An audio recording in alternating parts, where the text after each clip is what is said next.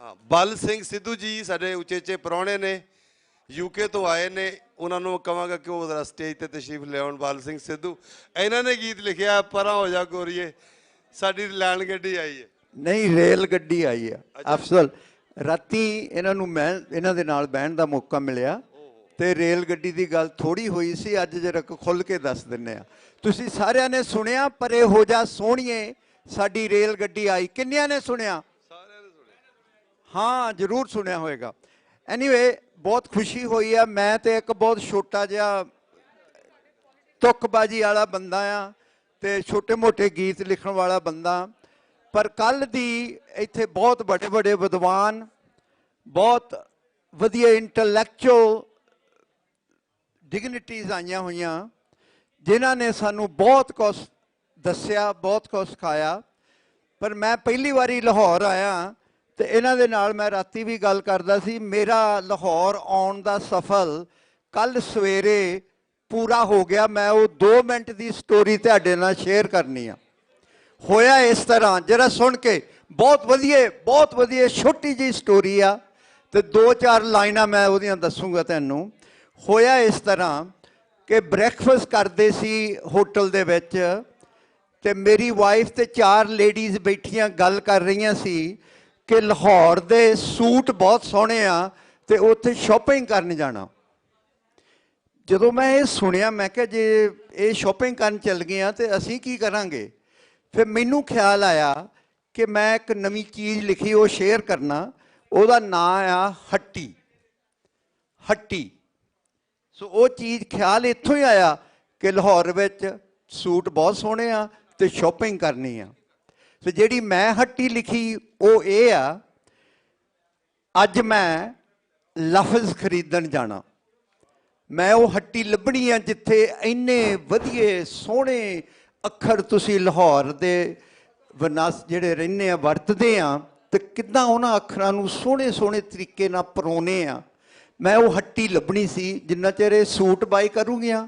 मैं क्या मैं अज मैं लफ्ज़ खरीदण जाना, फिर किसी दी सिफतिया करनी, लिखना नवा कोई गाना, अज मैं लफ्ज़ खरीदण जाना। रब ने एक की चीज़ बनाई आ, रब ने एक की चीज़ बनाई आ, वो हट्टी भी किते तपाई आ जिथे विक्री होवे अखरां दी नाल सिहारी बिहारी लाई आ। रब ने एक की चीज़ बनाई आ, वो हट्टी भी किते तपाई आ जिथे विक्री होवे अखरां दी नाल सिहारी बिहारी लाई आ। फिर टो टो के अखर फोलांगे, टो टो के अखर फोलांगे, फिर झोले भर भर तोलांगे। टो टो के अखर फोलांगे ते झोले भर भर तोलांगे। जे हो सकिया तो बोलांगे ते दिल दा भेद भी खोलांगे। ते थोड़े जे अखर जिहड़े मैं कदे सुने नहीं, कल अफसर ने एक अखर मैं इहदे तो भी खरीद लिया, वो मैं अपनी झोली च पा लिया। इन्हें घर दे हत्थां दे रट्टण दी गल कीती सी।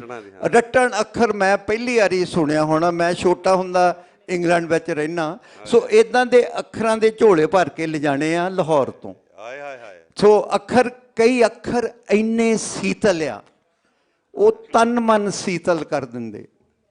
ये गुरबाणी तो कई अखर इन्ने शीतल आ, वो तन मन शीतल कर दिंदे। मेरा ही मेरा कर दिंदे, घर खुशियां दे नाल भर दिंदे। कई अखर इन्ने सादे आ, ये साडे वर्गे लोकां लई जिहड़ा रेल गड्डी लिखनी वो सादे सादे अखर जिहड़े निक्के निक्के हुंदे। कई अखर इन्ने सादे आ, वो रल मिल रौनक ला दिंदे। जे इकट्ठे होकर रल जान तो रेल गड्डी भी चला देंदे।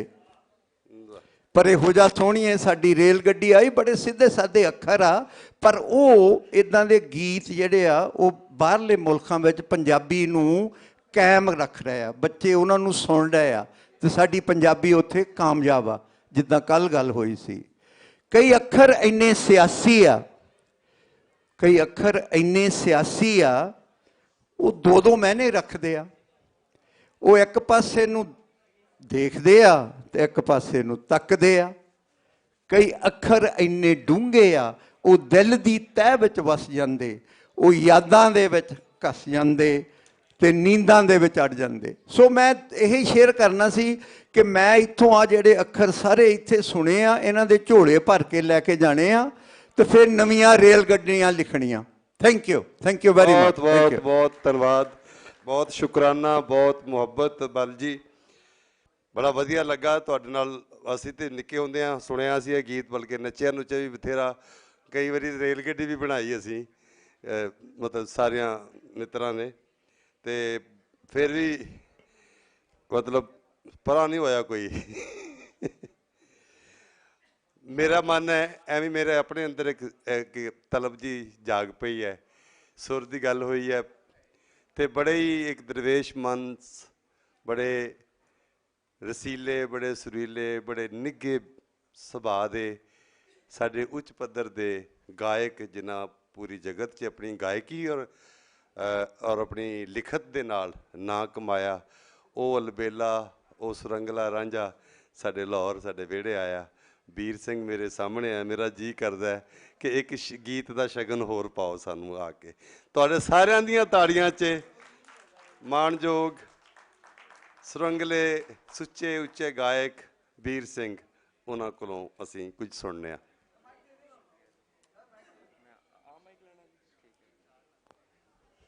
ਮੈਂ ਪਹਿਲਾਂ ਤਾਂ ਸ਼ੁਕਰਗੁਜ਼ਾਰ ਹਾਂ। ਮੈਨੂੰ ਇੱਥੇ ਜਦੋਂ ਪੁੱਛਦੇ ਨੇ ਨਾ ਇੰਟਰਵਿਊ ਕਰਨ ਲੱਗਿਆ ਤੁਸੀਂ ਕਿੱਦਾਂ ਮਹਿਸੂਸ ਕਰ ਰਹੇ ਹੋ ਇੱਥੇ ਆ ਕੇ, ਤਾਂ ਮੈਂ ਕਹਿੰਦਾ ਕਿ ਜਿਵੇਂ ਕੋਈ ਬੰਦਾ ਬਹੁਤ ਦੇਰ ਬਾਅਦ ਆਪਣੇ ਘਰ ਮੁੜਦਾ ਹੈ ਤੇ ਸਾਰਾ ਪਰਿਵਾਰ ਉਹਨੂੰ ਗਲ ਲਾਉਂਦਾ ਹੈ, ਚੁੰਮਦਾ, ਚੱਟਦਾ ਹੈ, ਮੈਂ ਉੱਦਾਂ ਮਹਿਸੂਸ ਕਰ ਰਿਹਾ।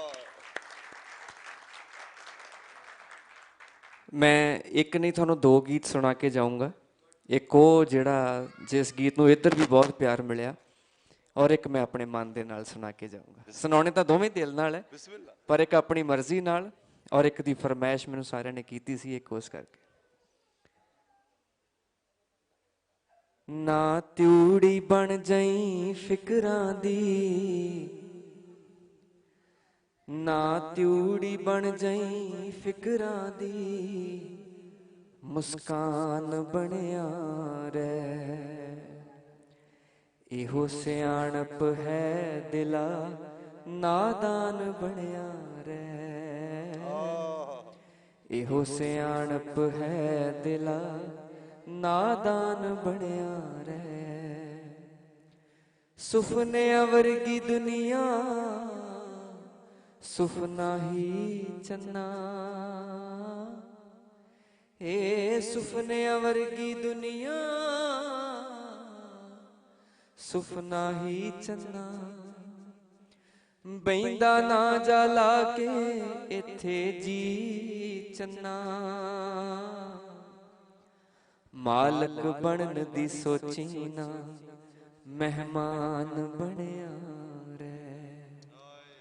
ਇਹੋ ਸਿਆਣਪ ਹੈ ਦਿਲਾ, ਨਾਦਾਨ ਬਣਿਆ ਰਹਿ।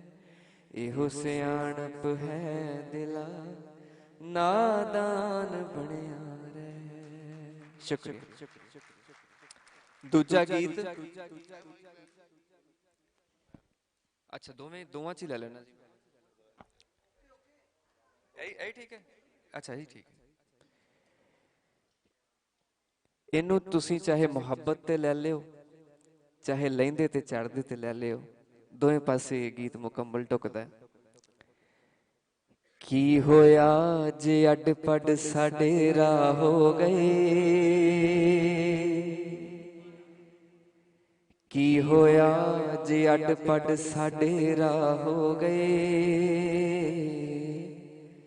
ਬੱਚਿਆਂ ਜੈ ਪਾਲੇ ਸੁਪਨੇ ਸਭ ਤਬਾਹ ਹੋ ਗਏ। ਲਿਖੀਆਂ ਨਾ ਤੂੰ ਨਾ ਮੈਂ ਲਿਖੀਆਂ ਭਾਗ ਦੀਆਂ, ਅਣਚਾਹੇ ਫਾਸਲੇ ਖਾਮਖਾ ਹੋ ਗਏ। ਤੇ ਰੂਹਾਂ ਦੂਰ ਨਹੀਂ ਹੁੰਦੀਆਂ ਪਿੰਡੇ ਲੱਖ ਹੋਵਣ, ਰੱਬ ਰੱਖੂਗਾ ਡਰਨਾ ਆਪਾਂ ਨਹੀਂ ਰੁਲਦੇ। ਤੇ ਕਿੱਦਾਂ ਕੋਈ ਪਾਬੰਦੀਆਂ ਲਾ ਲਊ ਪ੍ਰੀਤਾਂ ਤੇ,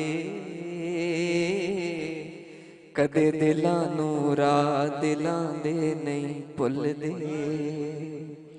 ਕਿੱਦਾਂ ਕੋਈ ਪਾਬੰਦੀਆਂ ਲਾ ਲਓ ਪ੍ਰੀਤਾਂ ਤੇ,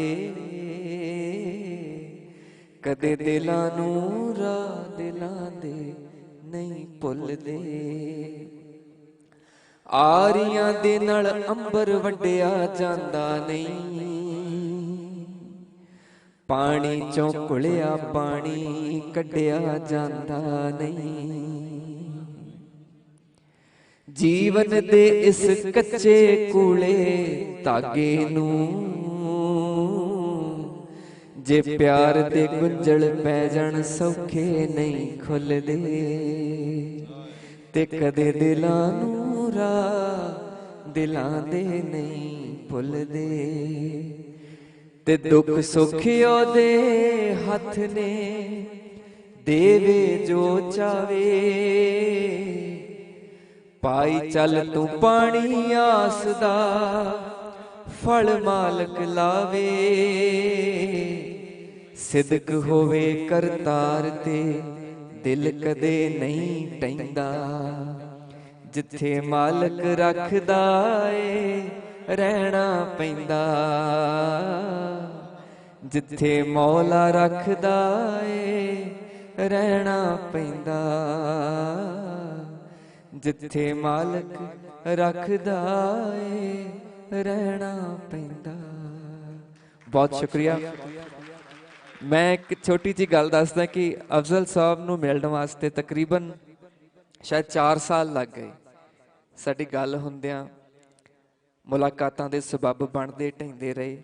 ਇਸ ਕਾਨਫਰੰਸ ਦੇ ਜ਼ਰੀਏ ਇੱਥੇ ਆ ਕੇ ਅਸੀਂ ਗਲਵੱਕੜੀ ਸਾਂਝੀ ਕੀਤੀ ਹੈ।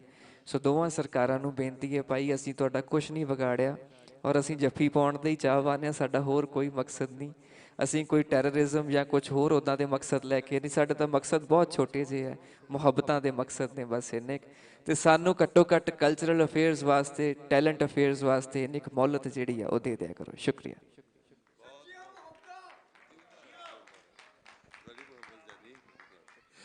ਸ਼ਬਦ ਮੇਰੇ ਕੋਲ ਵੀ ਨਹੀਂ, ਜਿਵੇਂ ਦੇ ਅਹਿਸਾਸ, ਨਿੱਘ, ਖਲੂਸ ਔਰ ਮੁਹੱਬਤ ਦਾ ਇਹਨਾਂ ਨੇ ਸੁਨੇਹਾ ਦਿੱਤਾ ਹੈ, ਦਿਲ ਰੂਹ ਰਾਜ਼ੀ ਹੋ ਗਈ। ਬਹਿ ਜਾਓ ਜੀ, ਬਹਿ ਜਾਓ ਸਭ ਮਿੱਤਰ, ਬਹਿ ਜਾਓ।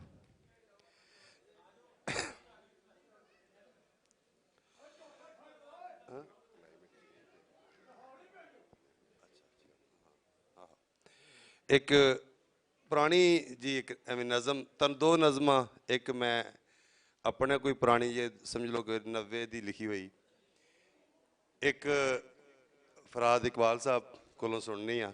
ਉਸ ਤੋਂ ਬਾਅਦ ਸਾਡੇ ਅਸੀਂ ਸਾਰੇ ਜਿਹੜੇ ਇਸ ਦੇਸ਼ ਦੇ ਨਾਮੀ ਵੱਡਕੇ ਪੋਲੀਟੀਸ਼ੀਅਨਸ ਨੇ, ਸਿਆਸਤਦਾਨ ਨੇ, ਪੰਜਾਬ ਔਰ ਪੰਜਾਬੀ ਦੇ ਨਾਲ ਜੋ ਮਾਮਲਾ ਹੋਇਆ, ਸਿਆਸਤ ਹੋਈ, ਜਾਂ ਉਸ ਹਵਾਲੇ ਨਾਲ ਸਾਡੀ ਪੋਲੀਟੀਸ਼ੀਅਨ ਜਿਹੜੇ ਕਿ ਸੈਂਟਰ ਦੇ ਮਿਨਿਸਟਰ ਵੀ ਰਹੇ, ਜਿਨ੍ਹਾਂ 'ਚ ਗਵਰਨਰਸ ਵੀ ਰਹੇ, ਜਿਨ੍ਹਾਂ 'ਚ ਮਤਲਬ ਲਾਅ ਮਿਨਿਸਟਰਸ ਵੀ ਨੇ, ਉਹ ਸਭ ਅਹਿਮ ਪਰਸਨੈਲਿਟੀਜ਼ ਨੇ। ਸਾਡੇ ਮੋਡਰੇਟਰ ਅਕਮਲ ਸ਼ਹਿਜ਼ਾਦ ਘੁੰਮਣ ਜੀ ਉਹਨਾਂ ਦਾ ਇੰਟਰੋਡਕਸ਼ਨ ਦੇਣਗੇ, ਕਿਉਂਕਿ ਮੈਂ ਪਹਿਲੇ ਅਗਰ ਸਾਰੀ ਡਿਟੇਲ ਸਾਂਝੀ ਕਰ ਦਿੱਤੀ ਤਾਂ ਉਹ ਠੀਕ ਨਹੀਂ। ਅਤੇ ਉਹਨਾਂ ਦੀਆਂ ਗੱਲਾਂ ਅਸੀਂ ਸੁਣਨੀਆਂ। ਸਾਨੂੰ ਸਾਡਾ ਬੜੀ ਲੰਮੀ ਸਿੱਖ ਸੀ ਇਹ ਅੰਦਰ ਕਿ ਸਾਡੇ ਪੋਲੀਟੀਸ਼ੀਅਨਸ ਜਿਹੜੇ ਨੇ ਉਹ ਆ ਕੇ ਸਾਨੂੰ ਦੱਸਣ ਕਿ ਵੀ ਪੰਜਾਬ ਦੇ ਅੰਦਰ ਪੰਜਾਬੀ ਲਿਖਾਈ ਪੜ੍ਹਾਈ, ਪੰਜਾਬੀ ਬੋਲੀ, ਪੰਜਾਬੀ ਕਲਚਰ, ਇਸ ਤਵਾਰੀਖ ਔਰ ਸਾਡੀਆਂ ਜੜ੍ਹਾਂ ਤੋਂ ਲੈ ਕੇ ਹੁਣ ਤੱਕ ਸਾਡੇ ਨਾਲ ਕਿਹੜੇ ਨੈਰੇਟਿਵ ਦੇ ਥਰੂ ਕਿਸ ਤਰ੍ਹਾਂ ਹੋਇਆ, ਔਰ ਅਸੀਂ ਸਮਾਜੀ ਤੌਰ 'ਤੇ, ਫਿਕਰੀ ਤੌਰ 'ਤੇ, ਇਸ ਧਰਤੀ ਦੇ ਕੌਮੀ ਸਤ੍ਹਾ 'ਤੇ ਅਸੀਂ ਡਿਵੈਲਪ ਕਿਉਂ ਨਹੀਂ ਕਰ ਸਕੇ, ਤਰੱਕੀ ਕਿਉਂ ਨਹੀਂ ਕਰ ਸਕੇ, ਸਾਨੂੰ ਆਪਣੀ ਬੋਲੀ ਪੰਜਾਬ ਦੇ ਅੰਦਰ ਸਾਨੂੰ ਕਿਉਂ ਨਹੀਂ ਮਿਲ ਸਕੀ, ਪੜ੍ਹਾਈ ਲਿਖਾਈ ਦਾ ਹਿੱਸਾ ਕਿਉਂ ਨਹੀਂ ਬਣ ਸਕੀ, ਹੋਰ ਜਿਹੜੇ ਪੰਜਾਬ ਦੇ ਨਾਲ ਪੰਜਾਬੀ ਲੋਕਾਈ ਦੇ ਨਾਲ ਵਾਹ ਪੈਂਦੇ ਮਾਮਲੇ ਮਸਲੇ ਨੇ, ਇਹ ਗੱਲਾਂ ਅਸੀਂ ਤਰਸਦੇ ਸਾਂ ਕਿ ਆਪਣੇ ਪੋਲੀਟੀਸ਼ੀਅਨਸ ਦੇ ਨਾਲ ਕਰੀਏ, ਉਹਨਾਂ ਨਾਲ ਕੋਈ ਸਬੱਬ ਬਣੇ। ਸੋ ਇਹ ਕਾਨਫਰੰਸ ਨੇ ਇਹ ਸਬੱਬ ਬਣਾਇਆ ਕਿ ਅਸੀਂ ਅਹਿਮ ਨਾਂ, ਮੈਂ ਸਮਝਦਾ ਕਿ ਸਾਰੇ ਹੀ ਬੜੇ ਸੁਜਾਖੇ ਨਾਂ ਨੇ, ਜ਼ਿੰਮੇਦਾਰ ਲੋਕ ਨੇ, ਜਿਹੜੇ ਸੈਂਟਰ 'ਚ ਲੈ ਕੇ ਪੂਰੇ ਪੰਜਾਬ ਦੇ ਲੋਕਾਂ ਦੇ ਨੁਮਾਇੰਦੇ ਦੇ ਤੌਰ 'ਤੇ ਚੁਣ ਕੇ ਗਏ। ਅਗਰ ਤੁਸੀਂ ਚੌਧਰੀ ਮਨਜ਼ੂਰ ਸਾਹਿਬ ਦੀਆਂ ਗੱਲਾਂ ਸੁਣੀਆਂ, ਉਹ ਵੀ ਨੈਸ਼ਨਲ ਅਸੈਂਬਲੀ ਦੇ ਮੈਂਬਰ ਰਹਿ ਚੁੱਕੇ ਨੇ, ਉਹਨਾਂ ਨੇ ਵੀ ਇਲੈਕਸ਼ਨ ਰਾਹੀਂ ਜਿੱਤ ਕੇ ਤੇ ਪੀਪਲਜ਼ ਪਾਰਟੀ ਦੀ ਨੁਮਾਇੰਦਗੀ ਕੀਤੀ ਸੀ। ਹੁਣ ਸਾਰੀਆਂ ਹੀ ਆਲਮੋਸਟ ਪਾਰਟੀਆਂ ਦੇ ਜਿਹੜੇ ਨੁਮਾਇੰਦਾ ਸਿਆਸਤਦਾਨ ਨੇ, ਪੋਲੀਟੀਸ਼ੀਅਨਸ ਨੇ, ਸਾਡੇ ਵੱਡੇ ਨੇ, ਉਹ ਆ ਰਹੇ ਨੇ। ਇਹ ਸੈਸ਼ਨ ਉਹਨਾਂ ਦਾ ਹੈ। ਤੇ ਇੱਕ ਨਿੱਕੀ ਜੀ ਨਜ਼ਮ, ਉਹ 8 ਵਜੇ ਆਉਣ ਵਾਲੀ ਗੱਲ ਹੀ ਹੈ। ਅੱਛਾ, ਉਹਦੇ ਵਿੱਚ ਬਥੇਰਾ ਕੁਝ ਹੈ, ਨਜ਼ਮਾਂ ਦੇ ਨਾਲ ਤਾਂ ਜਿੰਨਾ ਮਰਜ਼ੀ ਅਸੀਂ ਕਰ ਲਈਏ। ਇੱਕ ਨਜ਼ਮ ਹੈ ਮੈਰਿਜ ਇੰਸਟੀਟਿਊਸ਼ਨ ਦੇ ਨਾਲ ਜੁੜੀ, ਤੇ ਇੱਕ ਹੈਗੀ ਸਾਡੀ ਪੂਰੀ ਜੀਵਨ ਨਾਲ ਜੁੜੀ। ਮੈਰਿਜ ਇੰਸਟੀਟਿਊਸ਼ਨ ਵਾਲੀ ਸੁਣ ਲਓ। ਹੋਣੀਆਂ ਦੇ ਖੇਲ ਜੀ, ਜਿੰਦੜੀ ਰਖੇਲ ਜੀ, ਕੰਡਿਆਂ ਦੀ ਸੇਜ ਉੱਤੇ ਉਮਰਾਂ ਦੇ ਮੇਲ ਜੀ।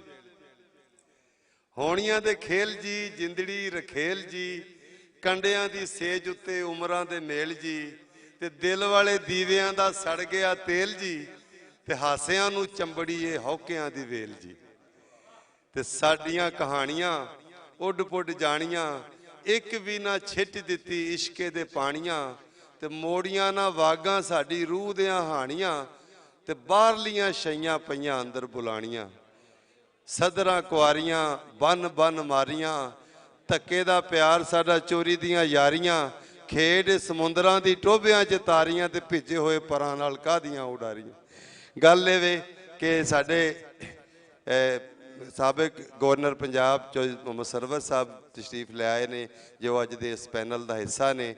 ਤੇ ਜ਼ਾਹਿਰ ਹੈ ਉਹ ਉਹਨਾਂ ਦੇ ਆਉਣ ਦੇ ਨਾਲ ਫਿਰ ਇੱਕ ਥੋੜ੍ਹਾ ਜਿਹਾ ਮਤਲਬ ਇੱਕ ਹਲਚਲ ਤੇ ਹੋਣੀ ਹੈ ਨਾ। ਠੀਕ ਹੈ, ਅਸੀਂ ਸਮਝਦੇ ਹਾਂ ਕਿ ਪੰਜਾਬ ਦੇ ਮੁੱਦਿਆਂ ਦੇ ਉੱਤੇ ਵੀ ਕੋਈ ਹਲਚਲ ਹੋਵੇ, ਬਲਕਿ ਹਿਲ ਜੁਲ ਹੋਵੇ। ਪੰਜਾਬ ਦੇ ਲੋਕਾਂ ਨੂੰ ਉਹਨਾਂ ਦੇ 5000 ਸਾਲਾਂ ਤੋਂ ਪੁਰਾਣੀ ਬੋਲੀ, ਜਿਹਦੇ ਵਿੱਚ ਵੈਦ ਪੁਰਾਣ ਵੀ ਲਿਖੇ ਗਏ ਤੇ ਜਿਹਦੇ ਵਿੱਚ ਗ੍ਰੰਥ ਵੀ ਲਿਖੇ ਗਏ, ਜਿਹਦੇ ਵਿੱਚ 35 ਤੋਂ ਵੱਧ ਕਿੱਸਾਕਾਰ ਸੂਫੀ ਸ਼ਾਇਰ ਜਿਨ੍ਹਾਂ ਦਾ ਸੁਲ੍ਹਾ ਕੁਲ ਦਾ ਤੇ ਬੰਦਿਆਈ ਦਾ ਲੋਕਾਈ ਦਾ ਫਲਸਫਾ ਐਡੀ ਵੱਡੀ ਫਿਕਰ ਹੈ, ਉਹ ਬੋਲੀ ਜਿਹੜੀ ਸਕੂਲਾਂ ਕਾਲਜਾਂ ਲਿਖਤ ਪੜ੍ਹਤ 'ਚ ਪੰਜਾਬ ਸਰਕਾਰ ਦੇ ਵਿੱਚ ਨਹੀਂ ਹੈਗੀ, ਜਿਵੇਂ ਸਿੰਧ ਸਰਕਾਰ ਦੀ ਬੋਲੀ ਹੈ ਵੇ। ਉਹ ਪੰਜਾਬ ਅਸੈਂਬਲੀ ਦੀ ਆਫੀਸ਼ੀਅਲ ਲੈਂਗੁਏਜ ਪੰਜਾਬੀ ਨਹੀਂ ਬਣ ਸਕਦੀ, ਸਿੰਧ ਦੀ ਬਣ ਗਈ ਹੈ। ਉਹ ਪਹਿਲੀ ਤੋਂ ਉਹਨਾਂ ਦਾ ਨੈਸ਼ਨਲ ID ਕਾਰਡ ਸਿੰਧੀ 'ਚ ਬਣਦਾ ਹੈ। ਸਿੰਧ ਦੀ ਅਗਰ ਗੱਲ ਕਰ, ਇੱਕੋ ਹੀ ਮੁਲਕ ਹੈ, ਇੱਕੋ ਹੀ ਆਇਨ ਹੈ, ਸੂਬਾਈ ਖੁਦ ਮੁਖਤਾਰੀਆਂ ਨੇ, ਪਰ ਪੰਜਾਬ ਦੀਆਂ ਇਹ ਕਿਸਮਤਾਂ ਕਿਉਂ ਮਾੜੀਆਂ ਨੇ? ਇਹਦੇ ਬਾਰੇ ਅੱਜ ਸਵਾਲ ਹੋਣਗੇ ਕਿ ਸਾਡੇ ਨਾਲ ਇਹ ਕੀ ਖੇਡਾਂ ਹੋਈਆਂ ਨੇ। ਤੇ ਇਹਦੇ ਜਵਾਬ ਵੀ ਸਾਡੇ ਪੋਲੀਟੀਸ਼ੀਅਨ ਦੇਣਗੇ, ਜਿਹੜੇ ਬੜੇ ਸੁਝਾਕੇ ਹੁੰਦੇ ਨੇ, ਪੋਲੀਟੀਕਲ ਸੋਸ਼ਲ ਸਾਇੰਟਿਸਟ ਹੁੰਦੇ ਨੇ। ਉਹਨਾਂ ਨੂੰ ਪਤਾ ਹੁੰਦਾ ਕਿ ਵੀ ਇੱਥੇ ਕੀ ਕੀ ਮੁੱਦੇ ਔਰ ਮਾਮਲੇ ਨੇ, ਕਿਉਂਕਿ ਹਰ ਬੰਦਾ ਆਪਣਾ ਮਸਲਾ ਉਹਨਾਂ ਕੋਲ ਲੈ ਕੇ ਜਾਂਦਾ। ਅੱਜ ਪੂਰੇ ਪੰਜਾਬ ਦਾ ਲੋਕਾਈ ਦਾ ਜਿਹੜਾ ਮਸਲਾ ਹੈ, ਤਾਲੀਮ ਦਾ ਜਿਹੜਾ ਮਸਲਾ ਹੈ, ਉਹ ਉਹਨਾਂ ਦੇ ਰੂਬਰੂ ਹੋ ਰਿਹਾ। ਤੇ ਇਸ ਲਈ ਰਾਂਝਾ ਸਾਹਿਬ ਦੀ ਮੁਹੱਬਤ, ਮੈਨੂੰ ਮੁਹੰਮਦ ਖਾਨ ਰਾਂਝਾ ਸਾਹਿਬ ਵੀ ਕਮਾਲ ਲੋਕ ਨੇ, ਔਰ ਮੇਰਾ ਖਿਆਲ ਸੈਕਟਰੀ ਆਰਕਾਈਵਜ਼ ਨੇ ਅੱਜ ਕੱਲ੍ਹ, ਤੇ DGP ਇਲਾਕ ਮੁਹਤਰਮਾ ਬੀਨਸ਼ ਫਾਤਮਾ ਸਾਈ ਜੀ ਵੀ, ਜਿਨ੍ਹਾਂ ਦੇ ਸਮੇਂ ਇਦਾਰੇ ਦੇ ਵਿੱਚ ਅਸੀਂ ਸਾਰਾ ਮੇਲਾ ਲਾਇਆ ਹੋਇਆ। ਇਹਨਾਂ ਦੀਆਂ ਸਾਂਝਾਂ ਤੇ ਮੁਹੱਬਤਾਂ ਦੇ ਸਦਕੇ ਇਹ ਵਧੀਆ ਕਾਨਫਰੰਸ ਹੋ ਸਕੀ ਜਾਂ ਹੋ ਰਹੀ ਹੈ। ਕੱਲ੍ਹ ਦਾ ਦਿਨ ਵੀ ਇਹ ਜਾਰੀ ਰਹੇਗੀ। ਤੇ ਮੈਨੂੰ ਜਦ ਤੱਕ ਆ ਜਾਂਦਾ ਕਿ ਸਾਡੇ ਆ ਜਿਹੜਾ ਸੈਸ਼ਨ ਹੋ ਰਿਹਾ ਹੈ, ਇਹਦੇ ਪੈਨਲਿਸਟ ਔਰ ਮੋਡਰੇਟਰ ਪੈਨਲਿਸਟ ਪੂਰੇ ਨੇ। ਹਾਂ, ਮੈਂ ਅਕਮਲ ਮਾਈਕ ਤੇ ਉਹਨਾਂ ਨੂੰ ਦਿਆਂਗਾ ਨਾ। ਹਾਂ, ਅਕਮਲ ਘੁੰਮਣ ਸਾਹਿਬ ਜੋ ਇਸ ਸੈਸ਼ਨ ਦੇ ਮੋਡਰੇਟਰ ਨੇ, ਜਿਨ੍ਹਾਂ ਨੇ ਗੱਲ ਨੂੰ ਤੋਰਨਾ ਹੈ, ਸਵਾਲ ਰੱਖਣਾ, ਜਿਹੜੇ ਬੜੇ ਮਤਲਬ ਉੱਘੇ ਸਾਡੇ ਪੱਤਰਕਾਰ ਵੀ ਨੇ, ਰੇਡੀਓ ਦੀ ਵੀ ਪਰਸਨੈਲਿਟੀ ਹੈ, ਸਟੇਸ਼ਨ ਮਤਲਬ ਚਲਾਉਂਦੇ ਰਹੇ, ਲਾਹੌਰ ਦਾ ਵੀ, ਉਸ ਤੋਂ ਬਾਅਦ ਇਸਲਾਮਾਬਾਦ ਵੀ ਉਹਨਾਂ ਨੇ ਕੰਮ ਕੀਤਾ ਐਜ਼ ਏ ਪ੍ਰੋਡਿਊਸਰ ਤੋਂ ਲੈ ਕੇ ਤੇ ਆਲਾ ਅਹੁਦਿਆਂ ਤੱਕ। ਫਿਰ ਉਹਨਾਂ ਨੇ ਪਾਕਿਸਤਾਨ ਦੇ ਸਾਰੇ ਪੋਲੀਟੀਸ਼ੀਅਨਸ ਦੇ, ਆਲਮੋਸਟ ਵੱਡੇ ਪੋਲੀਟੀਸ਼ੀਅਨ ਜਿੰਨੀਆਂ ਪਰਸਨੈਲਿਟੀਜ਼ ਨੇ, ਉਹਨਾਂ ਸਾਰਿਆਂ ਦੇ ਇੰਟਰਵਿਊਜ਼ ਵੀ ਕੀਤੇ ਨੇ। ਉਹਦੇ 'ਤੇ ਉਹਨਾਂ ਦਾ ਬਹੁਤ ਸਾਰਾ ਕੰਮ ਹੈ, ਉਹਨਾਂ ਦੀਆਂ ਕਿਤਾਬਾਂ ਨੇ। ਪੰਜਾਬੀ ਦੇ ਵਧੀਆ ਕਹਾਣੀਕਾਰ ਵੀ ਨੇ, ਜਿਹੜੇ ਮੋਡਰੇਟਰ ਨੇ ਉਹ ਕਹਾਣੀਕਾਰ ਵੀ ਨੇ, ਪੱਤਰਕਾਰ ਵੀ ਨੇ, ਉਹ ਮਤਲਬ ਇੱਕ ਮੀਡੀਆ ਪਰਸਨ ਵੀ ਨੇ। ਅਕਮਲ ਸ਼ਹਿਜ਼ਾਦ ਘੁੰਮਣ ਜੀ ਉਹ ਇਸ ਨੂੰ ਮੋਡਰੇਟ ਕਰਨਗੇ। ਤੇ ਬਾਕੀ ਉਹ ਪੈਨਲਿਸਟ ਜਿਹੜੇ ਨੇ ਸਾਰੇ, ਉਹਨਾਂ ਦੀ ਲਿਸਟ ਅਗਰ ਮੇਰੇ ਤੱਕ ਆ ਜਾਏ, ਕਿਉਂਕਿ ਅਜੇ ਸਾਡੀ ਇਹ ਪੈਨਲ ਦੇ ਜੀ ਜਿਹੜੇ ਨੇ ਕਨਫਰਮ ਪੂਰੇ ਤਰ੍ਹਾਂ, ਕਈਆਂ ਦੀ ਮਸਰੂਫੀਅਤ ਦੀ ਨੋਈਅਤ ਹੈ, ਕੋਈ ਡਿਲੇ ਜਾਂ ਰਸਤੇ 'ਚ ਨੇ। ਤੇ ਅਸੀਂ ਚਾਹੁੰਦੇ ਸੀ ਹੁਣ ਉਹੀ ਕੱਲ੍ਹ ਵਾਲੀ ਗੱਲ 8 ਵਜਾ ਰਹੇ ਹਾਂ। ਤੇ ਮੈਨੂੰ ਹੁਣ ਉਹ ਜਿਹੜੀ ਪਹਿਲੀ ਨਜ਼ਮ ਦੇ ਨਾਲ ਜੋ ਸਲੂਕ ਹੋਇਆ ਹੈਗੀ ਉਹ ਵੀ ਇੱਕੋ ਸਾਏ ਮੁੱਕਣ ਵਾਲੀ ਹੈ। ਮੈਂ ਦੁਆ ਕਰਦਾ, ਤੁਸੀਂ ਵੀ ਦੁਆ ਕਰੋ ਕਿ ਮੇਰੀ ਦੂਜੀ ਨਜ਼ਮ ਦੇ ਨਾਲ ਉਂਝ ਨਾ ਹੋਵੇ ਜੀ। ਤੇ ਅਗਰ ਮੈਨੂੰ ਹੁਕਮ ਹੋਵੇ ਤਾਂ ਮੇਰਾ, ਹਾਂ, ਫਰਾਦ ਇਕਬਾਲ ਜੀ ਹੋਰਾਂ ਕੋਲੋਂ ਵੀ ਇੱਕ ਨਜ਼ਮ ਸੁਣਨੀ ਹੈ। ਮੇਰਾ ਮਨ ਹੈ ਕਿ ਪਹਿਲੇ ਉਹਨਾਂ ਨਾਲ ਅਸੀਂ ਰੂਬਰੂ ਕਰਾ ਦਈਏ ਤੁਹਾਨੂੰ। ਮੈਂ ਫਰਾਦ ਇਕਬਾਲ ਜੀ ਹੋਰਾਂ ਨੂੰ ਇਸਲਾਮਾਬਾਦ ਤੋਂ ਆਏ ਨੇ, ਮੇਡਾਸ ਦੇ ਕ੍ਰੀਏਟਿਵ ਹੈੱਡ ਰਹੇ ਨੇ, ਮਾਰਕੀਟਿੰਗ ਦੇ ਨਾਲ ਵੀ ਜੁੜੇ ਨੇ। ਸਾਰੇ ਕਾਨਫਰੰਸ ਦੇ ਜਿੰਨੇ ਡਿਜ਼ਾਈਨ ਬਾਰ ਫਲੈਕਸਿਸ ਹਰ ਚੀਜ਼ ਬਣੀ ਹੈ ਇਹਨਾਂ ਹੀ ਬਣਾਈ ਹੈ। ਹਰ ਚੀਜ਼, ਹਰ ਡਿਜ਼ਾਈਨ ਇਹਨਾਂ ਦੇ ਹੱਥੋਂ ਬਣਿਆ ਹੋਇਆ। ਸੋ ਔਰ ਵਧੀਆ ਸ਼ਾਇਰ ਨੇ, ਪੰਜਾਬੀ ਸੇਵਕ ਨੇ, ਔਰ ਪੰਜਾਬੀ ਪ੍ਰਚਾਰ ਜਿਹੜੀ ਕਿ ਇਹ ਕਾਨਫਰੰਸ ਕਰਵਾ ਰਹੀ ਹੈ ਉਹਦੀ ਸੀਨੀਅਰ ਵਾਈਸ ਪ੍ਰੈਜ਼ੀਡੈਂਟ ਵੀ ਨੇ ਜਨਾਬ ਫਰਾਦ ਇਕਬਾਲ ਜੀ। ਉਹਨਾਂ ਨੂੰ ਕਹਾਂਗਾ ਕਿ ਉਹ ਆ ਕੇ ਨਜ਼ਮ ਸੁਣਾ। ਤੁਹਾਡੀਆਂ ਤਾੜੀਆਂ 'ਚ, ਸਾਰਿਆਂ ਦੀਆਂ ਤਾੜੀਆਂ 'ਚ।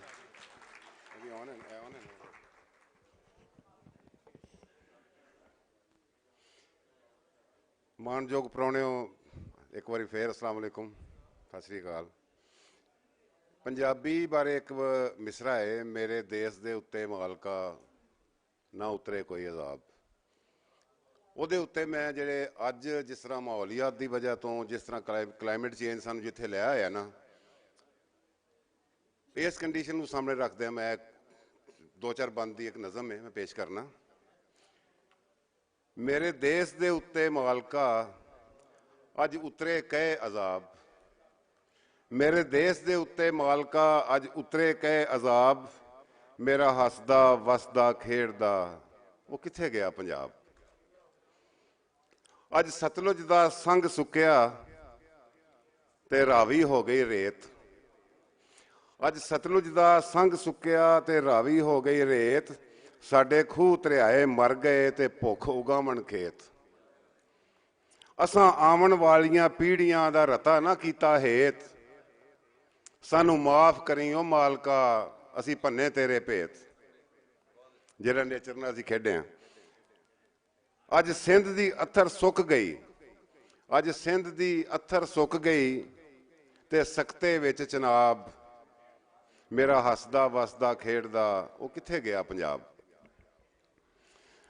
ਅਸਾਂ ਲਾਏ ਰੁੱਖ ਖਜੂਰ ਦੇ, ਇਹ ਕਾਬਲੇ ਗੌਰ ਮਿਸਰਾ ਜੇ, ਅਸਾਂ ਲਾਏ ਰੁੱਖ ਖਜੂਰ ਦੇ ਅਤੇ ਵੱਡੇ ਜੰਡ ਸ਼ਰੀ, ਅਸਾਂ ਲਾਏ ਰੁੱਖ ਖਜੂਰ ਦੇ ਤੇ ਵੱਡੇ ਜੰਡ ਸ਼ਰੀ, ਅੱਜ ਵੱਸੇ ਗੜਾ ਵਿਸਾਖ ਵਿੱਚ ਸਾਨੂੰ ਲੁੱਟਦਾ ਚਿੱਟੇ ਦੀ। ਅੱਜ ਅੰਬਰੋਂ ਸੋਕਾ ਵਸਦਾ, ਅੱਜ ਅੰਬਰੋਂ ਸੋਕਾ ਵਸਦਾ, ਅਸੀਂ ਜਦ ਵੀ ਮੰਗੀਏ ਮੀਂਹ, ਅਸਾਂ ਭਲਕ ਵੰਜਾਇਆ ਆਪਣਾ ਅੱਜ ਰੱਖ ਕੇ ਡਿੰਗੀ ਨੀ। ਅਸੀਂ ਦੁਨੀਆ ਕੋਲੋਂ ਪੁੱਛਦੇ ਓਏ ਕੋਈ ਤੇ ਦਿਓ ਜਵਾਬ, ਮੇਰਾ ਹੱਸਦਾ ਵਸਦਾ ਖੇਡਦਾ ਉਹ ਕਿੱਥੇ ਗਿਆ ਪੰਜਾਬ। ਅਸਾਂ ਸਰੀਆ ਸੀਮਟ ਬੀਜ ਕੇ, ਅਸਾਂ ਸਰੀਆ ਸੀਮਟ ਬੀਜ ਕੇ ਕੀਤੀ ਬੰਜਰ ਧਰਤੀ ਮਾਂ, ਅਸਾਂ ਰੁੱਖਾਂ ਦਾ ਮੁੱਲ ਵੱਟ ਕੇ ਕੀਤੇ ਬੇਘਰ ਚਿੜੀਆਂ ਕਾਂ, ਅੱਜ ਨੀਵੇਂ ਦਿਸਦੇ ਝੌਂਪੜੇ ਰੁੱਖਾਂ ਬਾਜ ਗਰਾਂ, ਅਸਾਂ ਆਪਣੇ ਨਾਲ ਉਹ ਕੀਤੀਆਂ ਕਿ ਰਹਿ ਰੱਬ ਦਾ ਨਾਂ। ਅੱਜ ਮੋਤੀਆ ਅੱਖੀਂ ਉਤਰਿਆ ਤੇ ਕਾਲੇ ਹੋਏ ਗੁਲਾਬ, ਮੇਰਾ ਹੱਸਦਾ ਵਸਦਾ ਖੇਡਦਾ ਉਹ ਕਿੱਥੇ ਗਿਆ ਪੰਜਾਬ। ਹਰ ਪਾਸੇ ਧੂੜਾਂ ਧੁੰਮੀਆਂ, ਹਰ ਪਾਸੇ ਧੂੜਾਂ ਧੁੰਮੀਆਂ, ਸਾਡੇ ਧੁੰਦਲੇ ਹੋ ਗਏ ਸ਼ਹਿਰ। ਇਸ ਧੂਆਂ ਧਾਰ ਸਮੋਗ ਦਾ ਅਸੀਂ ਆਪ ਵੰਗਾਰਿਆ ਕਹਿਰ, ਇਸ ਧੂਆਂ ਧਾਰ ਸਮੋਗ ਦਾ ਅਸੀਂ ਆਪ ਵੰਗਾਰਿਆ ਕਹਿਰ, ਸਾਡੇ ਜੰਮਦੇ ਬਾਲ ਮਲੂਕੜੇ ਪੈ ਸਾਹ ਸਾਹ ਫੱਕਣ ਜ਼ਹਿਰ, ਤੇ ਸਾਨੂੰ ਅੰਦਰੋਂ ਵੱਡ ਵੱਡ ਖਾਮ ਦੀ ਕੋਈ ਚਿੰਤਾ ਅੱਠੇ ਪੈਰ। ਸਾਡਾ ਖਾਤਾ ਖੱਬੇ ਹੱਥ ਵਿੱਚ, ਸਾਡਾ ਖਾਤਾ ਖੱਬੇ ਹੱਥ ਵਿੱਚ ਪੈ ਭੋਗੀਏ ਯੌਮ ਹਿਸਾਬ, ਮੇਰਾ ਹੱਸਦਾ ਵਸਦਾ ਖੇਡਦਾ ਅੱਜ ਕਿੱਥੇ ਗਿਆ ਪੰਜਾਬ। ਤੇ ਮਕਤਾ ਹੈ ਜੀ ਆਖਰੀ ਬੰਦ ਹੈ ਓਜ਼ੋਨ ਦੇ ਹਵਾਲੇ ਨਾਲ ਕਿ ਅਸਾਂ ਛਤਰੀ ਕੀਤੀ ਛਾਨਣੀ, ਅਸਾਂ ਛਤਰੀ ਕੀਤੀ ਛਾਨਣੀ ਤੇ ਛੱਪਰ ਬੈਠੇ ਪਹਾੜ, ਸਾਨੂੰ ਚੇਤਰ ਦਾ ਚਿੱਤ ਭੁੱਲਿਆ ਸਾਡਾ 12 ਮਹੀਨੇ ਹਾੜ, ਸਾਨੂੰ ਚੇਤਰ ਦਾ ਚਿੱਤ ਭੁੱਲਿਆ ਤੇ 12 ਮਹੀਨੇ ਹਾੜ, ਸਾਡੀ ਭੋਏ ਪੱਥਰ ਬਣ ਗਈ ਤੇ ਪਾਣੀ ਹੋਏ ਪਹਾੜ। ਅੱਜ ਥਾਂ ਥਾਂ ਉੱਗੀਆਂ ਚਿਮਨੀਆਂ, ਹਰ ਪਾਸੇ ਸੁੰਝ ਉਜਾੜ, ਮੇਰੇ ਦੇਸ਼ ਦੇ ਉੱਤੇ ਮਾਲਕਾ ਅੱਜ ਉਤਰੇ ਕਹੇ ਅਜ਼ਾਬ, ਮੇਰਾ ਹੱਸਦਾ ਵਸਦਾ ਖੇਡਦਾ ਅੱਜ ਕਿੱਥੇ ਗਿਆ ਪੰਜਾਬ। ਸ਼ੁਕਰੀਆ ਜੀ।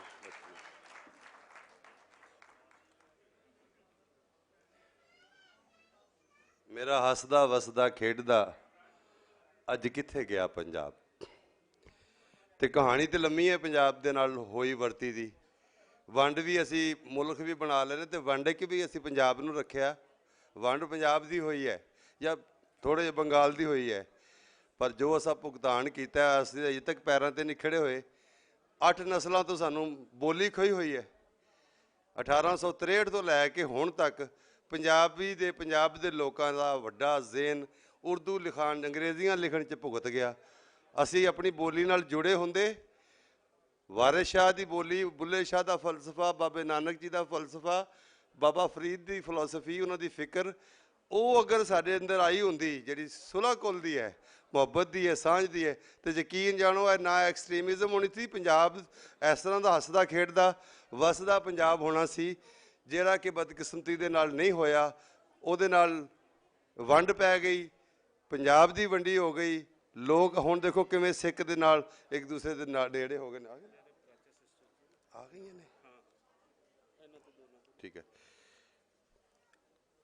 ਤੇ ਇਹ ਜਿਹੜੇ ਮੁੱਦੇ ਨੇ ਇਹ ਕਦੋਂ ਇਸੇ ਤਰ੍ਹਾਂ ਅਗਰ ਇਹ ਸਾਂਝਾਂ, ਅਸੀਂ ਕਹਿੰਦੇ ਹਾਂ ਬਾਰਡਰ ਨਾ ਖੋਲੋ, ਬਾਰਡਰ ਨਾਲ ਤੁਸੀਂ ਬੂਹੇ ਬਾਰੀਆਂ ਤੇ ਰੱਖੋ, ਆਉਣ ਜਾਣ ਤੇ ਦਿਓ, ਸਾਂਝਾਂ ਤੇ ਬਣਨ ਦਿਓ। ਜਿਵੇਂ ਧਰਤੀ ਤੇ ਹੈ ਨੇ ਮੁਲਕ, ਉਹ ਰਹਿਣ ਪਏ।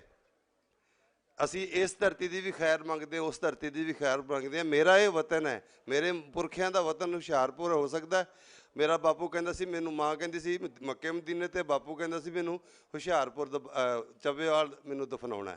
ਮੈਂ ਕਹਿੰਦਾ ਸੀ ਤੁਹਾਡੇ ਦੋਵਾਂ ਦੀ ਡੈੱਡ ਬੋਡੀ 'ਤੇ ਵੀਜ਼ਾ ਚਾਹੀਦਾ, ਇੱਥੇ ਤਾਂ ਜਿਉਂਦਿਆਂ ਨੂੰ ਨਹੀਂ ਮਿਲਣ ਡੇ। ਤੇ ਇਹ ਹਾਲ ਹੋਇਆ। ਇਸ ਤਰ੍ਹਾਂ ਸਿੱਖ ਦੇ ਮਰ ਗਏ ਆਪਣੀ ਮਿੱਟੀ ਨੂੰ।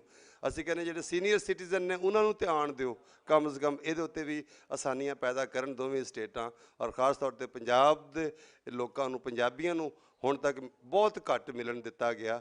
ਤੇ ਇਹ ਅਸੀਂ ਇਸ ਤਰ੍ਹਾਂ ਦੇ ਸਬੱਬ ਬਣਦੇ ਨੇ ਕਿ ਸਰਕਾਰਾਂ ਜਿਹੜੀਆਂ ਨੇ ਇਹ ਹੁਣ ਜੁੜ ਜਾਣ। ਸਾਡੇ ਇਸ ਰੀਜਨ ਦੀ ਤਰੱਕੀ ਤਾਂ ਆ ਕਿ ਅਸੀਂ ਆਪਣਾ ਆਪਸੀ ਮਿਲ ਵਰਤਨ ਵਧਾਈਏ। ਪੂਰੇ ਮੁਲਕਾਂ ਦੇ ਵਿੱਚ ਅਗਰ ਨਹੀਂ ਵਧਾਵਾਂਗੇ ਤੇ ਅਸੀਂ ਕਦੇ ਵੀ ਇਸੇ ਤਰ੍ਹਾਂ ਲੜ ਭਿੜ ਕੇ ਐਵੇਂ ਰੁਲਦੇ ਰਹਾਂਗੇ। ਤੇ ਇਹ ਹੁਣ ਸਾਡੇ ਪੋਲੀਟੀਸ਼ੀਅਨ ਇਸ ਗੱਲ ਦੇ ਉੱਤੇ ਗੱਲ ਟੋਰਨਗੇ, ਲੁਕਾਈ ਟੋਰੇਗੀ ਤੇ ਗੱਲ ਵਧੇਗੀ, ਕੋਈ ਦੀਵੇ ਨਾਲ ਦੀਵਾ ਬਲੇਗਾ। ਹੁਣ ਮੇਰੀ ਜੇ ਗੱਲ ਠੀਕ ਹੈ ਤੇ ਇਹਦੇ ਨਾਲ ਸਹਿਮਤੀ ਹੈ ਤੇ ਤਾੜੀ ਮਾਰ ਕੇ ਦੱਸ ਦਿਓ। ਹੁਣ ਇੱਕ ਥੋੜ੍ਹਾ ਜਿਹਾ ਇੱਕ ਸੁਰੰਗਲਾ ਜਿਹਾ ਮਾਹੌਲ ਬਣਾ ਲਈਏ। ਦੋ ਬੜੀਆਂ ਸੁਰੀਲੀਆਂ ਭੈਣਾਂ ਜਿਹੜੀਆਂ ਪੰਜਾਬੀ ਦੇ ਲੋਕ ਰੰਗ ਕਾਫੀਆਂ ਨੂੰ ਵੀ ਔਰ ਨਵੇਂ ਗੀਤਾਂ ਨੂੰ ਵੀ ਬੜੇ ਸੋਹਣੇ ਢੰਗ ਨਾਲ ਗਾਉਂਦੀਆਂ ਨੇ। ਇਸ ਵੇਲੇ ਅਸੀਂ ਮਿਊਜ਼ੀਸ਼ੀਅਨਸ ਵਾਲਾ ਤੇ ਉਹ ਨਹੀਂ ਕਰ ਸਕਦੇ ਆਰ, ਲੇਕਿਨ ਅਸੀਂ ਚਾਹਾਂਗੇ ਕਿ ਉਹ ਆਪਣੀ ਸੁਰੀਲੀ ਆਵਾਜ਼ ਦੇ ਵਿੱਚ ਆ ਕੇ ਸਾਨੂੰ ਕੁਝ ਗੀਤ ਸੁਣਾਉਣ। ਰੋਜ਼ੀਨਾ ਪਰਾਚਾ ਤੇ ਸ਼ਾਜ਼ੀਆ ਪਰਾਚਾ ਦੋਵੇਂ ਭੈਣਾਂ ਨੇ, ਪਰਾਚਾ ਸਿਸਟਰਸ ਦੇ ਨਾਂ ਤੋਂ ਇਹ ਗਾਉਂਦੀਆਂ ਨੇ। ਤੁਹਾਡੇ ਸਾਰਿਆਂ ਦੀਆਂ ਤਾੜੀਆਂ 'ਚ ਇੱਕ ਵਾਰੀ, ਮਤਲਬ ਸਾਰਿਆਂ ਨਹੀਂ, ਚਲੋ ਅੱਧਿਆਂ ਕੁ ਦੀਆਂ ਤਾੜੀਆਂ 'ਚ ਤਸ਼ਰੀਫ ਲਿਆਉਂਦੀਆਂ ਨੇ ਪਰਾਚਾ ਸਿਸਟਰਸ, ਰੋਜ਼ੀਨਾ ਪਰਾਚਾ ਤੇ ਸ਼ਾਜ਼ੀਆ ਪਰਾਚਾ। ਮਾਈਕ ਦੇ ਦਿਓ ਜੀ ਇਹਨਾਂ ਨੂੰ ਦੋਵਾਂ ਨੂੰ ਹੀ, ਦੋ ਵਾਇਰਲੈਸ ਦੇ ਦਿਓ। ਹਾਂ,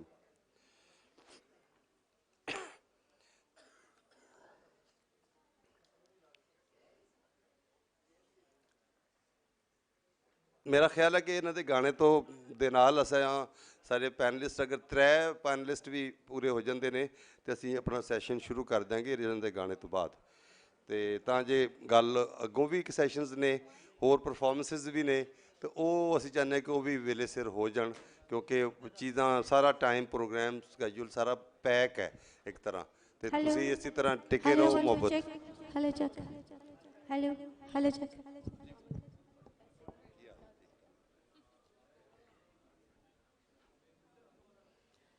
ਸਭ ਤੋਂ ਪਹਿਲੇ ਆਉਣ ਵਾਲੇ ਮਹਿਮਾਨਾਂ ਨੂੰ ਖੁਸ਼ਾਮਦੀਦ। ਅੱਜ ਦੀ ਇੰਟਰਨੈਸ਼ਨਲ ਜਿਹੜੀ ਕਾਨਫਰੰਸ ਹੈ ਇਹਦੇ ਵਿੱਚ ਤੁਸੀਂ ਬਹੁਤ ਸਾਰੇ ਲੋਕਾਂ ਨੂੰ ਸੁਣਿਆ, ਅਤੇ ਹੁਣ ਇਹ ਜਿਹੜਾ ਸਾਨੂੰ ਮੌਕਾ ਮਿਲਿਆ ਇਹਦੇ ਤੁਸੀਂ, ਤੁਹਾਡੀਆਂ ਤਾਲੀਆਂ ਬਹੁਤ ਜ਼ਰੂਰੀ ਨੇ। ਤੁਸੀਂ ਜੇ ਤਾਲੀਆਂ ਵਜਾਓਗੇ ਤਾਂ ਫਿਰ ਗਾਉਣ ਦਾ ਮਜ਼ਾ ਵੀ ਆਏਗਾ। Thank you.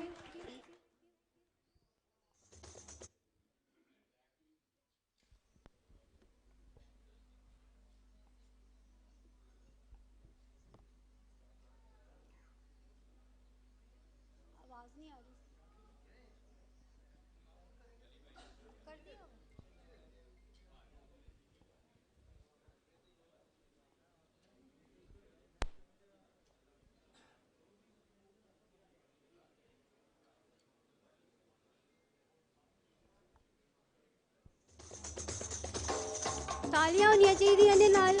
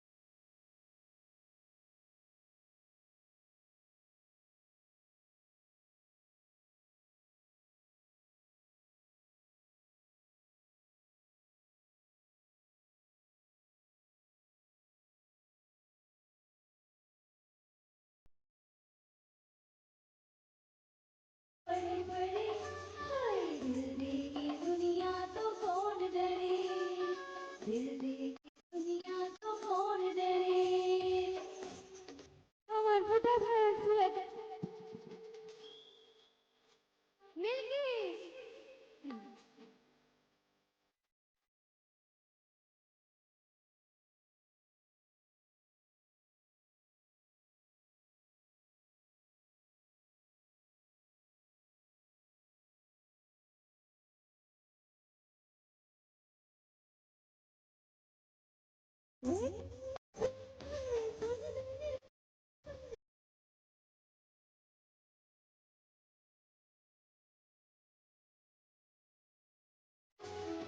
धुन मेरे लोग सारे रहने लोग सारे मैं तेरे दिगरी से गा जिस तेरी वे खुशी मर गई होना जुदा धुन मेरे हमेशा खोल रवे वे मैं दुनिया नु के दवा पड़े पड़े हाय दिल दे के दुनिया तो कौन डरे, दिल दे के दुनिया तो कौन डरे।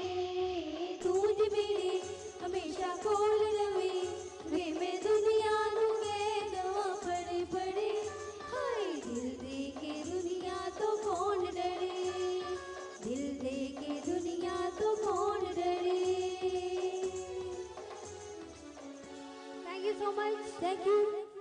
मिलके तालियां होनी चाहिए।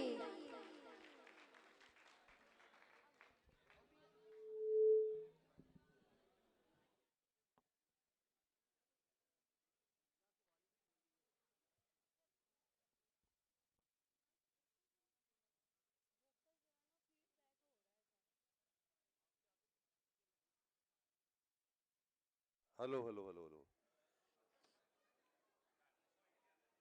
हाँ ठीक हो गया। ਮੇਰਾ ਦਿਲ ਹੈ ਕਿ ਇਹਦੇ ਜਦ ਤੱਕ ਉਹ ਅਗਲੇ ਗਾਣੇ ਦੀ ਸੈਟਿੰਗ ਕਰਦੇ ਨੇ ਤੇ ਮੈਂ ਤੁਹਾਨੂੰ ਇਸ ਹਸਤੀ ਦੇ ਦੀਦਾਰ ਕਰਾ ਦਿਆਂ ਜਿਨ੍ਹਾਂ ਦੇ ਕੋਲ ਜਿਹੜੇ ਭਗਤ ਸਿੰਘ ਦੀ ਹਵੇਲੀ 'ਚ ਰਹਿੰਦੇ ਨੇ, ਜਿਹੜੇ ਭਗਤ ਸਿੰਘ ਹਵੇਲੀ ਚਲਾਉਂਦੇ ਨੇ, ਸਾਰਿਆਂ ਜੀਆਂ ਨੂੰ ਉਹ ਭਗਤ ਸਿੰਘ ਦਾ ਘਰ ਵਿਖਾਉਂਦੇ ਨੇ। ਇਕਬਾਲ ਸਾਕਿਬ ਵਿਰਕ ਜੀ ਇੱਥੇ ਆਏ ਨੇ, ਮੈਨੂੰ ਮਿਲੇ ਨੇ। ਸਾਕਿਬ ਸਾਹਿਬ ਆ ਗਏ ਨੇ ਸਾਕਿਬ ਵਿਰਕ ਸਾਹਿਬ ਆ ਕੇ ਦੀਦਾਰ ਕਰਾ ਦਿਓ। ਇਹ ਨੇ ਉਹ ਜੀ ਜਿਹੜੇ ਸਾਰੇ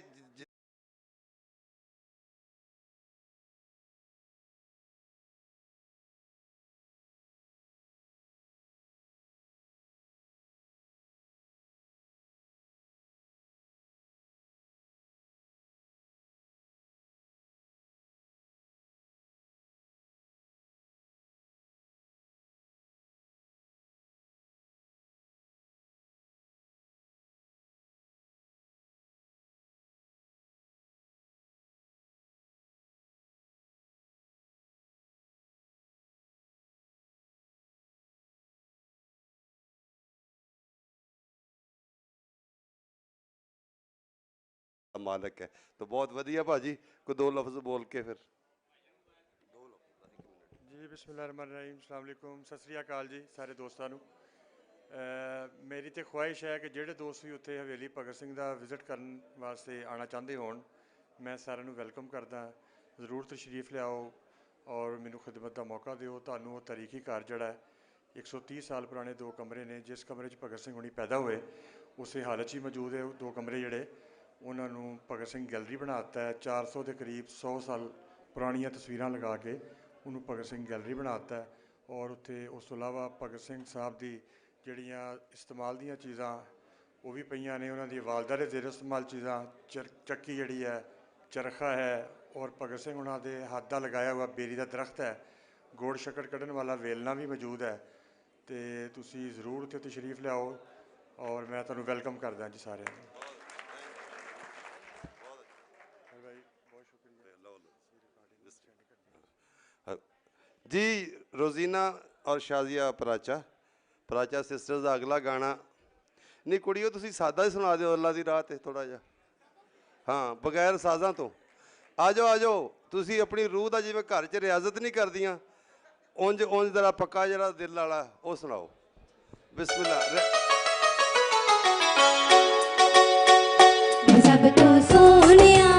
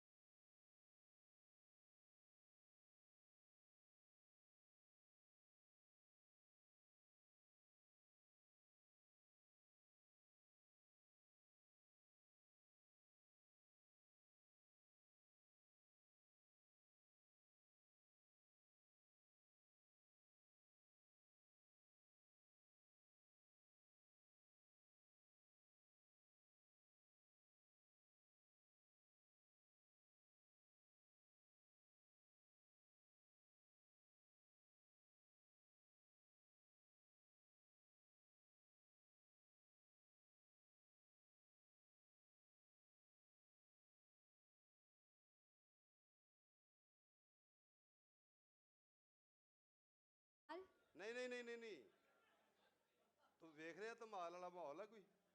ਚਲੋ ਗਰੋਲੀ ਸੁਣਾ ਦੇਨੇ ਆ। ਮਹਿਮਾਨ ਆ ਗਏ ਨੇ, ਪਲੀਜ਼।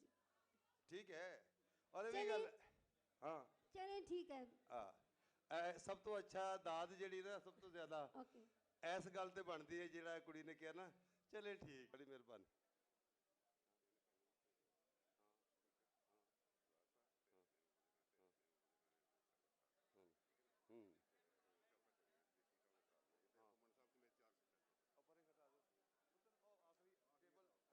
ਤਿੰਨ ਕਰ, ਇੱਕ ਹਟਾ ਦੇ, ਤਿੰਨ। ਹਾਂ ਹਾਂ ਦੋਸਤੋ ਬੈਠ ਜਾਓ।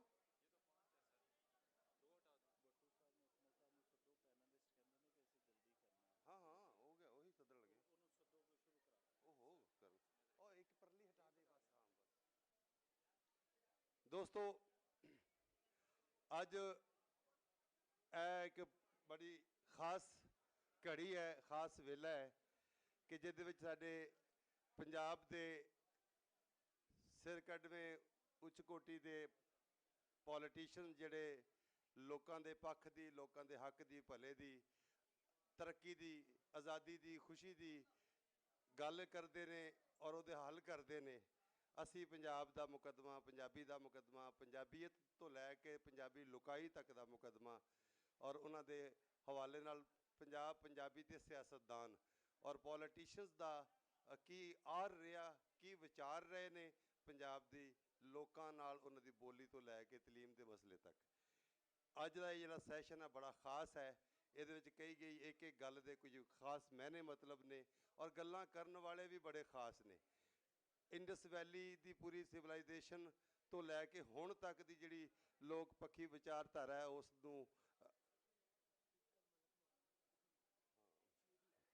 ਉਹ ਜਨਾਬ ਇਤਜ਼ਾਜ਼ ਆਸਨ ਸਾਹਿਬ ਮੌਜੂਦ ਨੇ, ਸਾਬਕ ਪੰਜਾਬ ਦੇ ਗਵਰਨਰ, ਸਾਡੇ ਬੜੇ ਸੀਜ਼ਨਡ ਪੋਲੀਟੀਸ਼ੀਅਨਸ ਜਨਾਬ ਚੌਧਰੀ ਮੁਹੰਮਦ ਸਰਵਰ ਜੀ, ਔਰ ਪੰਜਾਬ ਅਸੈਂਬਲੀ ਦੇ ਸਪੀਕਰ ਚੌਧਰੀ ਮੁਹੰਮਦ ਅਹਿਮਦ ਖਾਨ ਸਾਹਿਬ, ਮਲਕ ਮੁਹੰਮਦ ਅਹਿਮਦ ਖਾਨ ਜੀ, ਜਿਨ੍ਹਾਂ ਨੂੰ ਮੈਂ ਪਿਛਲੇ ਦਿਨੀ ਪ੍ਰੋਸੀਡਿੰਗ ਚਲਾਉਂਦਿਆਂ ਵੇਖਿਆ ਅਸੈਂਬਲੀ ਦੇ ਵਿੱਚ ਕੋਈ 15 ਕੁ ਦਿਨ ਪਹਿਲੇ।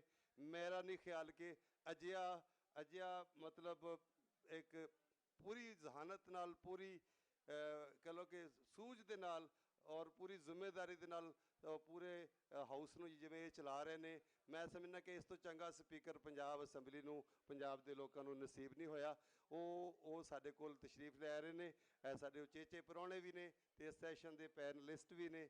ਸੋ ਮੈਂ ਇਹ ਚਾਹਾਂਗਾ ਕਿ ਲੋਕ ਫਟਾਫਟ ਆਪਣੀ ਨਸ਼ਿਸਤਾਂ ਤੇ ਬਹਿ ਜਾਣ, ਜਿੱਥੇ ਵੀ ਹੈ ਨੇ ਉੱਥੇ ਟਿਕ ਜਾਓ ਔਰ ਖਾਮੋਸ਼ੀ ਪਲੀਜ਼ ਇਖਤਿਆਰ ਕਰ ਲਓ, ਤੁਹਾਡੀ ਬੜੀ ਮਿਹਰਬਾਨੀ। ਸੋ ਮੈਨੂੰ ਅਗਰ ਅਕਮਲ ਸ਼ਹਿਜ਼ਾਦ ਘੁੰਮਣ ਜੀ ਨਜ਼ਰ ਆ ਜਾਣ ਤੇ ਮੈਂ ਉਹਨਾਂ ਨੂੰ ਐਜ਼ ਏ ਮੋਡਰੇਟਰ ਸਟੇਜ ਤੇ ਦਾਵਤ ਦੇ ਦਿਆਂ, ਮੈਨੂੰ ਥੋੜ੍ਹਾ ਜਿਹਾ ਅਪਡੇਟ ਕੀਤਾ ਜਾਏ। ਅੱਛਾ, ਉਹ ਚੌਧਰੀ ਸਾਹਿਬ ਮਲਕ ਮੁਹੰਮਦ ਅਹਿਮਦ ਖਾਨ ਸਾਹਿਬ, ਸਪੀਕਰ ਪੰਜਾਬ ਅਸੈਂਬਲੀ, ਇਸ ਵੇਲੇ ਮੌਜੂਦ ਹੈ।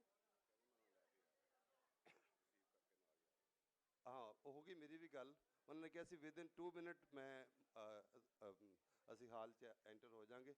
ਸੋ ਮੇਰਾ ਖਿਆਲ ਹੈ ਕਿ ਜਿੱਥੇ ਜਿੱਥੇ ਜਗ੍ਹਾ ਮਿਲਦੀ ਹੈ, ਪੌੜੀਆਂ 'ਚ ਖੜ੍ਹੇ ਹੋਣ ਦੀ ਬਜਾਏ ਅਗਰ ਤੁਹਾਨੂੰ ਖੜ੍ਹੇ ਹੋਣ ਨੂੰ ਜਗ੍ਹਾ ਲੱਭ ਗਈ, ਬਹਿਣ ਨੂੰ ਬੰਦਾ ਕਹਿੰਦਾ ਆਪ ਹੀ ਬਣਾ ਲੈਂਦਾ। ਸੋ ਇਸ ਲਈ ਸਾਰੇ ਦੇ ਸਾਰੇ ਲੋਕ ਅਗਰ ਬੈਠੇ ਹੋਏ ਨਜ਼ਰ ਆਉਣਗੇ ਤੇ ਉਹ ਬਿਹਤਰ ਤਰੀਕੇ ਨਾਲ ਸੁਣ ਵੀ ਸਕਦੇ ਨੇ ਗੱਲ। ਸੋ ਮੈਂ ਆਪਣੇ ਆਰਗੇਨਾਈਜ਼ਰਸ ਨੂੰ ਵੀ, ਸਿਕਿਉਰਿਟੀ ਦੇ ਲੋਕਾਂ ਨੂੰ ਵੀ ਕਹਾਂਗਾ ਕਿ ਸਾਰੇ ਲੋਕਾਂ ਨੂੰ ਤਸੱਲੀ ਦੇ ਨਾਲ ਬਿਠਾ ਦੇਣ ਔਰ ਬਗੈਰ ਸ਼ੋਰ ਕੀਤਿਆਂ। ਇਹ ਵੇਲਾ ਅਸੀਂ ਕਹਿੰਦੇ ਹਾਂ, ਮੈਂ ਇਸ ਤੋਂ ਪਹਿਲੇ ਇੱਕ ਮੁਕੱਦਮਾ ਪਤਾ ਨਹੀਂ ਕਮਲ ਸ਼ਹਿਜ਼ਾਦ ਘੁੰਮਣ ਸਾਹਿਬ ਨੇ ਕਿਸ ਤਰ੍ਹਾਂ ਦੇ ਸਵਾਲ ਬਣਾਏ ਹੋਣਗੇ। ਯਕੀਨਨ ਉਹਨਾਂ ਨੇ ਪੂਰੇ ਮੁਲਕ ਦੇ ਪੋਲੀਟੀਸ਼ੀਅਨਸ ਨੂੰ, ਵੱਡੇ ਪੋਲੀਟੀਸ਼ੀਅਨ ਨੂੰ ਇੰਟਰਵਿਊ ਕੀਤਾ, ਉਹਨਾਂ ਨਾਲ ਮੁਲਾਕਾਤਾਂ ਕੀਤੀ। ਯਾਰ ਹੈਲੋ, ਸਾਰੇ ਖਾਮੋਸ਼ ਹੋ ਸਕਦੇ ਹੋ ਕਿ ਨਹੀਂ? ਪਲੀਜ਼, ਤੁਹਾਡੀ ਬੜੀ ਮਿਹਰਬਾਨੀ ਹੈ। ਅਗਰ ਕੋਈ ਮਸਲਾ ਚੁੱਪ ਨਾਲ ਹੱਲ ਹੁੰਦਾ ਤਾਂ ਉਹ ਕਰ ਲਓ, ਤੇ ਨਹੀਂ ਜੇ ਲੜਨਾ ਰੌਲਾ ਪਾਉਣਾ ਤੇ ਬਾਹਰ ਜਾ ਕੇ ਕਰ ਲਓ। ਇਹ ਚੰਗਾ ਇਹਨੇ ਨਾਕਾ ਲਾਇਆ ਇੱਥੇ ਰੋਡ ਬੰਦ ਕਰਾਉਣ। ਅੱਛਾ, ਪਲੀਜ਼ ਖਾਮੋਸ਼ੀ ਦੇ ਨਾਲ ਅਗਰ ਤੁਹਾਡੀ ਕੋਈ ਮੂਵਮੈਂਟ ਵੀ ਹੈ ਤਾਂ ਉਹਦੇ ਵਿੱਚ ਵੀ ਅਸੀਂ ਚਾਹਾਂਗੇ ਕਿ ਖਾਮੋਸ਼ੀ ਇਖਤਿਆਰ ਕੀਤੀ ਜਾਏ। ਸੋ ਮਲਕ ਮੁਹੰਮਦ ਅਹਿਮਦ ਖਾਨ ਸਾਹਿਬ ਸਾਡੇ ਐਸੀ ਜ਼ਿਲ੍ਹੇ ਕਸੂਰ ਨਾਲ ਉਹਨਾਂ ਦਾ ਤਾਲੁਕ ਹੈ ਤੇ ਬੜੇ ਸੂਝਵਾਨ ਵੀ ਨੇ, ਸਿਆਸੀ ਮਾਮਲਿਆਂ ਨੂੰ, ਸਮਾਜੀ ਮਾਮਲਿਆਂ ਨੂੰ, ਲੋਕਾਈ ਦੇ ਮਾਮਲਿਆਂ ਨੂੰ ਬੜਾ ਵਧੀਆ ਸਮਝਦੇ ਨੇ। ਸਾਡੇ ਸਾਬਕ ਵਜ਼ੀਰ ਕਾਨੂੰਨ ਵੀ ਕਹਿ ਲਓ, ਸਾਡੇ ਸੂਝਵਾਨ ਨੇ, ਸਾਡੇ ਬਹੁਤ ਵਧੀਆ ਸ਼ਾਇਰ ਨੇ, ਲੋਕ ਪੱਖੀ ਜਿਹੜੀ ਲਾਇਰਸ ਦੀ ਮੂਵਮੈਂਟ ਹੈ ਉਹਦੇ ਵੀ ਵਡਕੇ ਜਨਾਬ ਚੌਧਰੀ ਇਤਜ਼ਾਜ਼ ਆਸਨ ਸਾਹਿਬ ਜੋ ਪਾਕਿਸਤਾਨ ਪੀਪਲਸ ਪਾਰਟੀ ਦੇ ਵੀ ਮਤਲਬ ਉਹਨਾਂ ਨੇ ਉਹ ਮੋਢੀ ਲੋਕਾਂ 'ਚੋਂ ਉਹ ਸ਼ਾਮਲ ਨੇ, ਉਹਦੇ ਵੱਡੇ ਲੋਕਾਂ 'ਚੋਂ, ਸਾਡੇ ਮੁਲਕ ਦੇ ਵੱਡੇ ਸਿਆਸਤਦਾਨਾਂ 'ਚ ਉਹਨਾਂ ਦਾ ਸ਼ੁਮਾਰ ਹੁੰਦਾ ਹੈ, ਔਰ ਉਹਦੇ ਨਾਲ ਨਾਲ ਉਹ ਸੂਝਵਾਨ ਵੀ ਨੇ। ਅਤੇ ਸੋ ਅਸੀਂ ਤੁਹਾਡੇ ਸਾਰਿਆਂ ਦੀਆਂ ਤਾੜੀਆਂ 'ਚ ਸਪੀਕਰ ਪੰਜਾਬ ਅਸੈਂਬਲੀ ਮਲਕ ਮੁਹੰਮਦ ਅਹਿਮਦ ਖਾਨ ਸਾਹਿਬ ਤਸ਼ਰੀਫ ਲਾਏ ਨੇ, ਇਹਨਾਂ ਦਾ ਸਵਾਗਤ ਹੈ ਤੁਹਾਡੇ ਸਾਰਿਆਂ ਦੀਆਂ ਤਾੜੀਆਂ 'ਚ। ਔਰ ਮੈਂ ਚਾਹਾਂਗਾ ਕਿ ਅਕਮਲ ਸ਼ਹਿਜ਼ਾਦ ਸਟੇਜ ਦੇ ਉੱਤੇ ਹੀ ਤਸ਼ਰੀਫ ਲਿਆਉਣ ਤਾਂ ਜੇ ਜ਼ਰਾ ਅਸੀਂ ਫਟਾਫਟ ਕਾਰਵਾਈ ਨੂੰ ਸ਼ੁਰੂ ਕਰ ਲਈਏ। ਮੈਂ ਚੌਧਰੀ ਇਤਜ਼ਾਜ਼ ਹਸਨ ਸਾਹਿਬ ਨੂੰ ਵੀ ਕਹਾਂਗਾ ਔਰ ਚੌਧਰੀ ਮੁਹੰਮਦ ਸਰਵਰ ਸਾਹਿਬ ਨੂੰ ਵੀ ਕਹਾਂਗਾ, ਜਿਹੜੇ ਸਾਡੇ ਸਾਬਕ ਗਵਰਨਰ ਪੰਜਾਬ ਨੇ ਚੌਧਰੀ ਮੁਹੰਮਦ ਸਰਵਰ ਜੀ, ਉਹ ਔਰ ਸਾਡੇ ਮਤਲਬ ਮੁਲਕ ਦੇ ਸਾਡੇ ਸੀਨੀਅਰ ਸਿਆਸਤਦਾਨ ਜਿਨ੍ਹਾਂ ਦੀ ਇੱਕ ਆਵਾਜ਼ ਦਾ ਇੱਕ ਖਾਸ ਮਾਇਨਾ ਮਤਲਬ ਹੈ, ਜਿਨ੍ਹਾਂ ਦੇ ਲਫ਼ਜ਼ ਜਿਹੜੇ ਨੇ, ਚੌਧਰੀ ਇਤਜ਼ਾਜ਼ ਹਸਨ ਸਾਹਿਬ ਖੁਦ ਸ਼ਾਇਰ ਵੀ ਨੇ, ਲੇਖਕ ਨੇ, ਸੂਝਵਾਨ ਨੇ ਔਰ ਸਾਡੇ ਲੋਕ ਪੱਖੀ ਸਿਆਸਤਦਾਨ ਨੇ ਜਨਾਬ ਚੌਧਰੀ ਇਤਜ਼ਾਜ਼ ਹਸਨ ਜੀ ਔਰ ਚੌਧਰੀ ਮੁਹੰਮਦ ਸਰਵਰ ਜੀ। ਅਸੀਂ ਜੀ ਆਇਆਂ ਨੂੰ ਕਹਿੰਦੇ ਹਾਂ। ਅਕਮਲ ਸ਼ਹਿਜ਼ਾਦ ਘੁੰਮਣ ਹੋਰਾਂ ਦਾ ਮੈਂ ਤਾਰਫ 2 ਵਾਰੀ ਕਰਾ ਚੁੱਕਿਆ ਭਾਜੀ। ਅਕਮਲ ਸਾਹਿਬ ਬਹੁਤ ਵਧੀਆ ਪੱਤਰਕਾਰ ਨੇ, ਲੇਖਕ ਨੇ, ਸੂਝਵਾਨ ਨੇ, ਪੰਜਾਬੀ ਦੇ ਕਹਾਣੀਕਾਰ ਨੇ। ਮੈਂ ਹੁਣ ਚਾਹਾਂਗਾ ਕਿ ਪੈਨਲ ਨੂੰ ਪਲੀਜ਼ ਜੋ ਵੀ ਤੁਸੀਂ ਕਵਰ ਕਰਨਾ ਹੈ ਨਾ, ਸ਼ੂਟ ਕਰਨਾ ਹੈ, ਇਹ ਫੌਰੀ ਤੌਰ 'ਤੇ ਵਿਦਇਨ 2 ਮਿੰਟ ਜਾਂ 1 ਮਿੰਟ ਤੁਸੀਂ ਆਪਣੀ ਸਟੇਜ ਦੇ ਅੱਗੋਂ ਜਿਹੜੇ ਲੋਕ ਨੇ ਸਾਡੇ ਮਹਿਮਾਨਾਂ ਨੂੰ ਥੋੜ੍ਹਾ ਜਿਹਾ ਪਲੀਜ਼ ਕਿਸੇ ਤਰ੍ਹਾਂ ਉਹਨਾਂ ਨੂੰ ਡਿਸਟਰਬ ਨਾ, ਇਹ ਸਾਰੇ ਲੋਕ ਸਰ ਪਲੀਜ਼ ਪਿੱਛੇ ਲੈ ਜਾਓ, ਸਭ ਲੋਕ ਪਿੱਛੇ, ਇੱਧਰ ਨਾ ਹੋਵੇ। ਹਾਂ ਸੋ ਯਾਰ ਕੁਝ ਮਹਿਮਾਨ ਨੇ, ਰਸਤਾ ਦਿਓ। ਹੈਲੋ ਨੌਜਵਾਨ ਅੱਗੇ ਆਓ ਸਰ, ਅੱਗੇ ਸਾਡੇ ਮਹਿਮਾਨ ਵੱਟੂ ਸਾਹਿਬ ਸੁਨੈਣਾ ਜੀ ਨੂੰ ਬਿਠਾਓ ਨਾ, ਆ ਮੁੰਡੇ ਨੂੰ ਕਹੋ ਯਾਰ ਉੱਠੋ ਪੁੱਤੇ। ਸੋ ਅੱਜ ਪਿੱਛੇ ਜੇ ਸਾਡੀ ਅਸੈਂਬਲੀ ਨੇ ਉਗੋ ਇਹ ਸਾਡੇ ਸਪੀਕਰ ਸਾਹਿਬ ਜਨਾਬ ਸਪੀਕਰ ਮਲਕ ਮੁਹੰਮਦ ਅਹਿਮਦ ਖਾਨ ਸਾਹਿਬ ਇਹਦੇ ਉੱਤੇ ਗੱਲ ਕਰਨਗੇ ਯਕੀਨਨ, ਔਰ ਉਹ ਇੱਕ ਖਾਸ ਗੱਲ ਹੈ, ਇੱਕ ਵੱਡੀ ਪੇਸ਼ਰਫਤ ਹੈ ਪੰਜਾਬ ਅਸੈਂਬਲੀ ਦੇ ਵਿੱਚ ਪੰਜਾਬੀ ਦੇ ਹਵਾਲੇ ਨਾਲ। ਬਾਕੀ ਪੰਜਾਬ ਦੇ ਸੂਬਾਈ ਖੁਦ ਮੁਖਤਾਰੀ 'ਚ ਰਹਿੰਦਿਆਂ ਸਾਡੇ ਕਿਹੜੇ ਹੱਕ ਬਣਦੇ ਸਨ, ਕਿਹੜੇ ਸਾਡੇ ਕੋਲ ਖੋਏ ਗਏ, ਲੋਕਾਂ ਦੇ ਨਾਲ, ਲੋਕਾਂ ਦੇ ਉਸ ਪੂਰੇ ਕਲਚਰ ਨਾਲ, ਵਸੋਂ ਨਾਲ, ਲੋਕਾਈ ਨਾਲ ਕੀ ਮਾਮਲਾ ਬੀਤਿਆ ਵਰਤਿਆ, ਇਹਦੇ ਉੱਤੇ ਗੱਲਾਂ ਬਾਤਾਂ ਅੱਜ ਹੋਣਗੀਆਂ। ਅਗਰ ਤੁਸੀਂ ਖਾਮੋਸ਼ ਹੋ ਜਾਓਗੇ ਸਰ ਪਲੀਜ਼, ਹਾਂ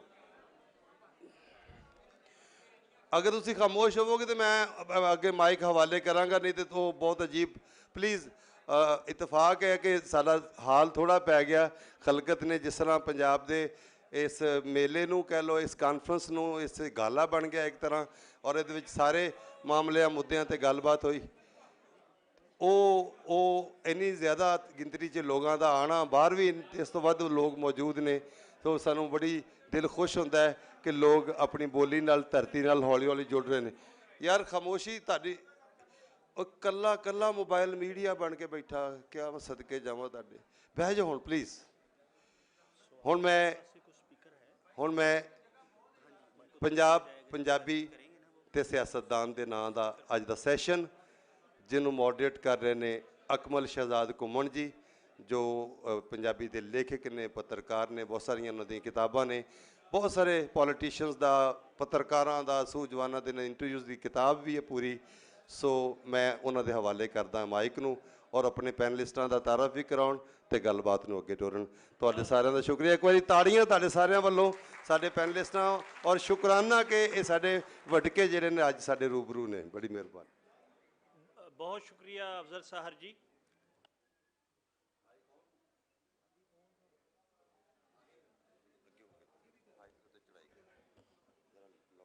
ਬਹੁਤ ਸ਼ੁਕਰੀਆ ਅਫਜ਼ਲ ਸਾਹਰ ਜੀ। ਮੇਰੇ ਵੱਲੋਂ ਤੁਹਾਨੂੰ ਸਾਰਿਆਂ ਨੂੰ ਅਸਲਾਮ ਅਲੈਕਮ, ਸਤਿ ਸ੍ਰੀ ਅਕਾਲ। ਔਰ ਜਿੰਨੇ ਵੀ ਸਾਡੇ ਪ੍ਰਾਹੁਣੇ ਪੂਰੀ ਦੁਨੀਆ ਤੋਂ ਔਰ ਖ਼ਾਸ ਤੌਰ 'ਤੇ ਚੜ੍ਹਦੇ ਪੰਜਾਬ ਤੋਂ ਆਏ ਨੇ, ਮੈਂ ਉਹਨਾਂ ਨੂੰ ਜੀ ਆਇਆਂ ਨੂੰ ਕਹਿਣਾ।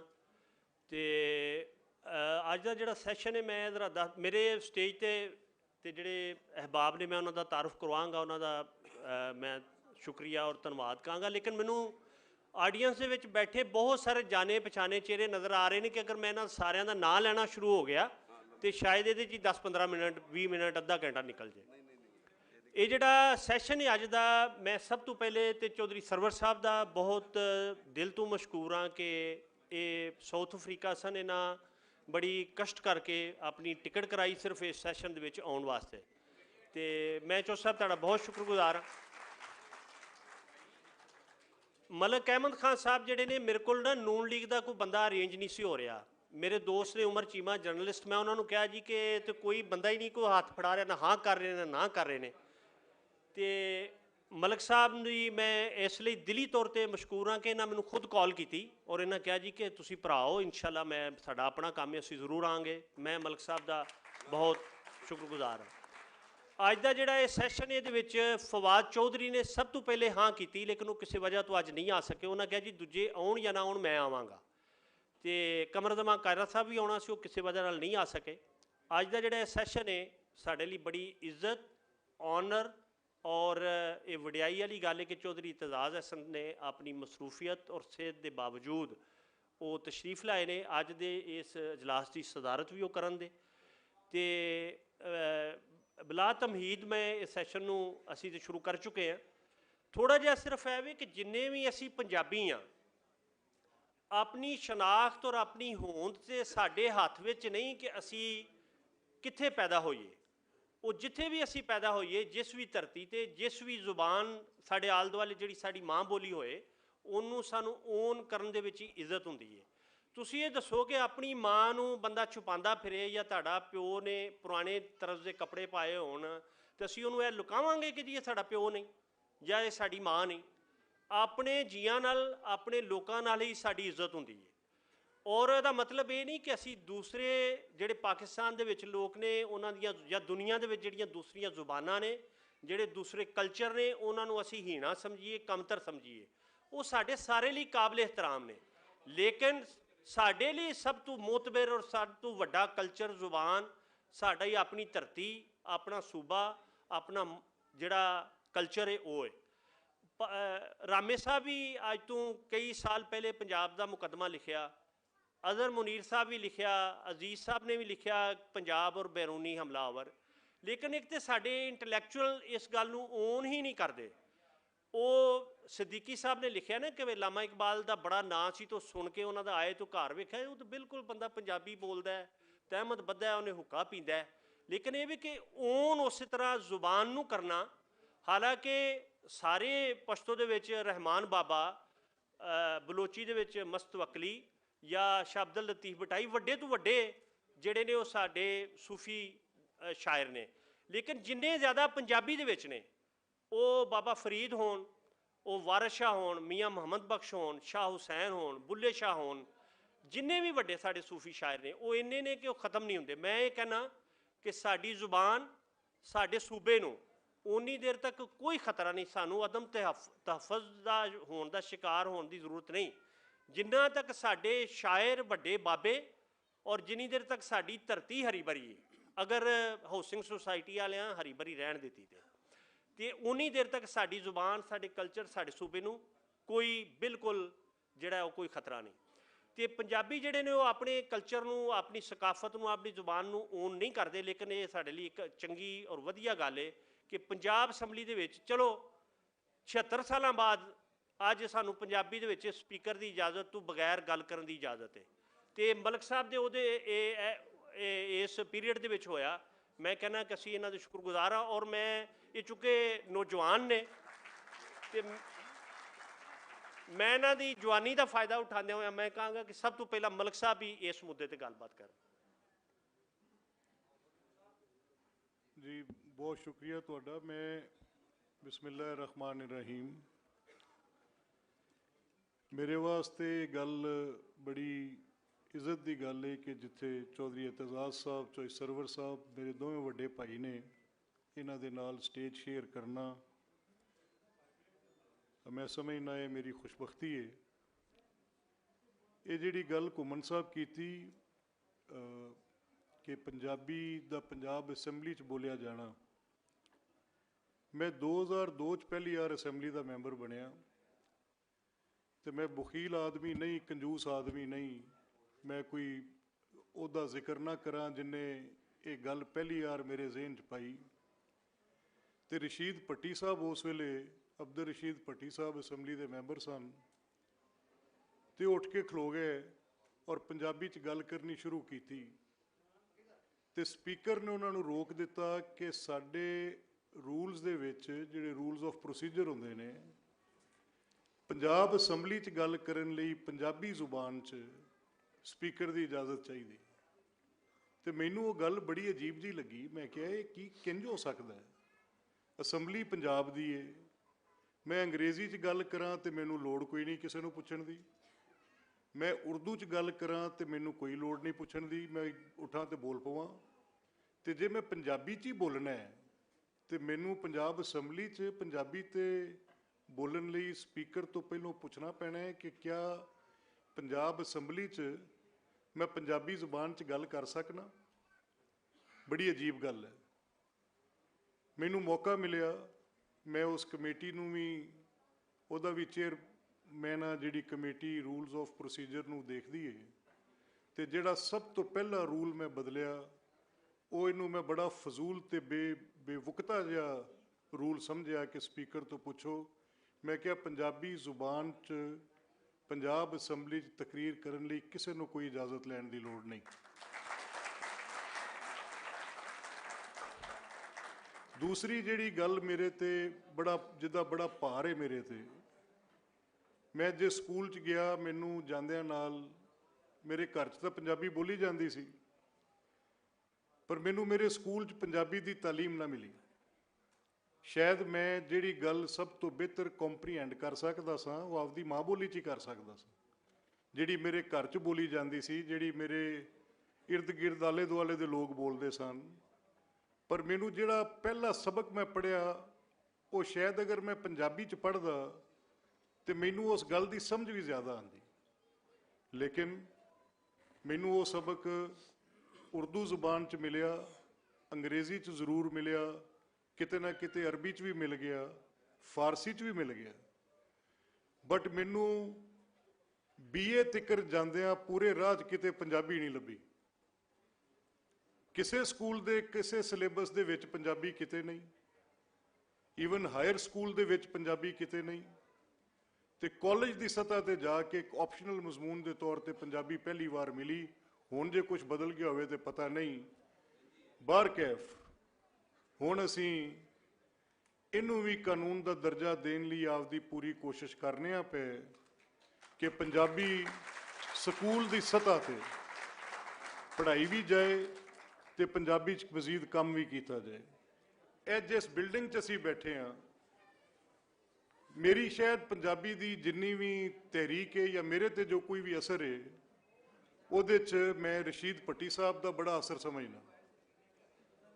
ਇਹ ਜਿਹੜੀ ਬਿਲਡਿੰਗ 'ਚ ਅਸੀਂ ਬੈਠੇ ਹਾਂ, ਇਹ ਬਿਲਡਿੰਗ ਉਦੋਂ ਚੌਧਰੀ ਪਰਵੇਜ਼ ਇਲਾਹੀ ਸਾਹਿਬ ਦੀ ਹਕੂਮਤ ਸੀ, ਅਸੀਂ ਅਸੈਂਬਲੀ ਦੇ ਮੈਂਬਰ ਸਾਂ।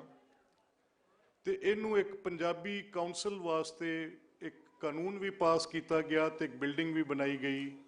ਔਰ ਉਸ ਵੇਲੇ ਇਸ ਮਾਮਲੇ ਨੂੰ ਜ਼ਿਆਦਾ ਜ਼ੋਰ ਨਾਲ, ਜ਼ਿਆਦਾ ਕੋਸ਼ਿਸ਼ ਕਰਕੇ ਭੱਟੀ ਸਾਹਿਬ ਦੇ ਨਾਲ ਉਦੋਂ ਮੁੰਨੂ ਬਾਈ ਮਰਹੂਮ ਵੀ ਹੁੰਦੇ ਸਨ, 2-4 ਮੈਨੂੰ ਮੌਕੇ ਯਾਦ ਨੇ।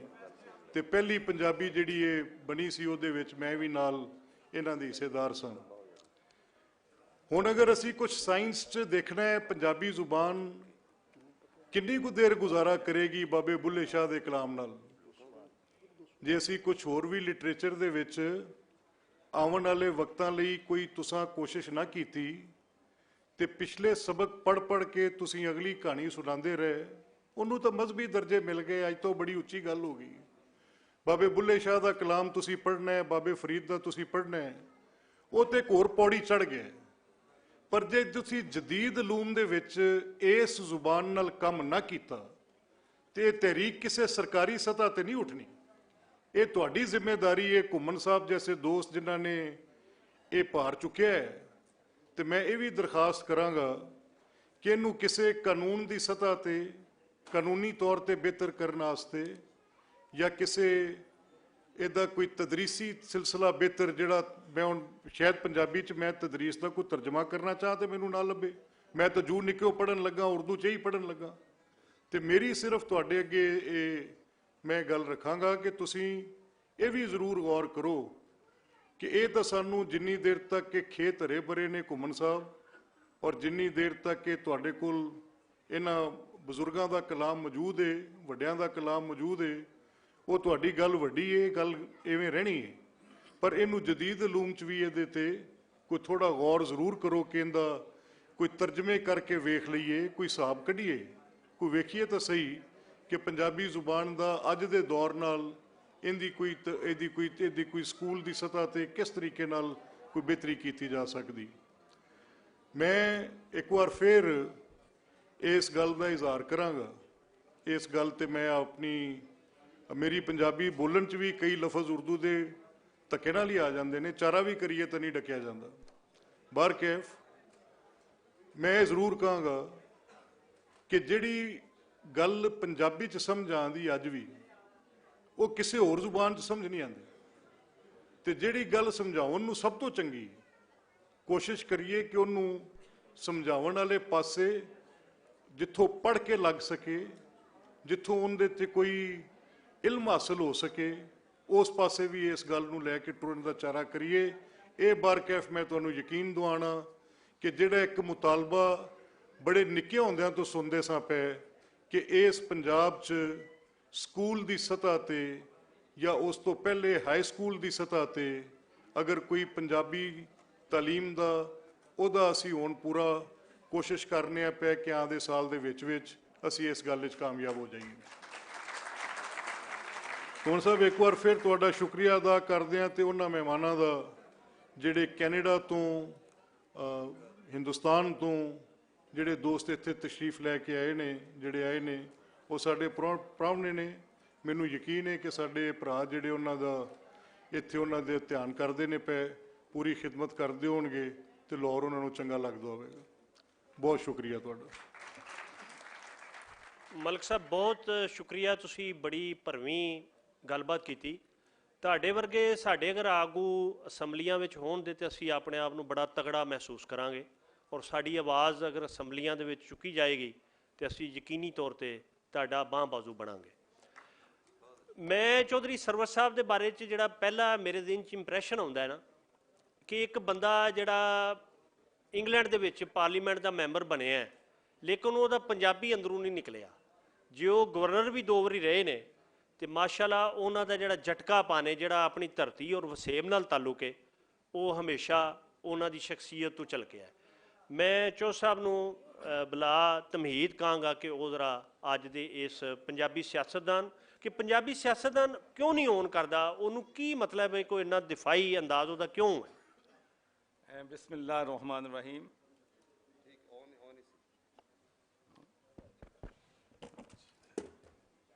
बिस्मिल्लाह रहमान रहीम। सबसे पहले ते पंजाबी, हाँ जी कोई आमद रजा साहब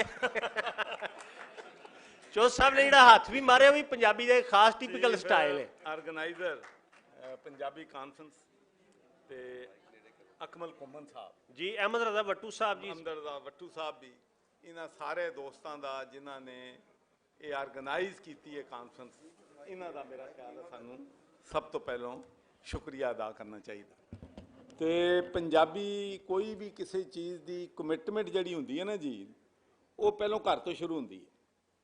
ਤੇ ਮੈਨੂੰ ਇਸ ਗੱਲ ਤੇ ਬੜਾ ਮਾਣ ਹੈ ਕਿ ਮੈਂ ਬਰਤਾਨੀਆ 'ਚ ਰਿਹਾ ਵਾਂ, ਲੇਕਿਨ ਸਾਡੇ ਘਰ ਦੇ ਵਿੱਚ ਹਮੇਸ਼ਾ ਪੰਜਾਬੀ ਬੋਲੀ ਜਾਂਦੀ ਹੈ। ਔਰ ਜਦੋਂ ਮੈਂ ਗਵਰਨਰ ਬਣਿਆ, ਪੰਜਾਬੀ ਦੀ ਜਿੱਥੇ ਵੀ ਕਾਨਫਰੰਸ ਹੋਈ ਹੈ, ਚਾਹੇ ਕਿਸੇ ਯੂਨੀਵਰਸਿਟੀ 'ਚ ਹੋਈ ਹੈ, ਕਿਤੇ ਪ੍ਰਾਈਵੇਟ ਹੋਈ ਹੈ, ਤੇ ਮੈਨੂੰ ਦਾਵਤ ਆ ਗਈ ਹੈ ਤੇ ਮੈਂ ਉੱਥੇ ਪਹੁੰਚਿਆ। ਤੇ ਹੁਣ ਵੀ ਮੈਂ ਬੜਾ ਖੂਬਸੂਰਤ, ਬੜਾ ਸੋਹਣਾ ਸ਼ਹਿਰ ਹੈ ਕੇਪ ਟਾਊਨ, ਸਾਊਥ ਅਫਰੀਕਾ ਦਾ, ਉੱਥੇ ਬੜੀ ਦੇਰ ਬਾਅਦ ਮੈਂ ਇੱਕ ਛੁੱਟੀਆਂ ਕਰ ਰਿਹਾ ਸੀ, ਲੇਕਿਨ ਮੈਂ ਚੂँਕਿ ਵਾਅਦਾ ਕਰਕੇ ਗਿਆ ਸੀ ਕਿ ਮੈਂ ਇਸ ਕਾਨਫਰੰਸ ਸ਼ਿਰਕਤ ਕਰਾਂਗਾ, ਤੇ ਮੈਂ ਅੱਜ ਹੀ ਪਹੁੰਚਿਆ ਔਰ ਇੱਥੇ ਮੈਂ ਕਾਨਫਰੰਸ 'ਚ ਪਹੁੰਚ ਗਿਆ। ਇੱਕ ਗੱਲ ਦੋ ਪਾਸਿਓਂ ਆਈ ਹੈ, ਰਾਈਟ ਲੈਫਟ। ਅਗਰ ਇੱਕ ਪਾਸਿਓਂ ਆਈ ਹੁੰਦੀ ਤਾਂ ਸ਼ਾਇਦ ਮੈਂ ਇੱਥੇ ਤਬਸਰਾ ਨਾ ਕਰਦਾ, ਕਿਉਂਕਿ ਰਾਈਟ ਤੋਂ ਵੀ ਹੋਈ ਹੈ ਤੇ ਲੈਫਟ ਤੋਂ ਵੀ ਹੋਈ ਹੈ ਕਿ ਹਰੇ ਭਰੇ ਖੇਤ, ਤੇ ਇਹਨਾਂ ਨੇ ਬੜੇ ਡਿਪਲੋਮੈਟਿਕ ਤਰੀਕੇ ਨਾਲ, ਮੈਨੂੰ ਅਗਰ ਕਿਤੇ ਡਿਪਲੋਮੇਸੀ ਆ ਜਾਂਦੀ ਤੇ ਮੇਰਾ ਕਿਸੇ ਵੀ ਪਾਰਟੀ ਨਾਲ ਲੜਾਈ ਨਾ ਹੁੰਦੀ, ਮੈਨੂੰ ਨਹੀਂ ਆਈ। ਮੈਂ ਬੜੀ ਕੋਸ਼ਿਸ਼ ਕਰਦਾ ਕਿ ਡਿਪਲੋਮੇਸੀ ਆ ਜਾਏ, ਚਾਪਲੋਸੀ ਆ ਜਾਏ, ਲੇਕਿਨ ਉਹ ਮੈਂ ਸੱਚੀ ਗੱਲ ਕਰ ਦਿੰਦਾ ਔਰ ਹਮੇਸ਼ਾ ਪਾਕਿਸਤਾਨ ਹੀ ਤਾਂ ਮੈਨੂੰ ਸੱਚ ਨੇ ਬੜਾ ਨੁਕਸਾਨ ਪਹੁੰਚਾਇਆ, ਸੱਚੀ ਗੱਲ। ਇਹਨਾਂ ਨੇ ਹੁਣ ਵੀ ਚੁੱਕੇ ਹਰੇ ਭਰੇ ਖੇਤਾਂ ਦੀ ਗੱਲ ਕੀਤੀ ਹੈ ਤੇ ਮੈਂ ਕਰ ਦੇਣੀ ਹੈ। ਇਹ ਸਾਡੀਆਂ ਜ਼ਮੀਨਾਂ ਇਹ ਸੁਸਾਇਟੀਆਂ ਵਾਲਿਆਂ ਨੇ ਬਰਬਾਦ ਕਰਤੀਆਂ ਨੇ। ਤੁਸੀਂ ਕਿਸੇ ਪਾਸੇ ਵੀ ਚਲੇ ਜਾਓ, ਲਾਹੌਰੋਂ ਨਿਕਲੋ, ਫੈਸਲਾਬਾਦ ਤੋਂ ਨਿਕਲੋ, ਜੜ੍ਹਾਂ ਵਾਲੇ ਤੋਂ ਨਿਕਲੋ, ਛੋਟੇ ਟਾਊਨ ਤੋਂ ਨਿਕਲੋ, ਤੇ ਸੁਸਾਇਟੀਆਂ ਵਾਲਿਆਂ ਦੇ ਬੋਰਡ ਲੱਗੇ ਨੇ ਹਰ ਪਾਸੇ, ਔਰ ਫਿਰ ਕੋਈ ਮਨਜ਼ੂਰੀ ਨਹੀਂ ਹੈਗੀ ਕਿਸੇ ਦੀ। ਬਗੈਰ ਮਨਜ਼ੂਰੀ ਤੋਂ ਜਿਹਦਾ ਜਿੱਥੇ ਦਿਲ ਕਰਦਾ ਵਾ ਵਲ ਕੇ ਬਹਿ ਕੇ ਤੇ ਪਲਾਟ ਵੇਚਣ ਲੱਗ ਪੈਂਦਾ। ਤੇ ਮੈਂ ਸਾਰੀ ਦੁਨੀਆ ਤੇ ਗਿਆ, ਹੁਣ ਵੀ ਸਾਊਥ ਅਫਰੀਕਾ ਵੀ ਗਿਆ, ਦੁਬਈ ਵੀ ਗਿਆ। ਮੈਂ ਕਿਹਾ ਯਾਰ ਮੈਨੂੰ ਦੱਸੋ ਕਿ ਇਸ ਮੁਲਕ ਦੇ ਵਿੱਚ ਕਿਸੇ ਵੀ ਦੁਨੀਆ ਦੇ ਮੁਲਕ 'ਚ ਫਾਈਲਾਂ ਵੇਖਦੀਆਂ ਨੇ ਕਿ ਪਲਾਟ 500 ਹੈਗਾ ਤੇ ਸੁਸਾਇਟੀਆਂ ਵਾਲੇ 5000 ਵੇਚ ਦਿੰਦੇ ਨੇ, ਫਾਈਲਾਂ ਵੇਖਦੀਆਂ। ਯਕੀਨ ਕਰੋ ਕਿ ਮੈਨੂੰ ਕਿਸੇ ਮੁਲਕ 'ਚ ਨਹੀਂ ਇਹ ਖਬਰ ਮਿਲੀ ਕਿ ਕਿਸੇ ਜਗ੍ਹਾ ਤੇ ਫਾਈਲਾਂ ਵੀ ਵਿਕਦੀਆਂ ਨੇ। ਤੇ ਮਿਹਰਬਾਨੀ ਕਰੋ, ਅਹਿਮਦ ਸਾਹਿਬ ਬੜੀ ਅੱਛੀ ਪੋਸਟ ਤੇ ਹੋ, ਇਸ ਐਗਰੀਕਲਚਰ ਨੂੰ ਵੀ ਬਚਾਓ ਤੇ ਇਸ ਮੁਲਕ ਦੇ ਗਰੀਬ ਜਿਹੜੇ ਲੁੱਟ ਪੁੱਟ ਗਏ ਨੇ ਇਹ ਫਾਈਲਾਂ ਖਰੀਦਦੇ, ਇਹਨਾਂ ਨੂੰ ਵੀ ਬਚਾਓ। ਇਹ ਫਾਈਲਾਂ ਦਾ ਸਿਸਟਮ ਇਸ ਮੁਲਕ ਖਤਮ ਕਰ ਦਿਓ। ਜਿਹਦੀ ਜ਼ਮੀਨ ਹੈ ਅਲਾਟ, ਉਹਦੀ ਰਜਿਸਟਰੀ ਹੋਵੇ ਤੇ ਉਹ ਵਿਕੇ, ਦੂਸਰੀ ਨਾ ਵਿਕੇ, ਤੇ ਇਹਦੇ ਨਾਲ ਗਰੀਬ ਵੀ ਬਚ ਜਾਣਦੇ ਤੇ ਮੁਲਕ ਦੇ ਆਵਾਮ ਵੀ ਬਚ ਜਾਣ। ਤੇ ਪੰਜਾਬੀ ਨੂੰ ਜ਼ਿੰਦਾ ਰੱਖਣ ਲਈ ਮੈਂ ਇਹ ਸੱਚੀ ਗੱਲ ਤੁਹਾਨੂੰ ਕਹਿਣਾ ਹੈ ਕਿ ਚੜ੍ਹਦੇ ਪੰਜਾਬ ਦਾ ਇਹਦੇ ਵਿੱਚ ਬੜਾ ਅਮਲ ਦਖਲ ਹੈਗਾ। ਇਹ ਜਿੱਥੇ ਵੀ ਤੁਸੀਂ ਜਾਓ, ਸਿੱਖ ਭਰਾਵਾਂ ਨੂੰ ਮਿਲੋ ਤਾਂ ਉਹ ਇੱਕੋ ਹੀ ਗੱਲ ਕਰਦੇ ਨੇ, ਯਾਰ ਕੋਈ ਪੰਜਾਬੀ ਨੂੰ ਕਰੀਏ ਪ੍ਰਮੋਟ ਕਿਸੇ ਤਰੀਕੇ ਨਾਲ। ਤੇ ਮੈਂ 1997 'ਚ ਜਦੋਂ ਬਰਤਾਨੀਆ 'ਚ ਮੈਂਬਰ ਆਫ ਪਾਰਲੀਮੈਂਟ ਬਣਿਆ ਤਾਂ ਉਸ ਤੋਂ ਬਾਅਦ ਮੈਨੂੰ ਇੰਡੀਆ ਜਾਣ ਦਾ ਇਤਫਾਕ ਹੋਇਆ। ਤੇ ਉੱਥੇ ਇੱਕ ਪ੍ਰੈਸ ਕਾਨਫਰੰਸ ਸੀ, ਉੱਥੇ ਸਾਰੇ ਭਰਾ ਬੜੀ ਉਹਨਾਂ ਨੇ ਵੈਲਕਮ ਕੀਤਾ। ਯਕੀਨ ਮੰਨੋ ਕਿ ਜਿਹੜੇ ਲੋਕ ਇੰਡੀਆ ਤੋਂ ਪਾਕਿਸਤਾਨ ਆਉਂਦੇ ਆ ਔਰ ਉੱਥੇ ਸਾਨੂੰ ਗਲਾਸਗੋ ਜਾਂ ਉੱਥੇ ਮਿਲਦੇ ਸੀ, ਤਾਂ ਜਦੋਂ ਸਟੋਰੀਆਂ ਦੱਸਦੇ ਸੀ ਕਿ ਕਿੰਨਾ ਪਿਆਰ ਦਿਖਾਇਆ ਸਾਨੂੰ ਲਾਹੌਰ ਦੇ ਲੋਕਾਂ ਨੇ, ਨਨਕਾਣੇ ਦੇ ਲੋਕਾਂ ਨੇ, ਤੇ ਸਾਨੂੰ ਯਕੀਨ ਨਹੀਂ ਸੀ ਆਉਂਦਾ ਕਿ ਪਾਕਿਸਤਾਨੀ ਹੋਣ ਦੇ ਜਿਹੜੇ ਇਹਨਾਂ ਨੂੰ ਪਿਆਰ ਦਿੱਤਾ। ਤੇ ਜਦੋਂ ਅਸੀਂ ਉੱਥੇ ਗਏ ਆ, ਜਿਹੜਾ ਉਹਨਾਂ ਨੇ ਉੱਥੇ ਸਾਨੂੰ ਪਿਆਰ ਦਿੱਤਾ, ਸਾਨੂੰ ਯਕੀਨ ਨਹੀਂ ਸੀ ਆਉਂਦਾ ਕਿ ਇੰਨਾ ਪਿਆਰ ਇੱਥੇ ਲੋਕ ਦਿੰਦੇ ਨੇ। ਉਹ ਜਿਹੜਾ ਬੰਦਾ ਮੀਟਿੰਗ ਸੀ, ਜਿਹੜਾ ਬੰਦਾ ਕੰਪੇਅਰ ਕਰ ਰਿਹਾ ਸੀ, ਜਿੱਦਾਂ ਅੱਜ ਘੁੰਮਣ ਸਾਹਿਬ ਕਰ ਰਹੇ ਨੇ, तो बार बार कह रहा सी पाकिस्तान के पहले बरतानिया में member of parliament Muslim community कौम के सबसे पहले मेंबर ऑफ पार्लियामेंट। तो तुहानू पता सरदार जी एक दो बारी तो सुनते गल, फिर जो नहीं फिर ज़्यादा देर नहीं हो गल जी आ गई। एक सरदार खड़ा हो गया, उन्हें कहा भाजी ਉਹ ਤੁਸੀਂ ਕਦੀ ਮੁਸਲਿਮ ਮੈਂਬਰ ਆਫ ਪਾਰਲੀਮੈਂਟ ਕਹੀ ਜਾਂਦੇ ਹੋ, ਕਦੀ ਤੁਸੀਂ ਪਾਕਿਸਤਾਨੀ ਕਹਿੰਦੇ ਹੋ, ਉਹ ਯਾਰ ਪੰਜਾਬੀ ਮੈਂਬਰ ਆਫ ਪਾਰਲੀਮੈਂਟ ਪਹਿਲਾਂ ਕਹਿ ਦਿਓਗੇ ਤਾਂ ਤੁਹਾਨੂੰ ਕੋਈ ਪ੍ਰੋਬਲਮ ਹੈ? ਤੇ ਭਾਈਜਾਨ ਇਹ ਇੱਕ ਗੱਲ ਵੀ ਮੈਂ ਸਰਦਾਰ ਜੀ ਹੁਣ ਤੁਹਾਨੂੰ ਸੁਣਾ ਦੇਣੀ ਹੈ, ਕਿਉਂਕਿ ਬੜੀ ਅਹਿਮ ਗੱਲ ਹੈ। ਮੇਰੇ ਇੱਕ ਦੋਸਤ ਨੇ ਉੱਥੇ ਸਰਦਾਰ ਸੋਹਣ ਸਿੰਘ ਰੰਧਾਵਾ, ਬਹੁਤ ਪਿਆਰੇ ਦੋਸਤ ਨੇ, ਔਰ ਸਿੱਖਾਂ ਨਾਲ ਮੇਰਾ ਬਹੁਤ ਗਹਿਰਾ ਤਾਲੁਕ। ਬਲਕਿ ਸੱਚੀ ਤੁਹਾਨੂੰ ਦੱਸਦਾ ਕਿ ਸਿਆਸਤ ਦੇ ਵਿੱਚ ਅਹਿਮਦ ਸਾਹਿਬ ਜਾਣਦੇ ਨੇ, ਇਤਜ਼ਾਜ਼ ਸਾਹਿਬ ਚੰਗੇ ਮਾੜੇ ਦਿਨ ਆਉਂਦੇ ਨੇ। ਕਦੀ ਸਿਆਸਤਦਾਨਾਂ ਨੂੰ ਕੋਈ 90% ਲੋਕ ਚੰਗਾ ਕਹਿੰਦੇ ਨੇ, 10% ਮਾੜਾ ਕਹਿੰਦੇ ਨੇ, ਕਦੀ 50%। ਮਤਲਬ ਇਹਨੂੰ ਕਦੀ ਇਹ ਨਹੀਂ ਹੋਇਆ ਕਿ ਇਹਨਾਂ ਨੂੰ ਕਿਸੇ ਪਾਸਿਓਂ ਗਾਲਾਂ ਨਾ ਕਿਸੇ ਵੇਲੇ ਪੈ ਰਹੀਆਂ। ਹਾਲਾਂਕਿ ਕੁਝ ਸਾਡੀਆਂ ਆਦਤਾਂ ਵੀ ਐਸੀਆਂ ਨੇ, ਗਾਲਾਂ ਨੂੰ ਡਿਜ਼ਰਵ ਵੀ ਕਰਦੇ ਆ, ਲੇਕਿਨ ਇੰਨੀਆਂ ਨਹੀਂ ਹੈਗੀਆਂ ਕਿ ਸਾਨੂੰ ਸਾਰੀਆਂ ਹੀ ਗਾਲਾਂ ਪਈ ਜਾਣ।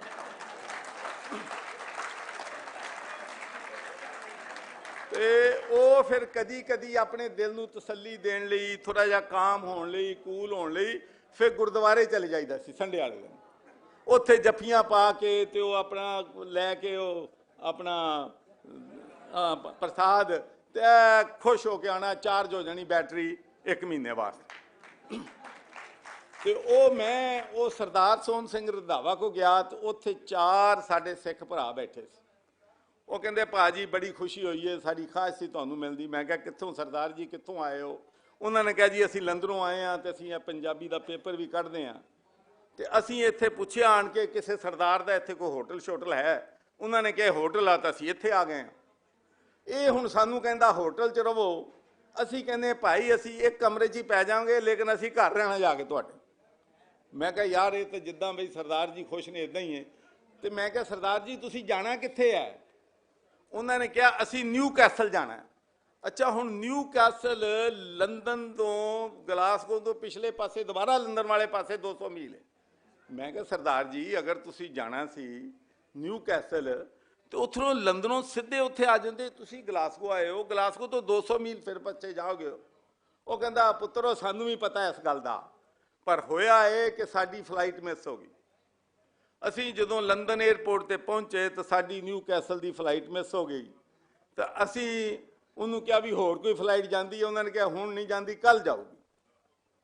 ਤਾਂ ਅਸੀਂ ਉਹਨਾਂ ਨੂੰ ਕਿਹਾ ਕਿ ਉਧਰਲੇ ਪਾਸੇ ਨੂੰ ਕੋਈ ਹੋਰ ਫਲਾਈਟ ਜਾਂਦੀ ਆ? ਉਹਨਾਂ ਨੇ ਕਿਹਾ ਜੀ ਉਧਰਲੇ ਪਾਸੇ ਨੂੰ ਤਾਂ ਫਿਰ ਗਲਾਸਗੋ ਜਾਂਦੀ ਆ ਤੇ ਗਲਾਸਗੋ ਤੋਂ ਤੁਹਾਨੂੰ 200 ਮੀਲ ਪਿੱਛੇ ਆਉਣਾ ਪਏਗਾ। ਤਾਂ ਅਸੀਂ ਉਹਨਾਂ ਨੂੰ ਕਿਹਾ ਕਿ ਸਾਨੂੰ 2 ਪਿੱਛੇ ਆਉਣਾ ਘਰ ਮਨਜ਼ੂਰ ਹੈ ਲੇਕਿਨ ਘਰ ਵਾਪਸ ਜਾਣਾ ਮਨਜ਼ੂਰ ਨਹੀਂ। ਤੇ ਸਰਦਾਰ ਜਦੋਂ ਘਰੋਂ ਨਿਕਲਦਾ ਹੈ ਅੱਗੇ ਹੀ ਜਾਂਦਾ ਹੈ, ਪਿੱਛੇ ਨਹੀਂ ਮੁੜ ਕੇ ਆਉਂਦਾ।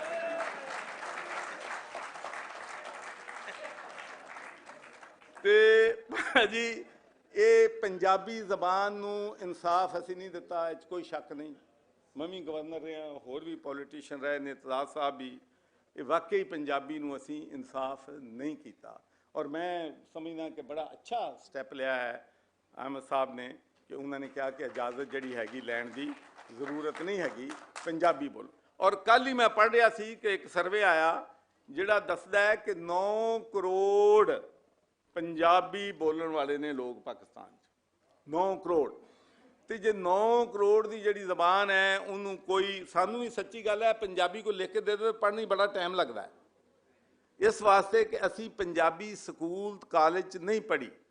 ਸਾਨੂੰ ਚਾਹੀਦਾ ਹੈ ਕਿ ਤਾਲੀਮੀ ਨਿਸਾਬ ਦੇ ਵਿੱਚ ਪੰਜਾਬੀ ਜ਼ਬਾਨ ਜਿਹੜੀ ਹੈਗੀ ਆ ਇਹਨੂੰ ਅਸੀਂ ਸ਼ੁਰੂ ਕਰੀਏ।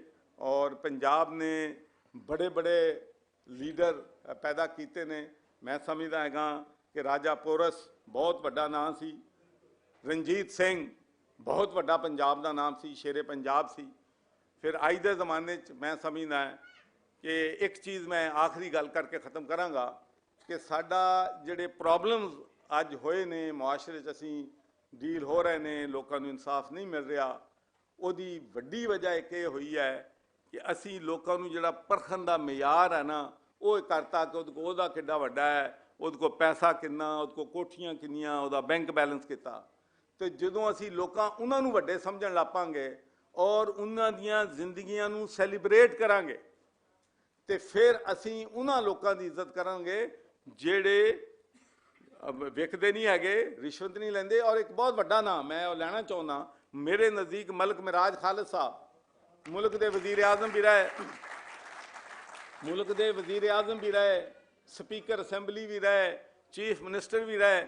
ਔਰ ਮੈਂ ਤੁਹਾਨੂੰ ਦੱਸਣਾ ਚਾਹੁੰਦਾ ਕਿ ਵੈਨ ਹੀ ਵਾਜ਼ ਪ੍ਰਾਈਮ ਮਿਨਿਸਟਰ, ਜਦੋਂ ਪ੍ਰਾਈਮ ਮਿਨਿਸਟਰ ਸੀਗੇ ਉਹਨਾਂ ਦੀ ਬੀਵੀ ਕਾਲਜ ਦੇ ਵਿੱਚ ਰਕਸ਼ੇ 'ਚ ਸਕੂਲ ਪੜ੍ਹਾਉਣ ਜਾਂਦੀ ਸੀ। ਔਰ ਅੱਜ ਅਸੀਂ ਔਰ ਇੱਕ ਬੜੀ ਵੱਡੀ ਲੈਗੇਸੀ ਉਹ ਬਰਕੀ ਰੋਡ ਤੇ ਛੱਡ ਕੇ ਗਏ ਨੇ, 35 ਏਕੜ ਅਖਵਾਨ ਕਾਲਜ ਬਣਾ ਕੇ ਗਏ ਨੇ।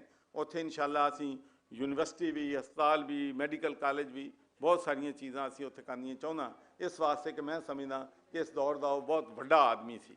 ਤਾਂ ਅੱਲਾ ਕਰੇ ਕਿ ਸਾਡੇ ਐਸੇ ਵੱਡੇ ਲੋਕ ਪੈਦਾ ਹੋਣ ਜਿਹੜੇ ਲੋਕਾਂ ਨਾਲ ਪਿਆਰ ਕਰਨ, ਪੈਸੇ ਨਾਲ ਪਿਆਰ ਨਾ ਕਰਨ। ਬਹੁਤ ਬਹੁਤ ਸ਼ੁਕਰੀਆ। ਲੋ ਜੀ, ਉਹ ਜਿਹੜਾ ਕਹਿੰਦੇ ਨਾ ਕਿ ਪੇੜ ਬਣਨਾ, ਚੌਧਰੀ ਸਾਹਿਬ ਨੇ ਪੇੜ ਬੰਨ ਦਿੱਤਾ ਹੈ। ਮਲਕ ਸਾਹਿਬ ਨੇ ਵੀ ਬੜੀ ਸੋਹਣੀ ਗੱਲਬਾਤ ਕੀਤੀ, ਬੜਾ ਮਜ਼ਾ ਆਇਆ ਉਹਨਾਂ ਦੀ ਗੁਫ਼ਤਗੂ ਦਾ, ਲੇਕਿਨ ਚੌਧਰੀ ਸਾਹਿਬ ਨੇ ਪੇੜ ਬੰਨ ਦਿੱਤਾ ਹੈ। ਚੌਧਰੀ ਇਤਜ਼ਾਜ਼ ਅਹਿਸਨ ਬਾਰੇ ਉਹਨਾਂ ਦੇ ਤਾਰਫ ਤੇ ਬੇਤਹਾਸ਼ਾ ਨੇ ਕਿ ਉਹ ਵਜ਼ੀਰ ਦਾਖਲਾ ਰਹੇ ਪਾਕਿਸਤਾਨ ਦੇ, ਔਰ ਉਹ ਉਹਨਾਂ ਜਦੋਂ ਦੇ ਤਾਲਬ ਇਲਮੀ ਤੋਂ ਬਾਅਦ ਹੀ ਉਹਨਾਂ ਸਿਆਸਤ ਦੇ ਵਿੱਚ ਇੱਕ ਵੱਡਾ ਨਾਂ ਆਪਣਾ ਬਣਾਇਆ ਔਰ ਪੂਰੀ ਦੁਨੀਆ ਦੇ ਵਿੱਚ ਉਹਨਾਂ ਨੂੰ ਕ੍ਰਾਸ ਦੀ ਪਾਰਟੀ ਯਾਨੀ ਪਾਰਟੀਆਂ ਤੋਂ ਬੁਲੰਦ ਹੋ ਕੇ ਲੋਕਾਂ ਨੂੰ ਉਹਨਾਂ ਦੀ ਇੱਜ਼ਤ ਕਰਦੇ ਨੇ। ਔਰ ਕਈ ਕਿਤਾਬਾਂ ਉਹਨਾਂ ਲਿਖੀਆਂ ਨੇ, ਮਤਲਬ ਉਹ ਇੱਕ ਐਸਾ ਸਿਆਸਤਦਾਨ ਕਿ ਜਿਹੜਾ ਮਲਟੀ ਡਾਇਮੈਂਸ਼ਨਲ ਹੈ, ਕਿ ਯਾਨੀ ਉਹਦੇ ਕਈ ਰੁੱਖ ਨੇ, ਕਿ ਉਹ ਲਿਖਾਰੀ ਵੀ ਹੈ, ਉਹ ਸੂਝਵਾਨ ਵੀ ਹੈ, ਤੇ ਉਹ ਪੋਲੀਟੀਸ਼ੀਅਨ ਵੀ ਹੈ, ਉਹ ਵਕੀਲ ਵੀ ਹੈ। ਇਤਜ਼ਾਜ਼ ਸਾਹਿਬ ਬਾਰੇ ਮੈਂ ਦੋ ਛੋਟੀਆਂ ਗੱਲਾਂ ਕਰਾਂਗਾ, ਤੇ ਫਿਰ ਮੈਂ ਉਹਨਾਂ ਨੂੰ, ਉਹ ਅੱਜ ਦੀ ਸਦਾਰਤ ਵੀ ਕਰ ਰਹੇ ਨੇ, ਉਹਨਾਂ ਦੀ ਮਿਹਰਬਾਨੀ ਇਸ ਸਾਡੇ ਸੈਸ਼ਨ ਦੀ। ਤੇ ਉਹ ਇਹ ਵੀ ਕਿ ਇਤਜ਼ਾਜ਼ ਸਾਹਿਬ ਨੇ ਨਾ 3 ਸਾਲ ਪਹਿਲੇ ਇਹਨਾਂ ਦੇ ਬਹਿਨੋਈ ਸਨ ਖਾਲਦ ਚੀਮਾ ਸਾਹਿਬ ਫੌਤ ਹੋ ਗਏ ਨੇ। ਉਹ ਸਾਡੇ ਸਿਆਲਕੋਟ ਦੇ ਸਨ, ਭੋਪਾਲ ਵਾਲਾ ਉਹਨਾਂ ਦਾ ਪਿੰਡ ਸੀ। ਉਹਨਾਂ ਦੇ ਵਾਲਦ ਸਾਹਿਬ ਵੀ ਜੱਜ ਸਨ, ਤੇ ਉਹਨਾਂ ਦਾ ਇੰਟਰਵਿਊ ਮੈਂ ਕੀਤਾ ਕਾਫੀ ਲੰਬਾ। ਤੇ ਮੈਂ ਕਿਹਾ ਤੁਸੀਂ ਇਹ ਦੱਸੋ ਚੀਮਾ ਸਾਹਿਬ ਕਿ ਤੁਹਾਡਾ ਵਿਆਹ ਕਿਸ ਤਰ੍ਹਾਂ ਹੋਇਆ ਬਾਜੀ ਨਾਲ? ਕਹਿੰਦੇ ਨੇ ਮੈਂ ਆਪਣੀ ਮਾਂ ਨੂੰ ਕਿਹਾ ਸੀ ਕਿ ਕੁੜੀ ਬਸ ਪੰਜਾਬੀ ਬੋਲਦੀ ਹੋਏ। ਉਹਨਾਂ ਦੇ ਪੋਤਰਿਆਂ ਲਾਲ ਕਬੂਤਰ ਫਿਲਮ ਬਣਾਈ, ਉਹਨਾਂ ਦੇ ਬੇਟੇ ਇੱਕ ਬੈਰਿਸਟਰ ਹੈ, ਇੱਕ ਡਾਕਟਰ ਕਾਮਰਾਨ ਚੀਮਾ ਬੜਾ ਵੱਡਾ ਨਾਂ ਹੈ, ਉਹ ਆਪਣੇ ਘਰ ਪੋਤਰੇ ਪੋਤਰੀਆਂ ਨਾਲ ਪੰਜਾਬੀ ਬੋਲਦੇ ਸਨ। ਤੇ ਇਤਜ਼ਾਜ਼ ਅਹਿਸਨ ਸਾਹਿਬ ਦਾ ਨਾ ਮੈਂ ਇੰਟਰਵਿਊ ਕਿਹਾ ਕਿ ਮੈਂ ਪੰਜਾਬੀ 'ਚ ਕਰਨਾ ਹੈ। ਤੋ ਜਿਹੜਾ ਕੈਮਰਾਮੈਨ ਸੀ ਨਾ ਮੁੰਡਾ, ਉਹ ਕਿਸੇ ਵੱਡੇ ਪ੍ਰੋਡਕਸ਼ਨ ਹਾਊਸ ਦਾ ਸੀ, ਉਹਨੇ ਕਿਹਾ ਕਿ ਸਾਰੇ ਵੱਡੇ ਲੋਕ ਨੇ, ਇਹਨਾਂ ਕੋਲ ਟਾਈਮ ਕੋ ਨਹੀਂ ਹੁੰਦਾ, ਇਹ ਵੇਖੋ ਅੱਧੇ ਘੰਟੇ ਬਾਅਦ ਨਾ ਉਹਨਾਂ ਮਾਈਕਰੋਫੋਨ ਲਾ ਕੇ ਰੱਖ ਛੱਡਣਾ। ਮੈਂ ਕਿਹਾ ਚਲੋ ਵੇਖਦੇ ਹਾਂ।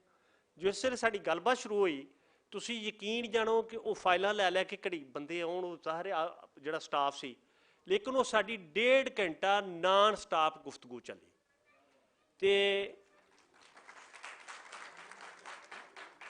ਉਹ ਜਿਸ ਤਰੀਕੇ ਨਾਲ, ਹਾਲਾਂਕਿ ਮੇਰੀ ਤੇ ਉਹਨਾਂ ਦੀ ਉਮਰ ਦਾ ਬੜਾ ਫਰਕ ਹੈ, ਜਿਸ ਤਰੀਕੇ ਨਾਲ ਉਹਨਾਂ ਇੱਜ਼ਤ ਦਿੱਤੀ ਔਰ ਜਿਸ ਤਰੀਕੇ ਨਾਲ ਉਹਨਾਂ ਮਾਣ ਦਿੱਤਾ, ਮੈਂ ਉਹਨਾਂ ਦਾ ਬਹੁਤ ਮਸ਼ਕੂਰ ਹਾਂ ਜ਼ਾਤੀ ਤੌਰ 'ਤੇ। ਔਰ ਅਹਿਮਦ ਰਜ਼ਾ ਵੱਟੂ ਸਾਹਿਬ ਨੇ ਜਿਹੜਾ ਅੱਜ ਇਕੱਠ ਔਰ ਮੇਲਾ ਸਜਾਇਆ, ਕਿ ਚੌਥ ਸਾਹਿਬ ਉਹਦੇ ਵਿੱਚ ਤਸ਼ਰੀਫ ਲਾਏ। ਤੇ ਚੌਥ ਸਾਹਿਬ ਇਹ ਜ਼ਰਾ ਸਵਾਲ ਮੁਖਤਸਰ ਜਿਹਾ ਹੈ ਕਿ ਪੰਜਾਬ ਜਿਹੜਾ ਹੈ ਉਹ ਜਿਹੜਾ ਜ਼ਿੰਦਾ ਹੈ, ਜਿਹੜੀ ਜ਼ੁਬਾਨ ਜ਼ਿੰਦਾ ਹੈ, ਜਿਹੜਾ ਕਲਚਰ ਜ਼ਿੰਦਾ ਹੈ, ਉਹ ਆਪਣੇ ਜ਼ੋਰ 'ਤੇ ਜ਼ਿੰਦਾ ਹੈ। ਉਹ ਅਸੀਂ ਉਹਦੇ ਵਾਸਤੇ ਅਸੀਂ ਉਹਨੂੰ ਓਨ ਨਹੀਂ ਕੀਤਾ। ਸਾਡੇ ਨਾ ਸਿਆਸਤਦਾਨ ਨੇ ਓਨ ਕੀਤਾ ਹੈ, ਨਾ ਸਾਡੇ ਇੰਟੈਲੈਕਚੁਅਲ ਨੇ ਉਸ ਤਰ੍ਹਾਂ ਓਨ ਕੀਤਾ ਜਿਸ ਤਰ੍ਹਾਂ ਓਨ ਕਰਨਾ ਚਾਹੀਦਾ ਹੈ। ਉਹ ਜ਼ਾਤੀ ਤੌਰ 'ਤੇ ਮਿਸਾਲਾਂ ਹੈ ਨੇ, ਲੇਕਿਨ ਇਜਤਮਾਈ ਤੌਰ 'ਤੇ ਜਿਹੜਾ ਇੱਕ, ਜਿਸ ਤਰ੍ਹਾਂ ਸਾਡੇ ਦੂਸਰੇ ਸੂਬਿਆਂ ਦੇ ਦੋਸਤ ਕਰਦੇ ਨੇ ਆਪਣੇ ਕਲਚਰ ਔਰ ਆਪਣੀ ਸਕਾਫਤ ਨੂੰ, ਅਸੀਂ ਪਾਕਿਸਤਾਨ ਦੀ ਮੁਹੱਬਤ 'ਚ ਆਪਣੀ ਪਹਿਚਾਣ ਔਰ ਆਪਣਾ ਸੂਬਾ ਔਰ ਆਪਣਾ ਕਲਚਰ ਉਹਨੂੰ ਛੱਡ ਦਿੱਤਾ। ਅੱਜ ਇੱਕ ਬੜੀ ਸੋਹਣੀ ਗੱਲ, ਅਕਰਮ ਖਾਨ ਕਾਕੜ ਇੱਥੇ ਮੇਰੇ ਇੱਕ ਦੋਸਤ ਬੈਠੇ ਨੇ, ਬੜੇ ਪੰਜਾਬੀ ਦੇ ਪਿਆਰੇ ਨੇ, ਉਹਨਾਂ ਕਿਹਾ ਕਿ ਮੈਂ ਕਹਿੰਦਾ ਕਿ ਪਾਕਿਸਤਾਨ ਨਾਲ ਪੰਜਾਬੀਆਂ ਨੂੰ ਉਨੀ ਹੀ ਮੁਹੱਬਤ ਕਰਨੀ ਚਾਹੀਦੀ ਹੈ ਜਿੰਨੀ ਬਿਲਾਵਲ ਭੁੱਟੋ ਕਰਦਾ ਹੈ। ਤੇ ਚੌ ਸਾਹਿਬ ਇਹ ਜ਼ਰਾ ਇਸ ਹਵਾਲੇ ਨਾਲ ਜ਼ਰਾ ਸਵਾਲ ਦਾ।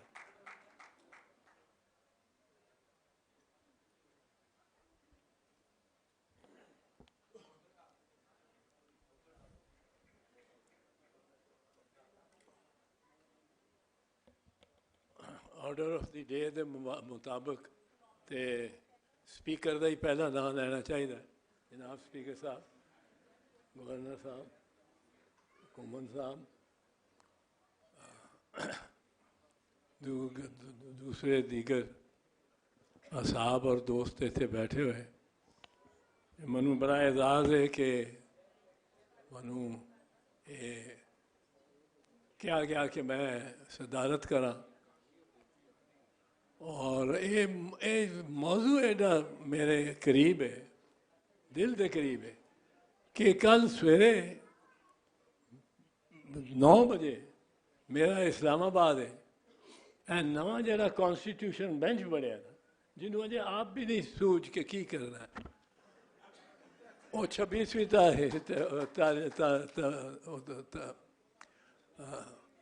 उस तो जरा है तरमीम 26वीं तरमीम तो बाद जरा बने उन्होंने आप भी नहीं वो हूँ उत्थे तो केस लगा सुबह 9 बजे उत्थे पहुँचना है। पर बहरहाल मैं ये बड़ा मेरे वास्ते तो एक रीजुविनेशन, एक दोबारा बंदे दा फ्रैश हो जाना, ताज़ा दम हो जाना दे मुतरादफ है पंजाबी और इन्हें पंजाबियों में और इन्हें पंजाबी जबान दे बोलन वाले और उन्होंने पसंद करने वाले। पर मैं बोलन तो एक तुहानू गल दस दिया पहले ही एक मैं की कीता इत्थे साढ़े ये शुरू हो गया है अल्लाह हाफिज जाना होए तो कहते ने अल्लाह हाफिज। हूँ अल्लाह हाफिज ਸਾਡਾ ਮੈਂ ਬੱਚੇ ਆਪਣੇ ਜਿਹੜਾ ਮੈਨੂੰ ਕੋਈ ਕਿ ਅੱਲਾ ਦਾ ਹਾਫਿਜ਼ ਬੱਚਾ ਛੋਟੀ ਉਮਰ ਤੋਂ ਮੈਂ ਕਹਿੰਦਾ ਬੱਚਾ ਸਾਨੂੰ ਤੇ ਮਾਂ-ਬਾਪ ਨੇ ਖੁਦਾ ਹਾਫਿਜ਼ ਕਹਿਣਾ ਸਿਖਾਇਆ ਸੀ। ਉਹ ਕਹਿੰਦੇ ਨਹੀਂ ਜੀ ਨਹੀਂ, ਖੁਦਾ ਹਾਫਿਜ਼ ਨਹੀਂ, ਖੁਦਾ ਹਾਫਿਜ਼ ਨਹੀਂ, ਅੱਲਾ ਹਾਫਿਜ਼। ਉਹ ਇੱਕ 에ਅਰਲਾਈਨ ਦੀ 에ਅਰ ਹੋਸਟੈਸ ਸੀ। ਉਹ ਰਸਤੇ 'ਚ ਖੜੀ, ਮੁਸਾਫਰ ਉਤਰ ਰਹੇ ਨੇ, ਜਾ ਰਹੇ ਨੇ, ਉਹ ਹਰ ਕਿਸੇ ਨੂੰ ਅੱਲਾ ਹਾਫਿਜ਼, ਅੱਲਾ ਹਾਫਿਜ਼, ਅੱਲਾ।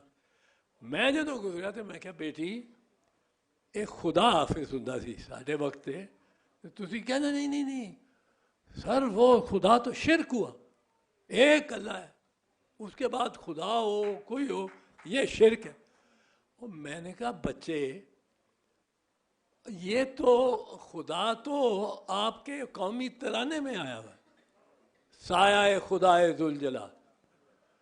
फिर इकबाल ने इतनी मर्तबा खुदा को, अल्लाह को खुदा के नाम से याद किया। नाम हमारे कहीं रब तो एक ही है, उसको खुदा, मैं उसका बंदा बनूंगा जिसको खुदा के बंदों से प्यार होगा। और मैंने समझाने, और ये अरबाइजेशन हुई है साड़ी, ये अरबाइजेशन हुई है खासकर अफगानिस्तान की जंग तो।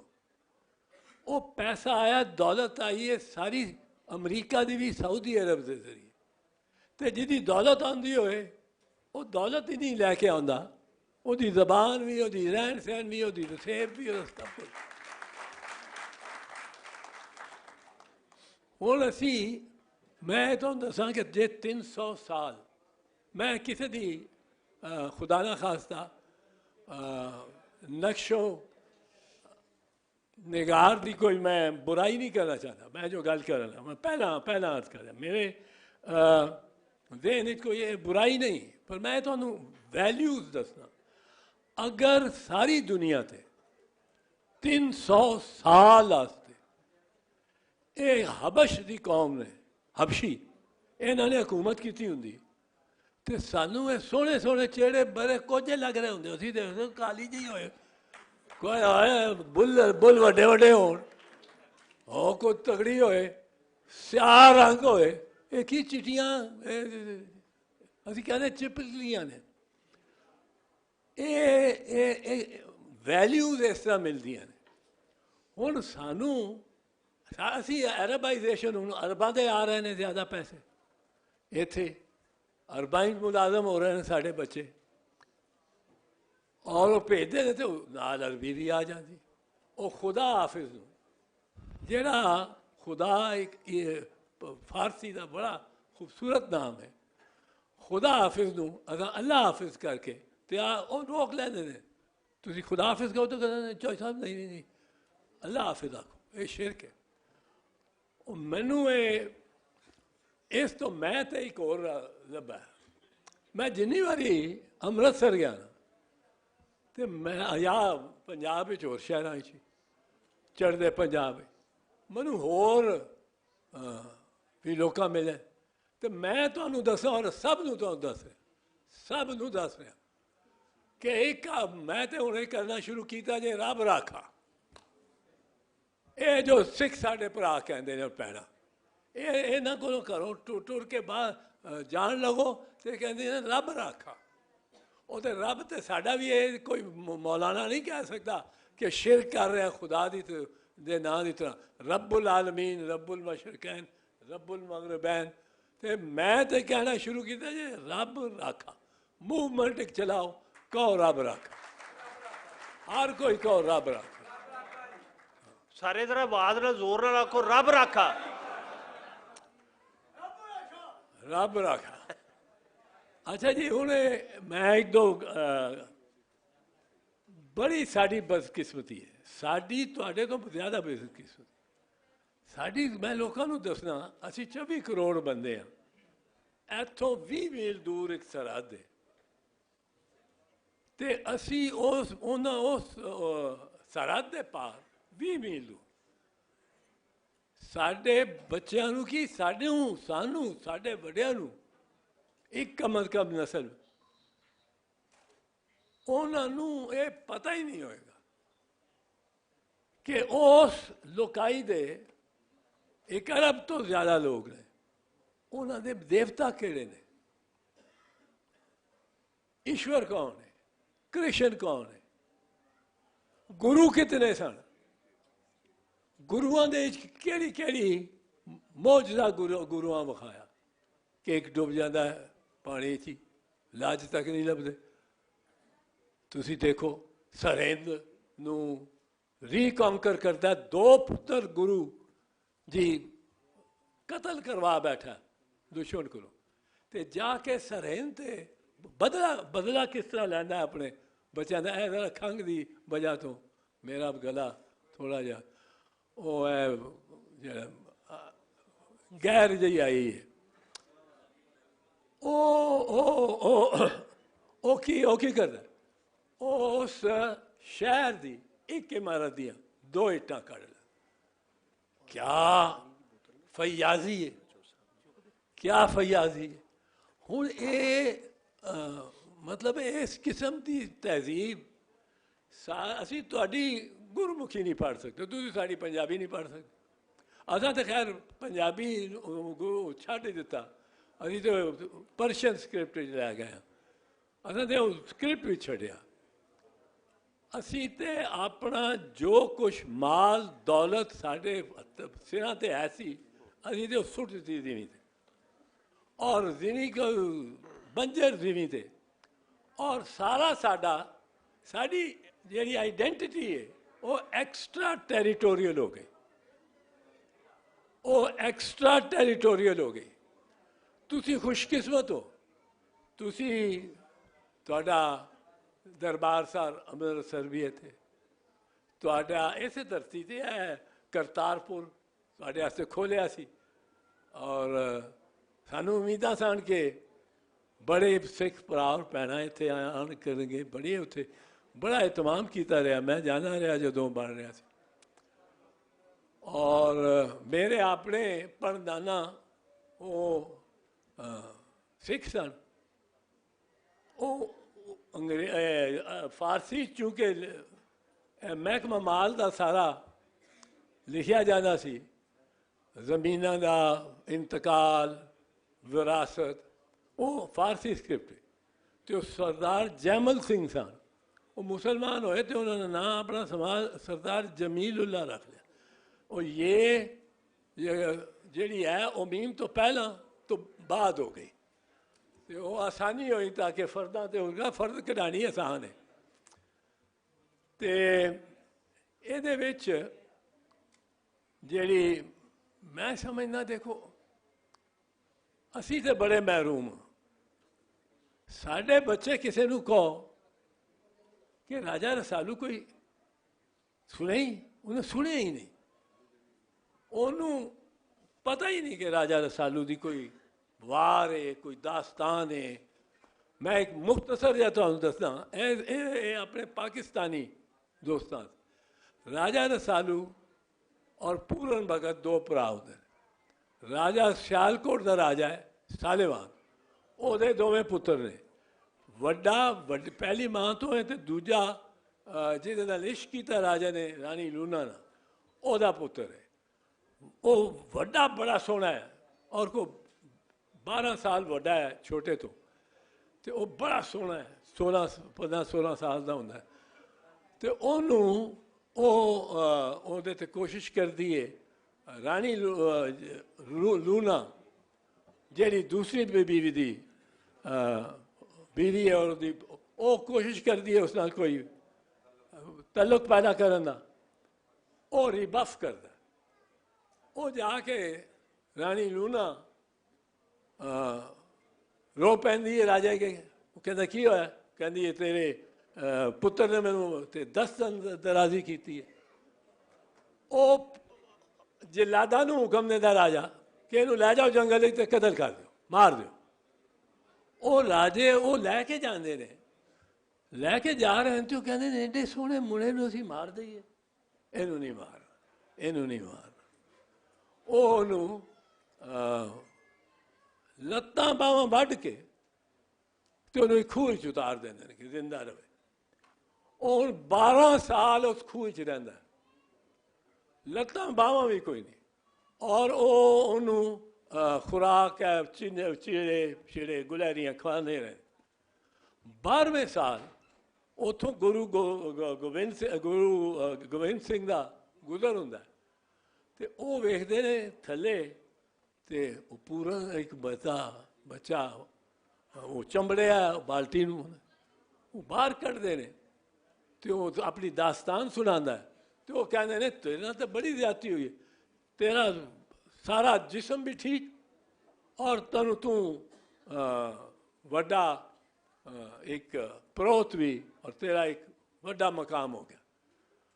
हुण पूरन अपने घर मापियां नूं मिलन नहीं उंज जांदा है सियालकोट, अपने सियालकोट 12 साल सो की प्यार है। पूरन जाके बगीचे जाइच बैठदा है, सुक्का बगीचा ते सारा एकदम हरा हो जाता, सारिया मझां टुर पैंदियां ने पूरन, सारिया भेडां टुर पैंदियां ने पूरन जिथे बैठा, चिड़ियां चहचहानियां, वो सारे वो जड़ा राजा और वो सारे देख के हैरान हो जाते हैं ये की होया। वो पता लगता है कि नेक बंदा आके बैठा है, राजा रानी सारे उत्थे पहुँचते हैं। वो जिदे कोई मंगता है कि मनु पुत्र चाहिए है, मनु ये वो देंदा, और रानी कहती है मनु लूना मेरे घर कोई नहीं पैदा होया, मेरे घर भी पुत्र दे। वो एक चावल का दाना तो एक चिड़ी की जबान जीभ वो देना कि तू खा तो 9 महीने बाद तेरे पुत्र होएगा, पर उसकी शर्त है 12 साल ना उसने अपने माँ बाप को देखना ना माँ बाप ने उन्होंने देखना, जे वो देखा जिस वे तो मर जाने। और ये कह के वो अपनी माँ को पछाण लैंदा और माँ भी उन्होंने पछाण लैंदी। वो माँ डरदी बोलती नहीं कि राजा कितने ये ना कहे कि मेरा हुक्म से तुसां दूली की है तेन मारो फिर जाके, तो he fades out into the wilderness. हुण रसालू पैदा होंदा है ते रसालू एक दास्तान है, दास्ताना ने पंजाब दियाँ, किसी पिंड जाके बला नाल लड़ रहा है, किसी पिंड जाके वो बच्चों को चुक के लै जाती है। वो 12 साल तो पहला वो इसरार करता कि मैनू माँ बाप दिखाओ, वो नहीं दिखाते, प्यो नू जिला वतन कर देना। हुण वो जाता है और रसालू की ये 60 औरतों नू कुड़ियां नू इकट्ठा पींग मतलब बड़ा ताकतवर है। और कितने जाना पिंड तो तुहानू पता साढ़े कहानियां ही औरतां हसदियां भी ने ते रोंदियां भी ने। वो औरत हसदी है तो रोंदी जाती है, तो कहना मासी तू हसदी क्यों तो तू रोंदी क्यों? कहती हसदी इसलिए कि मेरे 7 पुत्र सा, तो रोंदी इस गल कि 6 तो बला खा गई है, तो 7वें वास्ते मैं रोटियां पका रही हाँ, तो टोकरा रोटियां का होएगा तो उन्होंने बनया जाएगा, तो वो आके खा जाएगी अज रात। रसालू कहना मैं खिलौना वो, फिर वो बड़ी लड़ाई लड़ाई।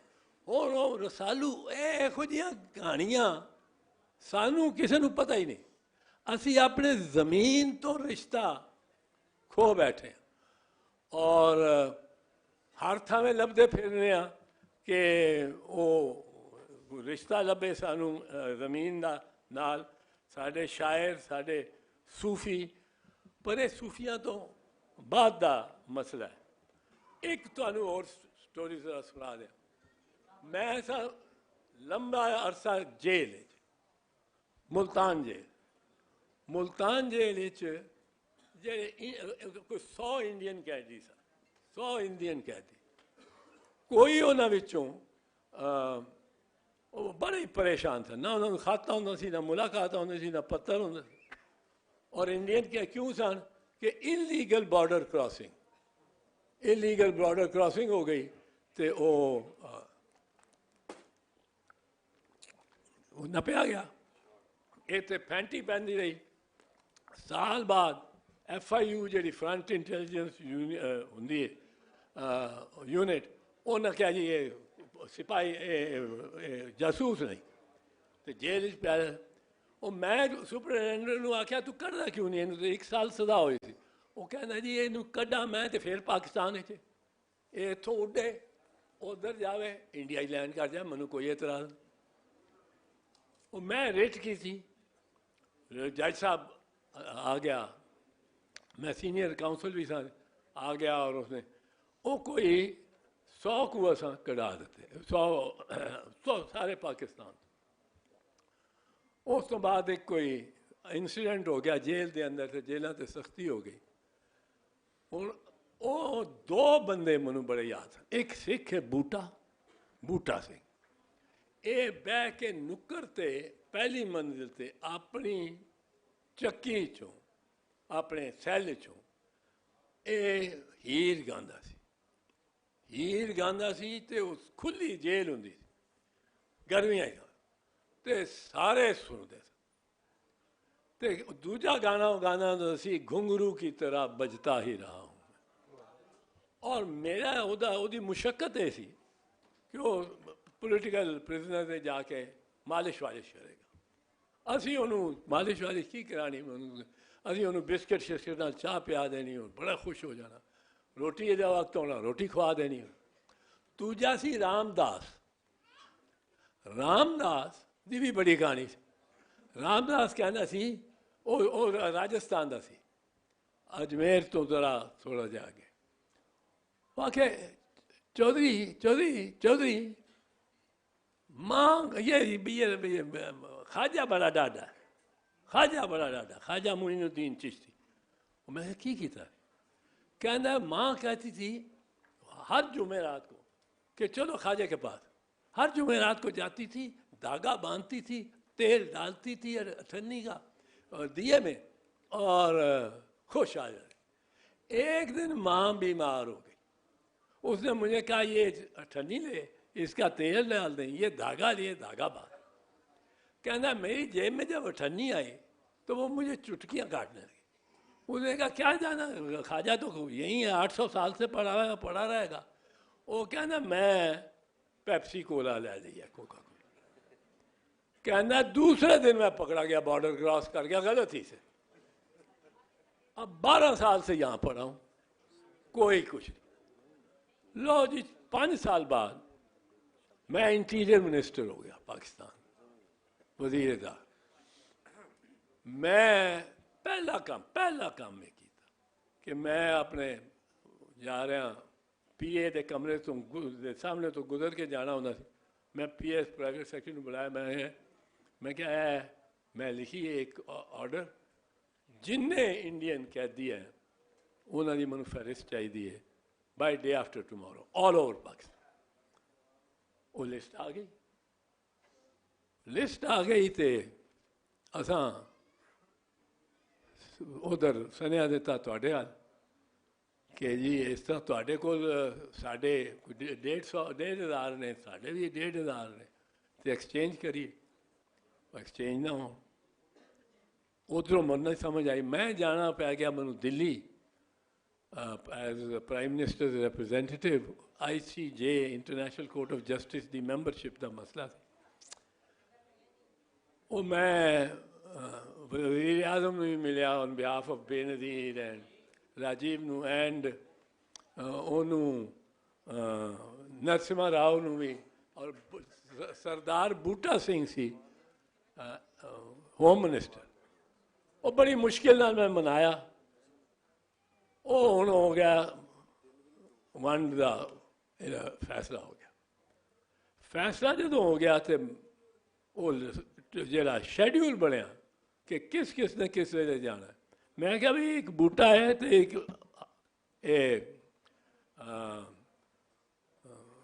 रामदास और बूटे नो तुसी एकदम VIP कर दो, उन्होंने पता लगे कि, और मेरी फ़ोन कॉल कर, मैं रामदास को फ़ोन किया। वो किसी पिछे उन्होंने कोई पता सी जेल के पिछवाड़े कुट पैंदी होएगी पई, कोई बुरे हाल सब साढ़े पाकिस्तानियों ने भी उधर इंज ही हाल था। वो समझते साने जसूस बन के इन्हों भेज दिता। दोवें पासे ने जुल्म। वो रामदास नूं ले आए एयर कंडीशन कमरे ਜ਼ਿੰਦਗੀ 'ਚ ਪਹਿਲੀ ਵਾਰ ਸੁਪਰਟੈਂਡੈਂਟ ਜੇਲ੍ਹ ਦੇ। ਤੇ ਉਹ ਮੈਨੂੰ ਕਹਿੰਦਾ ਹੈ, ਕੌਣ ਬੋਲਦਾ ਹੈ? मैं क्या, मैं एतजाज बोलना। कहना लगता तो मेरा चौधरी था, पर तू तो सुना तो जंत्री मंत्री हो गया है। मैं क्या मंत्री हो गया?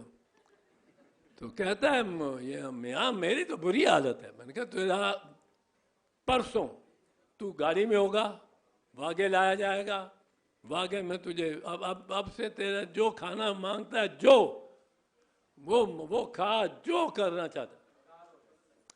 वो बूटे भी मैं उन्होंने वो पार हो गए। हूँ वो बूटा तो लभे नहीं। बूटे का एक कमाल सी, वो खेपिया सी, कपड़ा लैके जाना सी उधर से इधर से उधर से इधर। वो इत्थे फड़िया जाना सी तो बूटा मोहम्मद बूटा हो जाना सी, उत्थे फड़िया जाना सी तो बूटा सिंह हो जाना।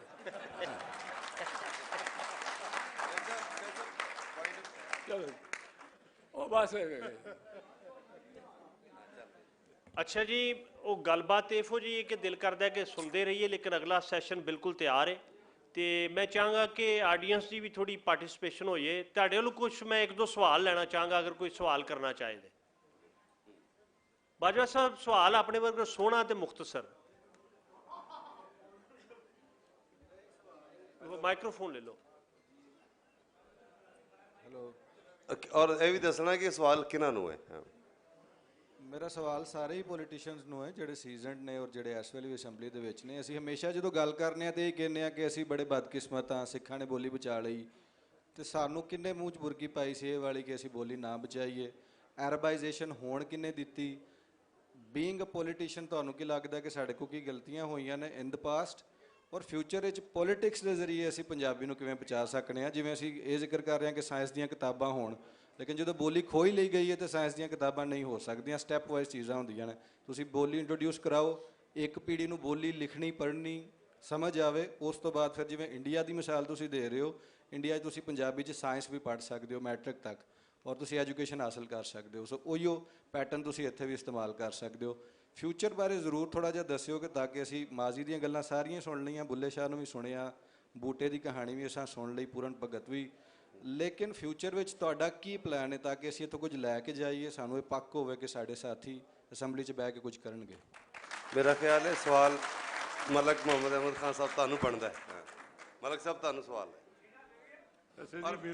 ਇੱਕ ਮੈਂ ਇਸ ਸਵਾਲ ਦੇ ਵਿੱਚ ਐਡ ਕਰ ਦਿਆਂ, ਇਕੱਠਾ ਹੀ ਜਵਾਬ ਦੇ ਦੇਣਾ। ਮੇਰਾ ਵੀ ਇੱਕ ਦੋ ਸਵਾਲ ਸਨ ਵਿੱਚ ਮੈਂ ਵੀ ਵਿੱਚ ਅੱਧਾ ਹਿੱਸਾ ਪਾ ਦੇਣਾ ਕਿ ਅਸੀਂ ਅਸੈਂਬਲੀ 'ਚ ਗਏ, ਤੁਸੀਂ ਪ੍ਰੋਸੀਡਿੰਗ ਕੀਤੀ, ਸਾਰਾ ਰੈਜ਼ੋਲੂਸ਼ਨ ਪੰਜਾਬ ਅਸੈਂਬਲੀ 'ਚ ਪਾਸ ਹੋਈ ਕਿ ਪੰਜਾਬੀ ਨੂੰ ਨਾਲ ਓਬਲੀਗ ਦੇ ਵਿੱਚ ਰਾਇਕੀ ਦਾ ਵੀ ਜ਼ਿਕਰ ਹੈ ਕਿ ਪੰਜਾਬੀ ਨੂੰ ਪਹਿਲੀ ਤੋਂ ਲੈ ਕੇ BA ਤੱਕ ਲਾਜ਼ਮੀ ਕੰਪਲਸਰੀ ਸਬਜੈਕਟ ਦੇ ਤੌਰ ਤੇ ਪੂਰੀ ਅਸੈਂਬਲੀ ਨੇ, ਸਾਰੇ ਮੈਂਬਰਸ ਨੇ ਸਹਿਮਤੀ ਦੇ ਨਾਲ, ਸਾਰੀਆਂ ਅਪੋਜੀਸ਼ਨ ਨੇ ਵੀ ਸਹਿਮਤੀ ਦੇ ਨਾਲ ਉਹ ਰੈਜ਼ੋਲੂਸ਼ਨ ਪਾਸ ਕੀਤੀ ਜੋ ਚੋਇਸ ਸਾਹਿਬ ਮਲਕ ਸਾਹਿਬ ਦੀ ਮੌਜੂਦਗੀ 'ਚ ਪਾਸ ਹੋਈ। ਇਹਦੀ ਅੱਗੋਂ ਪ੍ਰੋਸੀਜਰ ਕੀ ਹੈ? ਕਦੋਂ ਤੱਕ ਇਹ ਐਜ਼ ਏ ਸਬਜੈਕਟ ਲੱਗ ਜਾਏਗੀ? ਪਹਿਲੇ ਬਾਜਵਾ ਸਾਹਿਬ ਦਾ ਸਵਾਲ ਹੈ, ਅੱਗੋਂ ਮੇਰੀ ਗੱਲ ਨੂੰ ਤੁਸੀਂ ਤੋੜ ਦੇਣਾ। ਮੈਂ ਇਸੇ ਵਾਸਤੇ ਆਪਦੀ ਗੱਲਬਾਤ, ਕਿਉਂਕਿ ਮੇਰੇ ਵਾਸਤੇ ਚੋਈ ਸਾਹਿਬ ਕੋਲੋਂ ਸੁਣਨਾ ਮੇਰੇ ਜ਼ਿਆਦਾ ਫਾਇਦੇ 'ਚ ਬਜਾਏ ਕਿ ਮੈਂ ਚੋਈ ਸਾਹਿਬ ਦੇ ਬੈਠਿਆਂ ਕੋਈ ਗੱਲ ਕਰਾਂ।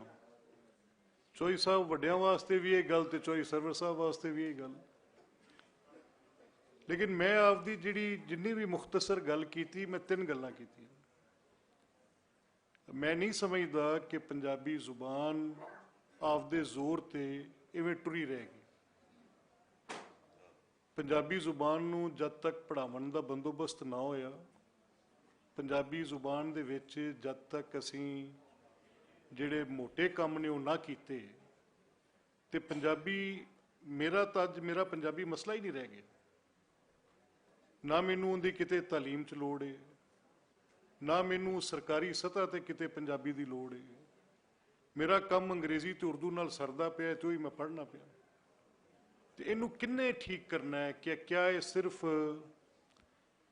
ਮਸਲਾ ਸਿਆਸਤਦਾਨਾਂ ਦੇ ਵੱਸ ਹੈ ਕਿ ਉਹਨਾਂ ਨੇ ਠੀਕ ਕਰਨਾ ਹੈ, ਜਾਂ ਇਹਦੇ 'ਚ ਐਕੈਡਮੀਆ ਵੀ ਆਵੇਗੀ, ਜਾਂ ਇਹਦੇ ਵਿੱਚ ਸੁਸਾਇਟੀ ਮਜਮੂਈ ਤੌਰ ਤੇ ਵੀ ਨਾਲ ਆਵੇਗੀ, ਇਕੱਠੀ ਹੋ ਕੇ ਆਵੇਗੀ। ਹੁਣ ਸੁਸਾਇਟੀ 'ਚ ਦਾ ਅਕਸ ਨਜ਼ਰ ਕਿਵੇਂ ਆਵੇਗਾ, ਕਿਵੇਂ ਦਿਸੇਗਾ ਕਿ ਸੁਸਾਇਟੀ 'ਚ ਪੰਜਾਬੀ ਦੀ ਇਹ ਮੰਗ ਹੈ। ਮੇਰਾ ਬੱਚਾ ਜਿਹੜਾ ਸਕੂਲ ਜਾ ਰਿਹਾ ਹੈ, ਮੈਂ ਅਗਰ ਬਹੁਤ ਇੱਕ ਉਤਲੇ ਤਬਕੇ 'ਚ ਟੁਰ ਗਿਆ ਤੇ ਮੈਂ ਉੱਥੇ ਆਪਦੇ ਘਰ 'ਚ ਪੰਜਾਬੀ ਬੋਲਣਾ, ਉਹ ਵੀ ਮੇਰਾ ਫੈਸ਼ਨ ਹੈ ਅੱਜ। ਤੇ ਜੇ ਮੈਂ ਕਿਤੇ ਥੱਲੇ ਫਸਿਆ ਤਬਕਾਤੀ ਜੰਗ 'ਚ, ਮੈਂ ਕਿਤੇ ਲੋਅਰ ਮਿਡਲ ਕਲਾਸ ਹਾਂ, ਜਾਂ ਮੇਰੇ ਕੋਲੋਂ ਜੇ ਆਪਦੇ ਕੋਲੋਂ ਉੱਥੇ ਨਹੀਂ ਉਪੜਿਆ ਗਿਆ ਜਿੱਥੇ ਲੋਕੀ ਪੈਸਿਆਂ ਨਾਲ ਤਗੜੇ ਜਾਂ ਰੁਤਬੇ ਨਾਲ ਜਾਂ ਉਹਦੇ ਨਾਲ ਤਗੜੇ ਨੇ, ਤੇ ਉੱਥੇ ਬੱਚੇ ਨੂੰ ਧੱਕੇ ਨਾਲ ਅੰਗਰੇਜ਼ੀ ਬੁਲਾਉਣਾ ਤੇ ਉਰਦੂ ਬੁਲਾਉਣਾ ਮੇਰਾ ਸਿਆਪਾ ਬਣਿਆ। ਮੈਂ ਫਸਿਆ, ਇਹ ਰਿਐਲਿਟੀ ਹੈ। ਹੁਣ ਇਹਦਾ ਮੇਰੇ ਨਜ਼ਦੀਕ ਜਿੰਦੇ ਵਸ ਜੋ ਹੈ ਉਹ ਕਰੇ। ਮੇਰੇ ਵਸ ਸੀ ਕਿ ਮੈਂ ਪੰਜਾਬੀ ਜ਼ੁਬਾਨ ਤੇ ਇੱਕ ਕਰਾਰਦਾਦ ਦੇਵਾਂ ਜਿਹਨੂੰ ਕਾਨੂੰਨ ਦੀ ਹਸੀਅਤ ਬਣ ਜਾਏ। ਇਹ ਵੀ ਤੁਹਾਡੀ ਇਤਲਾਹ ਲਈ, ਇਹ 72 ਸਾਲ 'ਚ ਇਹਨਾਂ ਅਸੈਂਬਲੀਆਂ ਦੀਆਂ ਰੈਜ਼ੋਲੂਸ਼ਨਾਂ ਦੀ ਬਾਈਂਡਿੰਗ ਫੋਰਸ ਨਹੀਂ ਸੀ।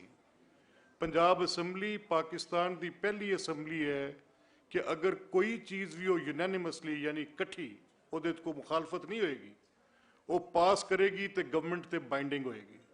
ਇਹ ਕਰਾਰਦਾਦ ਅਸੀਂ ਪਾਸ ਕਰਕੇ ਹਕੂਮਤ ਨੂੰ ਭੇਜਤੀ ਹੋਈ ਹੈ ਕਿ ਤੁਸੀਂ ਪਹਿਲੀ ਜਮਾਤ ਤੋਂ ਲੈ ਕੇ ਕਾਲਜ ਤੱਕ ਜਦੋਂ ਆਪਸ਼ਨਲ ਦੀ ਚੁਆਇਸ ਕਿਸੇ ਸਟੂਡੈਂਟ ਕੋਲ ਆ ਜਾਏ। ਮੈਨੂੰ ਇੱਕ ਮੌਲਵੀ ਸਾਹਿਬ ਮਿਲ ਗਏ, ਤੁਹਾਡਾ ਵਕਤ ਥੋੜਾ, ਮੈਂ ਗੱਲ ਮੁਖਸਰ ਕਰਾਂਗਾ। ਮੈਨੂੰ ਇੱਕ ਮੌਲਵੀ ਸਾਹਿਬ ਮਿਲ ਗਏ, ਮੈਂ ਉਹਨਾਂ ਨੂੰ ਕਿਹਾ ਤੁਸੀਂ ਮੇਰੇ ਵੱਡੇ ਭਾਈ ਹੋ, ਮੈਂ ਪੁੱਛਣਾ ਤੁਹਾਡਾ ਦਰਸ ਹੈ ਤੇ ਤੁਸੀਂ ਦਰਸ ਦੇ ਵਿੱਚ ਪਹਿਲੇ ਦਿਨ ਤੋਂ ਹੀ ਦਰਸ ਨਿਜ਼ਾਮੀ ਪੜ੍ਹਾਉਣ ਲੱਗ ਪਓਗੇ। ਤੁਸੀਂ ਇੱਕ ਬੱਚੇ ਨੂੰ ਫੈਸਲਾ ਕਰ ਲਿਆ, ਉਹਦੀ ਉਮਰ ਅਜੇ 4 ਸਾਲ ਹੈ, ਔਰ ਤੁਸੀਂ ਫੈਸਲਾ ਕਰ ਲਿਆ ਹੈ ਕਿ ਮੈਂ ਉਹਨੂੰ ਇਖਤਿਆਰ ਨਹੀਂ ਦੇਣਾ, ਔਰ ਮੈਂ ਪਹਿਲੇ ਦਿਨ ਹੀ ਤੈਅ ਕਰ ਲਿਆ ਕਿ ਇਹਨੇ ਆਲਮ ਬਣਨਾ ਹੈ। ਇਹ ਤੋੜ ਤੱਕ ਨਹੀਂ ਚੜੇਗਾ ਜਦ ਤੱਕ ਉਹਦੀ ਖੁਆਇਸ਼ ਵਿੱਚ ਸ਼ਾਮਲ ਨਹੀਂ ਹੋਏਗੀ, ਔਰ ਅਗਰ ਬਣੇਗਾ ਵੀ ਤੇ ਕੋਈ ਮੁਫੀਦ ਆਲਮ ਨਹੀਂ ਬਣੇਗਾ। ਮੇਰਾ ਖਿਆਲ ਹੈ ਕਿਤੇ ਵਿਗੜ ਜਾਏਗਾ। ਤੇ ਤੁਸੀਂ 10ਵੀਂ ਤੱਕ ਉਹਨੂੰ ਇੱਕੋ ਜਿਹੀ ਤਾਲੀਮ ਦਿਓ, ਉਹਨੂੰ ਸਾਇੰਸ ਵੀ ਪੜ੍ਹਾਓ, ਉਹਨੂੰ ਅੰਗਰੇਜ਼ੀ ਜਗਰਾਫੀਆ ਵੀ ਪੜ੍ਹਾਓ, ਉਹਨੂੰ ਦੀਨਿਆਤ ਵੀ ਪੜ੍ਹਾ ਲਓ। 10ਵੀਂ ਤੋਂ ਬਾਅਦ ਉਹਦੇ ਤੇ ਰਹਿਣ ਦਿਓ, ਜੋ ਉਹਨੇ ਲੈਣੀ ਹੋਏਗੀ ਤਾਂ ਅੱਗੇ ਤਾਲੀਮ ਇਸ ਪਾਸੇ ਲੈ ਲਏਗਾ। ਕਹਿਣ ਦਾ ਮੇਰਾ ਮਕਸਦ ਇਹ ਆ ਕਿ ਪੰਜਾਬੀ ਜ਼ੁਬਾਨ ਲਈ ਇਹਨਾਂ ਜ਼ੁਬਾਨਾਂ ਦਾ ਪਹਿਲੇ ਇੱਕ ਹਿਸਟੋਰੀਕਲ ਬੈਕਗਰਾਉਂਡ ਵੀ ਤੇ ਤੁਹਾਨੂੰ ਵੇਖਣਾ ਪੈਣਾ ਹੈ ਨਾ। ਜਿੰਨਾ ਤੁਹਾਡੇ ਕੋਲ ਵਾਫਰ ਖਜ਼ਾਨਾ ਤੇ ਵੱਡਾ ਖਜ਼ਾਨਾ ਤੇ ਬੜਾ ਦਿਲ ਨੂੰ ਲੱਗਣ ਵਾਲਾ ਖਜ਼ਾਨਾ, ਸ਼ਾਇਦ ਮੈਂ ਪੰਜਾਬੀ ਹਾਂ ਇਸ ਲਈ ਮੈਨੂੰ ਪੰਜਾਬੀ ਵਾਲਾ ਬਹੁਤ ਚੰਗਾ ਲੱਗਦਾ। ਮੁਮਕਿਨ ਹੈ ਬਾਕੀ ਜ਼ੁਬਾਨਾਂ 'ਚ ਵੀ ਇੰਝ ਹੋਏ। ਮੇਰੇ ਨਾਲ ਅਮਰੀਕਨ ਅੰਬੈਸਡਰ ਕਸੂਰ ਚਲੇ ਗਏ ਤੇ ਬੁੱਲੇ ਸ਼ਾਹ ਦਰਬਾਰ ਤੇ ਚਲੇ ਗਏ। ਉਹਨਾਂ ਦਾ ਕੋਈ ਉੱਥੇ ਪ੍ਰੋਜੈਕਟ ਸੀ ਵਾਟਰ ਟਰੀਟਮੈਂਟ ਦੇ ਹਵਾਲੇ ਨਾਲ। ਕਸੂਰ ਤੁਹਾਨੂੰ ਪਤਾ ਹੈ ਦੁਨੀਆ ਦੇ ਇਨਵਾਇਰਨਮੈਂਟ ਦੇ ਲਿਹਾਜ਼ ਨਾਲ ਗੰਦੇ ਤਰੀਨ ਸ਼ਹਿਰਾਂ 'ਚੋਂ ਇੱਕ ਸ਼ਹਿਰ ਹੈ। ਇਹ ਸਿਰਫ ਸਮੌਗ ਦਾ ਇਸ਼ੂ ਨਹੀਂ, ਉੱਥੇ ਜਿਹੜੇ ਉਹ ਟੈਨਰੀਜ਼ ਵਾਲੇ ਨੇ, ਉਹਨਾਂ ਨੇ ਸਾਡਾ ਜ਼ੇਰੇ ਜ਼ਮੀਨ ਪਾਣੀ ਕੰਟੈਮੀਨੇਟਡ ਕਰਤਾ ਹੈ। ਸਾਡੇ ਲੋਕ ਬਿਮਾਰੀਆਂ ਨਾਲ ਮਰਦੇ ਨੇ ਪਏ ਤੇ ਅਸੀਂ ਉਹਦੇ 'ਚ ਦੁਨੀਆ ਦੇ ਕੁਝ ਲੋਕਾਂ ਨੂੰ ਉੱਥੇ ਇਕੱਠਾ ਕੀਤਾ ਜਿਹਦੇ 'ਚ ਕੋਈ ਟਰੀਟਮੈਂਟ ਦੇ ਕੋਈ, ਤੇ ਅਮਰੀਕਨ ਅੰਬੈਸਡਰ ਵੀ ਉਸ ਵੇਲੇ, I am talking like 10-15 years back, Bulleh Shah ਦਰਬਾਰ ਤੇ 4-5 ਸ਼ੇਰ ਲਿਖੇ ਸਨ ਉਹਦੇ ਮਜ਼ਾਰ 'ਚ, ਬਿਲਕੁਲ ਜਿੱਥੇ ਉਹਨਾਂ ਦੀ ਸੀਟ ਹੈ ਇਸ ਵੇਲੇ ਉਹਦੇ ਬਿਲਕੁਲ ਉੱਤੇ। ਮੈਂ ਉਹਨਾਂ ਨੂੰ ਕਿਹਾ, ਮੈਂ ਕਿਹਾ ਆਪਣਾ ਅਮਰੀਕਨ ਕਨਸਟੀਟਿਊਸ਼ਨ ਦਾ ਟਾਈਮ ਦੇਖਣਾ। ਐਜ਼ ਆਈ ਰਿਮੈਂਬਰ ਕਿ ਜੈਫਰਸਨਸ ਸਪੀਚ ਵਾਜ਼ ਇਨ 1790s, ਤੇ ਤੁਸੀਂ, ਮੈਂ ਤੁਹਾਨੂੰ ਕਹਿਣ ਲੱਗਾ, ਇਹ ਸੱਚ ਆਖਿਆ ਭਾਂਬੜ ਮੱਚਦਾ ਹੈ, ਇਸ ਫਰੀडम ਆਫ ਐਕਸਪ੍ਰੈਸ਼ਨ। ਇਹ ਜਿਹੜਾ ਨਾਲ ਲਿਖਿਆ ਹੈ ਕਿ ਜ਼ਾਤ ਨਾ ਕੋਈ ਪੁੱਛੇ, ਇਹ ਰੇਸ ਰਿਲੀਜਨ ਕ੍ਰੀਡ ਵਾਲੀ ਗੱਲ ਕਰਦਾ ਪਿਆ ਕਿ ਇਹਦੇ ਤੇ ਕਿਸੇ ਕਿਸਮ ਦੀ ਡਿਸਕ੍ਰਿਮੀਨੇਸ਼ਨ ਨਹੀਂ ਹੋਣੀ।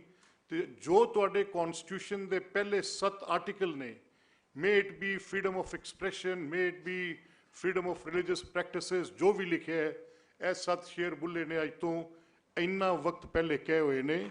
ਸਾਡੀ ਸੁਸਾਇਟੀ ਜ਼ਿੰਦਾ ਸੁਸਾਇਟੀ। ਮਕਸਦ ਮੇਰਾ ਸਿਰਫ ਹੈ ਕਿ ਤੁਸੀਂ ਤੇ ਮੈਂ ਰਲ ਕੇ, ਇਹ ਸਿਰਫ ਪੋਲੀਟੀਸ਼ੀਅਨਸ ਦਾ ਫੇਲੀਅਰ ਜ਼ਰੂਰ ਗਿਣਿਆ ਜਾ ਸਕਦਾ ਹੈ ਕਿ ਦੇ ਡਿਡ ਨਾਟ ਇਨੈਕਟ, ਲਾਅ ਨਹੀਂ ਬਣਾ ਸਕੇ, ਉਹ ਇੱਕ ਤਹਿਰੀਕ ਨਹੀਂ ਪੈਦਾ ਕਰ ਸਕੇ। ਜਿਵੇਂ ਚੋਈ ਸਾਹਿਬ ਕਿਹਾ ਜਾਂ ਘੁੰਮਣ ਸਾਹਿਬ ਕਹਿ ਰਹੇ ਸਨ, ਪੰਜਾਬੀ ਹੋਣ ਤੇ ਮੇਰੀ ਪਾਕਿਸਤਾਨੀਅਤ ਮੇਰੇ ਪੰਜਾਬੀ ਹੋਣ ਦੇ ਨਾਲ ਘੱਟ ਨਹੀਂ ਹੋ ਜਾਂਦੀ। ਮੈਂ ਜਿੰਨਾ ਡਾਈਵਰਸ ਹੋਵਾਂਗਾ, ਮੈਂ ਜਿੰਨੀ ਜ਼ਿਆਦਾ ਮੇਰੇ ਅੰਦਰ ਕੌਮਾਂ ਆਬਾਦ ਹੋ ਕੇ ਕੰਮ ਨੂੰ ਅੱਗੇ ਲੈ ਕੇ ਜਾਣਗੀਆਂ, ਉਹਨਾਂ ਇਹ ਸੋਹਣਾ ਹੁੰਦਾ ਜਾਏਗਾ। ਸੋ ਪੰਜਾਬੀ ਹੋਣ ਲਈ ਕੋਈ ਪਾਕਿਸਤਾਨੀਅਤ ਤੇ ਬੋਝ ਨਹੀਂ ਪੈਂਦਾ। ਇਹ ਤੁਹਾਡੀ ਗੱਲ ਠੀਕ ਹੈ। ਇਹਦੇ ਲਈ ਸ਼ੌਰੀ ਕੋਸ਼ਿਸ਼ ਅਸੀਂ ਕਰਨੇ ਆ ਪਏ, ਤੇ ਇਬਤਦਾ ਦੇ ਵਿੱਚ ਅਸੀਂ 2 ਕੰਮ ਕਰ ਗਏ ਆ। ਇੱਕ ਅਸੀਂ ਇਹ ਬੁਨਿਆਦ ਰੱਖ ਦਿੱਤੀ ਹੈ ਕਿ ਸਕੂਲਾਂ ਦੀ ਸਤ੍ਹਾ ਤੇ ਕਾਲਜ ਦੀ ਸਤ੍ਹਾ ਤੇ ਪੰਜਾਬੀ ਪੜ੍ਹਾਈ ਜਾਏ, ਔਰ ਫਿਰ ਕੋਈ ਐਸਾ ਬੋਰਡ, ਇਹ ਜਿਹੜਾ ਅਦਾਰਾ ਬਣਾਇਆ ਸੀ, ਇਹ ਪਤਾ ਨਹੀਂ ਕਿਉਂ ਕਲਚਰਲ ਬਣ ਗਿਆ। ਇਸ ਅਦਾਰੇ ਦਾ ਮਕਸਦ, ਇਹਦਾ ਤੁਸੀਂ ਕਾਨੂੰਨ ਕੱਢ ਕੇ ਪੜ੍ਹ ਲਓ ਅੱਜ, ਇਹ ਸਿਰਫ ਇਹਦਾ ਤਲਕ ਸਿਰਫ ਕਲਚਰਲ ਅਕਾਊਂਟ ਨਾਲ ਨਹੀਂ ਸੀ, ਉਹ ਵੀ ਬਹੁਤ ਜ਼ਰੂਰੀ ਹੈ, ਬਹੁਤ ਲਾਜ਼ਮੀ ਹੋਣਾ ਚਾਹੀਦਾ ਹੈ। ਲੇਕਿਨ ਇਸ ਪੰਜਾਬੀ ਇੰਸਟੀਚਿਊਟ ਦੇ ਐਕਟ ਦਾ ਮਤਲਬ ਇਹ ਵੀ ਸੀ, ਇਹਦੇ ਵਿੱਚ ਕਾਨੂੰਨ 'ਚ ਲਿਖਿਆ ਸੀ ਕਿ ਅਸੀਂ ਕੁਝ ਐਸੇ ਕੰਮ ਕਰਾਂਗੇ ਜਿਹੜੇ ਜਦੀਦ ਜਿਹੜੀਆਂ ਬਾਕੀ ਸਾਡੀਆਂ ਜ਼ਰੂਰਤਾਂ ਨੇ, ਜਿਹਦੇ 'ਚ ਸਾਇੰਸ ਹੈ, ਜਿਓਗ੍ਰਾਫੀ ਹੈ, ਜਿਹਦੇ 'ਚ ਸਾਡੇ ਡਿਫਰੈਂਟ ਅਦਰ ਜਿਹੜੇ ਅੱਜ ਦੇ ਦੌਰ ਦੇ ਅਲੂਮ ਨੇ, ਉਹਨਾਂ ਸਾਰਿਆਂ ਨੂੰ ਪੰਜਾਬੀ ਜ਼ੁਬਾਨ ਦੇ ਵਿੱਚ ਕੋਈ ਉਹਨਾਂ ਦੇ ਕਾਇਦੇ ਕਿਤਾਬਾਂ ਵੀ ਬਣਨਗੀਆਂ। ਲੇਕਿਨ ਇਹ ਬਦਕਿਸਮਤੀ ਨਾਲ ਇੱਕ ਰੇਡੀਓ ਸਟੇਸ਼ਨ ਦੀ ਹੱਦ ਤੱਕ, ਔਰ ਬੜੀ ਮਿਹਨਤ ਕੀਤੀ ਉਹ ਸ਼ਗੁਫਤਾ ਸਾਹਿਬਾਂ ਨੇ ਵੀ, ਮੈਂ ਮਿਲਦਾ ਰਿਹਾ, ਬਟ ਆਪਣੇ ਆਪਣੇ ਸਫੇਰੇ 'ਚ ਕਰਦੇ ਰਹੇ, ਤੇ ਉਮੀਦ ਹੈ ਰਲ ਕੇ ਕਰਾਂਗੇ ਤੇ ਠੀਕ ਹੋ ਜਾਏਗਾ। ਹੋਰ ਜੀ ਕੋਈ ਸਵਾਲ? ਅਗਰ ਮਾਈਕ੍ਰੋਫੋਨ ਜ਼ਰਾ ਦੇਣਾ ਜੀ। ਹਾਂਜੀ ਬੋਲਦੇ ਹੋ, ਆਪਣਾ ਨਾਮ ਦੱਸੋ ਉੱਚੀ।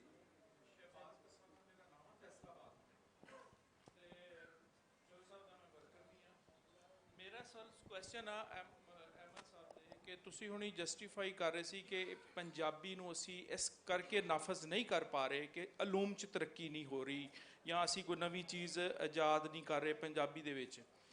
ਤੇ ਜਦੋਂ ਇੱਕ ਹਿਸਟਰੀ ਪੜ੍ਹੀਏ, ਇੰਡਸ ਸੈਗਾ ਵੀ ਪੜ੍ਹੀ ਹੈ ਮੈਂ ਆਜ਼ਾਦ ਹਸਨ ਸਾਹਿਬ ਦੀ, ਜਦੋਂ ਯਾਨੀ ਕਿ ਨੋਮੈਡਿਕਸ ਕਬਾਇਲ ਜਿਹੜੀਆਂ ਡਿਵੈਲਪ ਸੁਸਾਇਟੀਆਂ ਨੂੰ ਕਬਜ਼ਾ ਕਰ ਲੈਂਦੇ ਸੀ, ਤੇ ਉਦੋਂ ਤੇ ਉਹ ਜਿਹੜੇ ਆਉਂਦੇ ਸੀ ਕਬਾਇਲ, ਉਹਨਾਂ ਦੀ ਕੋਈ ਤਰੱਕੀ ਨਹੀਂ ਸੀ ਹੁੰਦੀ ਅਲੂਮ 'ਚ ਤੇ ਲਿਟਰੇਚਰ 'ਚ, ਤੇ ਉਦੋਂ ਉਹ ਚੰਗੀ ਭਲੀ ਤਰੱਕੀ ਯਾਫਤਾ ਕੌਮਾਂ ਨੂੰ ਜਦੋਂ ਦਬਾ ਲੈਂਦੇ ਸੀ, ਤੇ ਉਦੋਂ ਆਪਣੀ ਜ਼ੁਬਾਨ ਨਾਫਜ਼ ਕਰ ਦਿੰਦੇ ਸੀ ਉਸ ਇਲਾਕੇ 'ਚ।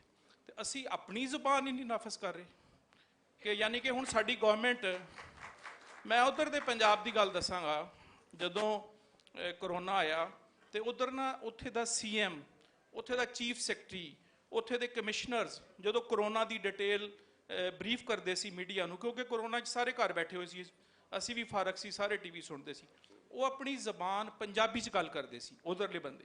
ਲੇਕਿਨ ਸਾਡਾ ਇੱਥੇ ਦਫ਼ਤਰ 'ਚ ਚਲ ਜਾਓ ਕਿ ਕਲਰਕ ਵੀ ਉਰਦੂ ਬੋਲਣ ਲੱਗ ਜਾਂਦਾ, ਜੱਜ ਸਾਹਿਬ ਵੀ ਉਰਦੂ ਬੋਲਦੇ ਨੇ, ਈਵਨ ਕਿ ਐਜ਼ ਏ ਵਕੀਲ ਅਸੀਂ ਜੱਜ ਨੂੰ ਬੜੀ ਤਰੀਕੇ ਨਾਲ ਕਮਿਊਨੀਕੇਟ ਕਰ ਹੀ ਨਹੀਂ ਸਕਦੇ ਅਗਰ ਅਸੀਂ ਸਾਡੀ ਇੰਡੀਜਨਸ ਲੈਂਗੁਏਜ ਨਿਰਧਾਰਿਤ ਕਰਨਾ ਹੋਵੇ।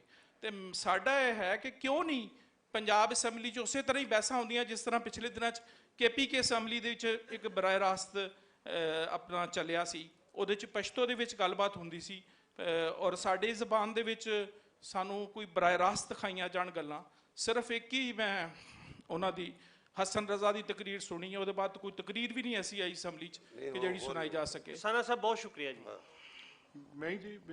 ਮੈਂ ਜੀ ਤੁਹਾਡੀ ਪਹਿਲੀ ਗੱਲ ਦਾ ਤਾਂ ਮੇਰੇ ਖਿਆਲ ਦੇ ਮੁਤਾਬਿਕ ਇਹਨੂੰ ਤੁਸੀਂ ਇੰਡਸ ਸਾਗਾ ਦਾ ਹਵਾਲਾ ਵੀ ਦਿੱਤਾ ਹੈ, ਉਹਦੇ ਮੁਸੰਨਫ ਵੀ ਸਾਡੇ ਕੋਲ ਹੀ ਬੈਠੇ ਹੈ, ਮੇਰੇ ਤੋਂ ਬਿਹਤਰ ਗੱਲ ਤੇ ਤੁਹਾਨੂੰ ਇਹ ਦੱਸ ਸਕਦੇ। ਲੇਕਿਨ ਜਿਹੜੇ ਤਲਵਾਰ ਦੇ ਜ਼ੋਰ ਤੇ ਮੁਲਕਾਂ ਤੇ ਕਬਜ਼ੇ ਸਨ, ਜਾਂ ਬੰਦੂਕ ਦੇ ਜ਼ੋਰ ਤੇ ਮੁਲਕਾਂ ਦੇ ਕਬਜ਼ੇ ਸਨ, ਉਹ ਸ਼ਾਇਦ ਹੁਣ ਅੱਜ ਦੇ ਦੌਰ ਵਿੱਚ ਤਾਂ ਜਿਹੜਾ ਵੀ ਮੁਲਕ ਹੈ ਉਹ ਇਲਫਾਜ਼ ਤੇ ਤਸ਼ਕੀਲ ਦਿੱਤਾ ਜਾਂਦਾ ਹੈ। ਸ਼ਾਇਦ ਕੋਈ ਹੁਣ ਕੋਈ ਫਰਕ ਪੈਸਿਆਂ ਨਾਲ ਪੈ ਜਾਂਦਾ ਹੋਵੇ, ਜਿਵੇਂ ਉਹਨਾਂ ਦੀ ਅਰਬਨਾਈਜੇਸ਼ਨ ਦੀ ਗੱਲ ਚੋਈ ਸਾਹਿਬ ਨੇ ਕੀਤੀ, ਬੜੀ ਮੰਤਕੀ ਤੇ ਦਲੀਲ ਵਾਲੀ ਗੱਲ ਹੈ, ਫਰਕ ਪੈ ਜਾਂਦਾ ਹੈ। ਲੇਕਿਨ ਅੱਜ ਦਾ ਜਿਹੜਾ ਮੁਆਸ਼ਰਾ ਹੈ, ਅਸੀਂ ਇਹ ਲਫ਼ਜ਼ਾਂ ਤੇ ਤਸ਼ਕੀਲ ਦਿੰਦੇ। ਤੁਹਾਡੀ ਗੱਲ ਦਰੁਸਤ ਹੈ ਕਿ ਮੇਰੀ ਪੰਜਾਬ ਅਸੈਂਬਲੀ 'ਚ ਪੰਜਾਬੀ 'ਚ ਤਕਰੀਰ ਬਹੁਤ ਘੱਟ ਹੈ, ਬਟ ਕਰਨ ਵਾਲੇ ਹੈ ਨੇ। ਇਸੇ ਤਰ੍ਹਾਂ ਤੁਹਾਡੀ ਇਹ ਵੀ ਗੱਲ ਠੀਕ ਹੈ ਕਿ ਜਿਸ ਵੇਲੇ ਪ੍ਰੈਸ ਬਰੀਫਿੰਗਸ ਹੁੰਦੀਆਂ, ਅਸੀਂ ਪੰਜਾਬੀ 'ਚ ਗੱਲ ਕਿਉਂ ਨਹੀਂ ਕਰਦੇ, ਅਸੀਂ ਅੰਗਰੇਜ਼ੀ ਉਰਦੂ ਦਾ ਸਾਰਾ ਕਿਉਂ ਲੈਂਦੇ ਹਾਂ, ਇਹ ਗੱਲ ਠੀਕ ਹੈ। ਮੈਂ ਸ਼ਾਇਦ ਇਹਦੀ ਵਜ੍ਹਾ ਇਹ ਤਲਾਸ਼ ਕੀਤੀ ਹੈ ਕਿ ਜਦੋਂ ਤੁਹਾਡੀ ਤਾਲੀਮ ਦੀ ਜਿਹੜੀ ਤੁਹਾਡੀ ਜੜ੍ਹ ਹੈ, ਉੱਥੇ ਸ਼ਾਇਦ ਤੁਹਾਡੇ ਕੋਲ ਅਗਰ ਪੰਜਾਬੀ ਇੱਕ ਮੀਡੀਅਮ ਦੇ ਤੌਰ ਤੇ ਅਵੇਲੇਬਲ ਹੁੰਦਾ, ਤੇ ਸ਼ਾਇਦ ਅਸੀਂ ਇੰਨੇ ਡਾਈਵੋਰਸ ਨਾ ਹੁੰਦੇ ਇਸ ਜ਼ਬਾਨ ਕੋਲ। ਅਸੀਂ ਹੋ ਗਏ, ਵਾਪਸ ਉਸ ਪਾਸੇ ਟੁਰਨਾ ਜ਼ਰੂਰੀ ਹੈ। ਬੜੀ ਅੱਛੀ ਗੱਲ ਕੀਤੀ ਭਾਈ ਸਾਹਿਬ ਨੇ, ਮੈਂ ਇਸ ਗੱਲ ਨੂੰ ਐਪਰੀਸ਼ੀਏਟ ਕਰਨਾ ਕਿ ਜਿੰਨੀ ਦੇਰ ਤੱਕ ਅਸੀਂ ਪੰਜਾਬੀ ਦੇ ਉਹ ਬੁਨਿਆਦੀ ਜਿਹੜੇ ਕਿਸੇ ਵੀ ਜ਼ੁਬਾਨ ਦੇ ਲਿਟਰੇਚਰ ਲਈ, ਉਹਦੀ ਤਾਲੀਮ ਐਜੂਕੇਸ਼ਨ ਲਈ, ਉਹਦੇ ਕਾਇਦੇ ਸਪਾਰੇ ਲਈ ਉਹਨੂੰ ਕੁਛ ਨਾ ਕੁਛ ਸਾਨੂੰ ਉਹਨੂੰ ਕੋਈ ਰੰਗ ਦੇਣਾ ਪੈਣਾ। ਹੁਣ ਪੰਜਾਬੀ ਜ਼ੁਬਾਨ ਗੁਰਮੁਖੀ 'ਚ ਜਾਂ ਪੰਜਾਬੀ ਜ਼ੁਬਾਨ ਪਰਸ਼ੀਅਨ ਇਟੈਲਿਕ 'ਚ ਮੈਂ ਉਹਨੂੰ ਲਿਖਾਂ ਤੇ ਮੈਂ ਕਿੰਝ ਲਿਖਾਂ? ਮੈਂ ਫਸਿਆ ਇਸ ਗੱਲ 'ਚ। ਹੁਣ ਮੇਰੇ ਵਾਸਤੇ ਮੁਸ਼ਕਿਲ ਹੈ, ਜਿਹਨੇ ਪੰਜਾਬੀ ਨਹੀਂ ਪੜ੍ਹੀ ਉਹ ਕਿੰਝ ਪੜ੍ਹੇਗਾ? ਜਦ ਤੱਕ ਉਹਦਾ ਕਾਇਦਾ ਨਾ ਹੋਵੇ, ਜਦ ਤੱਕ ਕੋਈ ਸਿਲਸਿਲਾ ਨਾ ਬਣੇ, ਤੇ ਪਹਿਲੀ ਨੀਂਹ ਰੱਖਣੀ ਤਾਂ ਸਾਨੂੰ ਸਕੂਲ ਦੀ ਸਤ੍ਹਾ ਤੇ ਪੈਣੀ ਹੈ। ਅਸੈਂਬਲੀ ਦੇ ਵਿੱਚ ਤੁਸੀਂ ਸ਼ਾਇਦ ਪਹਿਲੇ ਨਹੀਂ ਸੀ ਹੁੰਦਾ, ਪੰਜਾਬ ਅਸੈਂਬਲੀ ਦੇ ਅੰਦਰ ਇਹ ਮਸਲਾ ਸੀ, ਪਤਾ ਨਹੀਂ ਕਿਉਂ ਸੀ, ਲੇਕਿਨ ਹੁਣ ਪਹਿਲੀ ਦਫਾ ਇਹਨੂੰ 17 ਸਾਲਾਂ 'ਚ ਅਸੀਂ ਲਾਈਵ ਸਟ੍ਰੀਮਿੰਗ ਤੇ ਲੈ ਗਏ ਹਾਂ। ਜਿਹੜਾ ਵੀ ਕੋਈ ਲਫ਼ਜ਼ ਹੁਣ ਉੱਥੇ ਬੋਲਿਆ ਜਾਂਦਾ ਹੈ ਉਹ ਅਵੇਲੇਬਲ ਹੈ ਔਨ ਨੈਸ਼ਨਲ ਮੀਡੀਆ, TV ਤੇ ਵੀ ਚੱਲਦਾ ਹੈ ਔਰ it is available on the websites. ਤੇ ਉੱਥੇ ਹੁਣ ਪੰਜਾਬੀ 'ਚ ਤੁਸੀਂ ਦੇਖੋਗੇ ਬਹੁਤ ਸਾਰੇ ਦੋਸਤ ਉੱਥੇ ਤਕਰੀਰਾਂ ਪੰਜਾਬੀ 'ਚ ਕਰਦੇ ਨੇ। ਤੇ ਇਹ ਬਰਕੈਫ ਤੁਸੀਂ ਗੱਲਾਂ ਜਿੰਨੀਆਂ ਕੀਤੀਆਂ ਨੇ, ਇਹਨਾਂ ਨਾਲ ਇਤਰਾਜ਼ ਕੋਈ ਨਹੀਂ ਭਾਈ, ਠੀਕ ਨੇ। ਸਾਡਾ ਸੈਸ਼ਨ ਜੀ ਬਿਲਕੁਲ ਚੁੱਕੇ ਆਖਰ ਤੇ ਸ਼ੁਰੂ ਹੋਇਆ ਸੀ, ਤੇ ਸਵਾਲ ਤੇ ਬਹੁਤ ਸਾਰਾ ਹੋ ਸਕਦੇ ਨੇ। ਇਨਸ਼ਾਅੱਲਾ ਕਿਸੇ ਅਗਲੀ ਵਾਰੀ ਸਹੀ ਸਵਾਲ ਦਾ ਮੈਂ ਸੈਸ਼ਨ ਚੌਧਰੀ ਇਤਜ਼ਾਜ਼ ਅਹਿਸਨ ਸਾਹਿਬ ਤੋਂ ਪਹਿਲਾਂ ਚੌਧਰੀ ਸਰਵਰ ਸਾਹਿਬ ਨੂੰ ਕਹਾਂਗਾ ਆਖਰੀ 5 ਮਿੰਟ ਨੇ ਸਾਡੇ ਕੋਲ, ਚੌ ਸਾਹਿਬ ਕੋ ਗੱਲ ਕਰਨ ਤੇ ਫਿਰ ਇਤਜ਼ਾਜ਼ ਸਾਹਿਬ ਤੋਂ ਉਸ ਤੋਂ ਬਾਅਦ ਅਸੀਂ ਸੈਸ਼ਨ ਮੁਕਾਂਗੇ। ਰੱਬ ਰਾਖਾ ਅਸੀਂ ਸਾਰੇ ਮਿਲ ਕੇ ਕਹਾਂਗੇ। 5 ਮਿੰਟ ਤਿੰਨਾਂ ਪੰਜਾਂ ਤੇ ਤਿੰਨਾਂ ਤਕਸੀਮ ਹੋ ਗਿਆ ਤੇ 1.5 ਮਿੰਟ ਰਹਿ ਗਿਆ। ਨਹੀਂ ਆਹੋ ਇੰਝ ਹੀ ਹੈ। ਅਸਲ 'ਚ ਮੈਂ ਕੋਈ ਹਿਸਾਬ ਕਿਤਾਬ 'ਚ ਥੋੜਾ ਜਿਹਾ ਕਮਜ਼ੋਰ ਹਾਂ। 1.5 ਮਿੰਟ ਜਾਂ 2 ਮਿੰਟ? 2 ਮਿੰਟ ਲਓ। ਪਹਿਲੀ ਗੱਲ ਜਿਹੜੀ ਹੈ ਨਾ ਜੀ, ਪੱਕੀ ਗੱਲ ਜਿਹੜੀ ਆ, ਆਪਣੇ ਪੱਲੇ ਬੰਨ੍ਹ ਲਓ। ਇਹ ਇਨਸਾਫ ਇਸ ਮੁਲਕ 'ਚ ਉਦੋਂ ਹੋਣਾ ਜਦੋਂ ਹਰ ਚੀਜ਼ 'ਚ ਇਨਸਾਫ ਮਿਲਣ ਲੱਗ ਪਿਆ, ਤੇ ਪੰਜਾਬੀ ਨੂੰ ਵੀ ਫਿਰ ਜ਼ਬਾਨ ਨੂੰ ਵੀ ਇਨਸਾਫ ਮਿਲ ਜਾਊ। ਤੁਸੀਂ ਅੱਜ ਹੀ ਦੇਖ ਲਓ, ਮੁਸਲਿਮ ਲੀਗ ਨੂਨ ਮਰਕਜ਼ 'ਚ ਵੀ ਹੈਗੀ ਆ ਇਕਤਦਾਰ ਤੇ ਪੰਜਾਬ 'ਚ ਵੀ, ਉਹਨਾਂ ਅੱਗੇ ਪਾਣੀ ਦੀਆਂ 2 ਬੋਤਲਾਂ ਪਈਆਂ ਨੇ। ਪੀਪਲ ਪਾਰਟੀ ਸਿਰਫ ਪੀਪਲ ਪਾਰਟੀ ਸਿੰਧ 'ਚ ਹੈਗੀ ਆ, ਛੋਟੇ ਸੂਬੇ 'ਚ ਆ, ਉਹਨਾਂ ਅੱਗੇ 1 ਬੋਤਲ ਆ। ਮੀਡੀਆ ਦਾ ਚੂੰਕਿ ਰੋਬ ਦਬਦਬਾ ਬਹੁਤ ਹੈ, ਉਹਨਾਂ ਅੱਗੇ ਵੀ 1 ਬੋਤਲ ਪਈ ਆ। ਮੈਂ ਆਵਾਮ ਆ ਤੇ ਪਾਣੀ ਤੋਂ ਵੀ ਖਾਲੀ। ਚੌ ਸਾਹਿਬ ਦੀ ਬੋਤਲ ਥੱਲੇ ਡਿੱਗ ਪਈ ਸੀ, ਬੋਤਲ ਪਈ ਸੀ।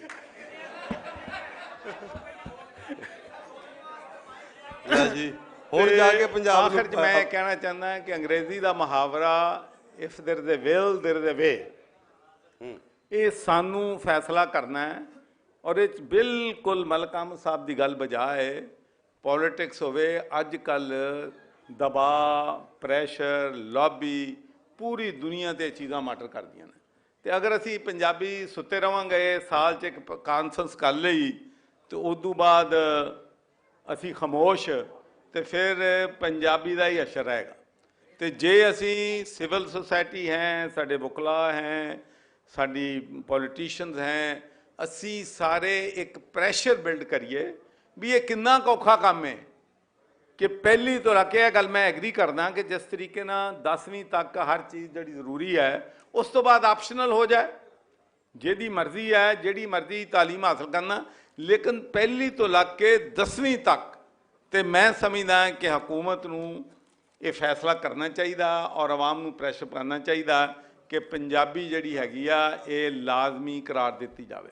ਇੱਕ ਗੱਲ ਬੜੀ ਅਹਿਮ ਜੇ, ਇਹ ਬਿਲਕੁਲ ਇਤਜ਼ਾਜ਼ ਸਾਹਿਬ ਨੇ ਵੀ ਕੀਤੀ ਹੈ, ਅਹਿਮਦ ਸਾਹਿਬ ਨੇ ਵੀ ਕੀਤੀ ਹੈ, ਕਿ ਜਦੋਂ ਚੀਜ਼ਾਂ ਫਿਰ ਹੁਣ ਸਾਸੀ ਲੋਕ ਤੇ ਇੰਗਲੈਂਡ ਜਾ ਕੇ ਵੀ ਪੰਜਾਬੀ ਦਾ ਝੰਡਾ ਚੱਕੀ ਰੱਖਿਆ, ਹਾਂਜੀ, ਤੇ ਉੱਥੇ ਵੀ ਪੰਜਾਬੀ ਕਾਨਫਰੰਸਾਂ ਕਰਾ ਛੱਡੀਆਂ, ਸਕਾਟਲੈਂਡ 'ਚ ਵੀ, ਗਲਾਸਗੋ 'ਚ ਵੀ। ਲੇਕਿਨ ਅਗਲੀ ਜਿਹੜੀ ਜਨਰੇਸ਼ਨ ਆਏਗੀ, ਅਗਰ ਤਾਲੀਮੀ ਨਿਸਾਬ 'ਚ ਸ਼ਾਮਲ ਨਾ ਹੋਇਆ ਤੇ ਫਿਰ ਪੰਜਾਬੀ ਜ਼ਬਾਨ ਨੂੰ ਦੁਬਾਰਾ ਰੀਕੈਪਚਰ ਕਰਨਾ ਬਹੁਤ ਮੁਸ਼ਕਲ ਹੋ ਜਾਏਗਾ।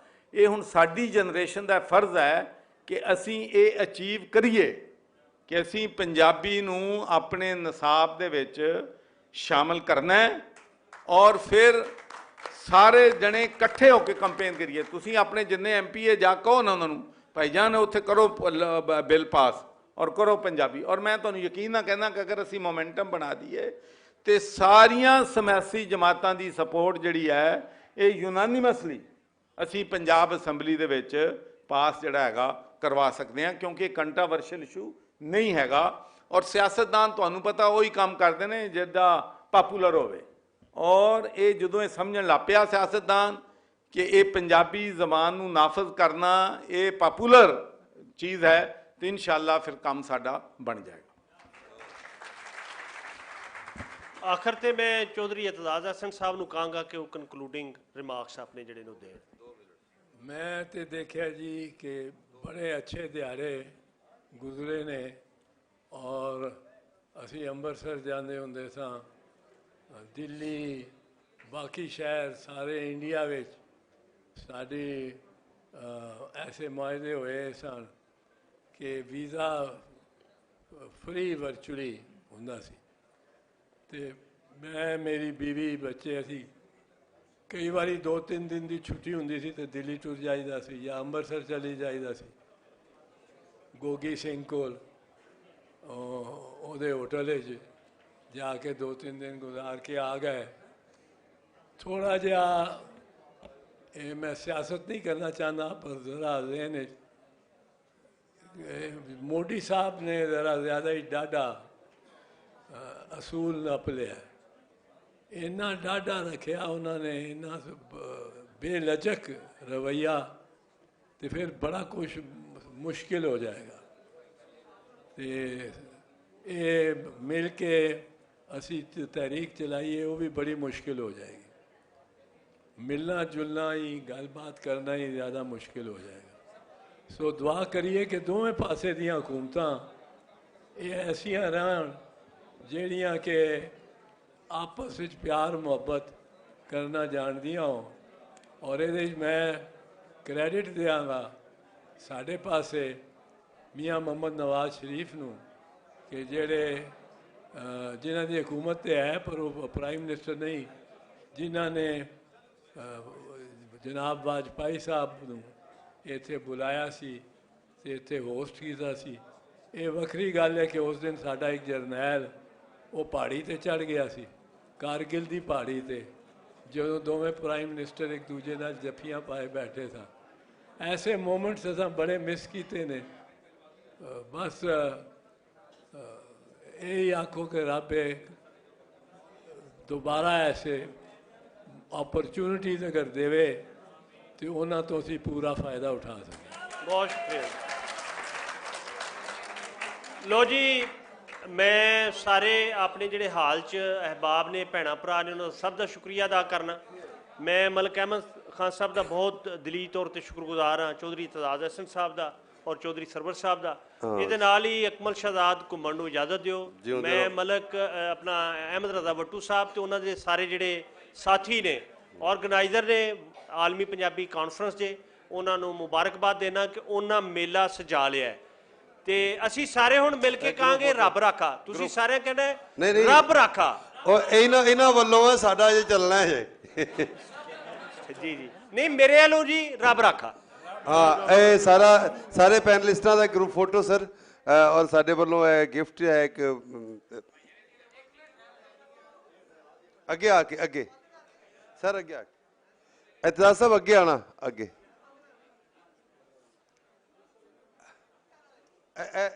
टेबल्स दे अगे आना जी सर।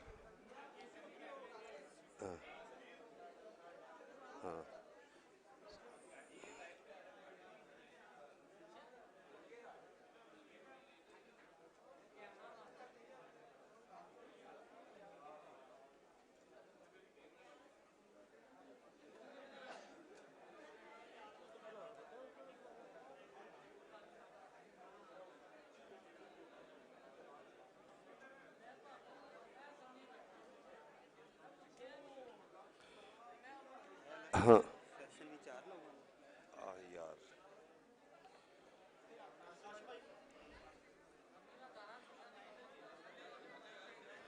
दोस्तों सब अपनी अपनी नशिस्तां ते तशरीफ रखो। है बहुत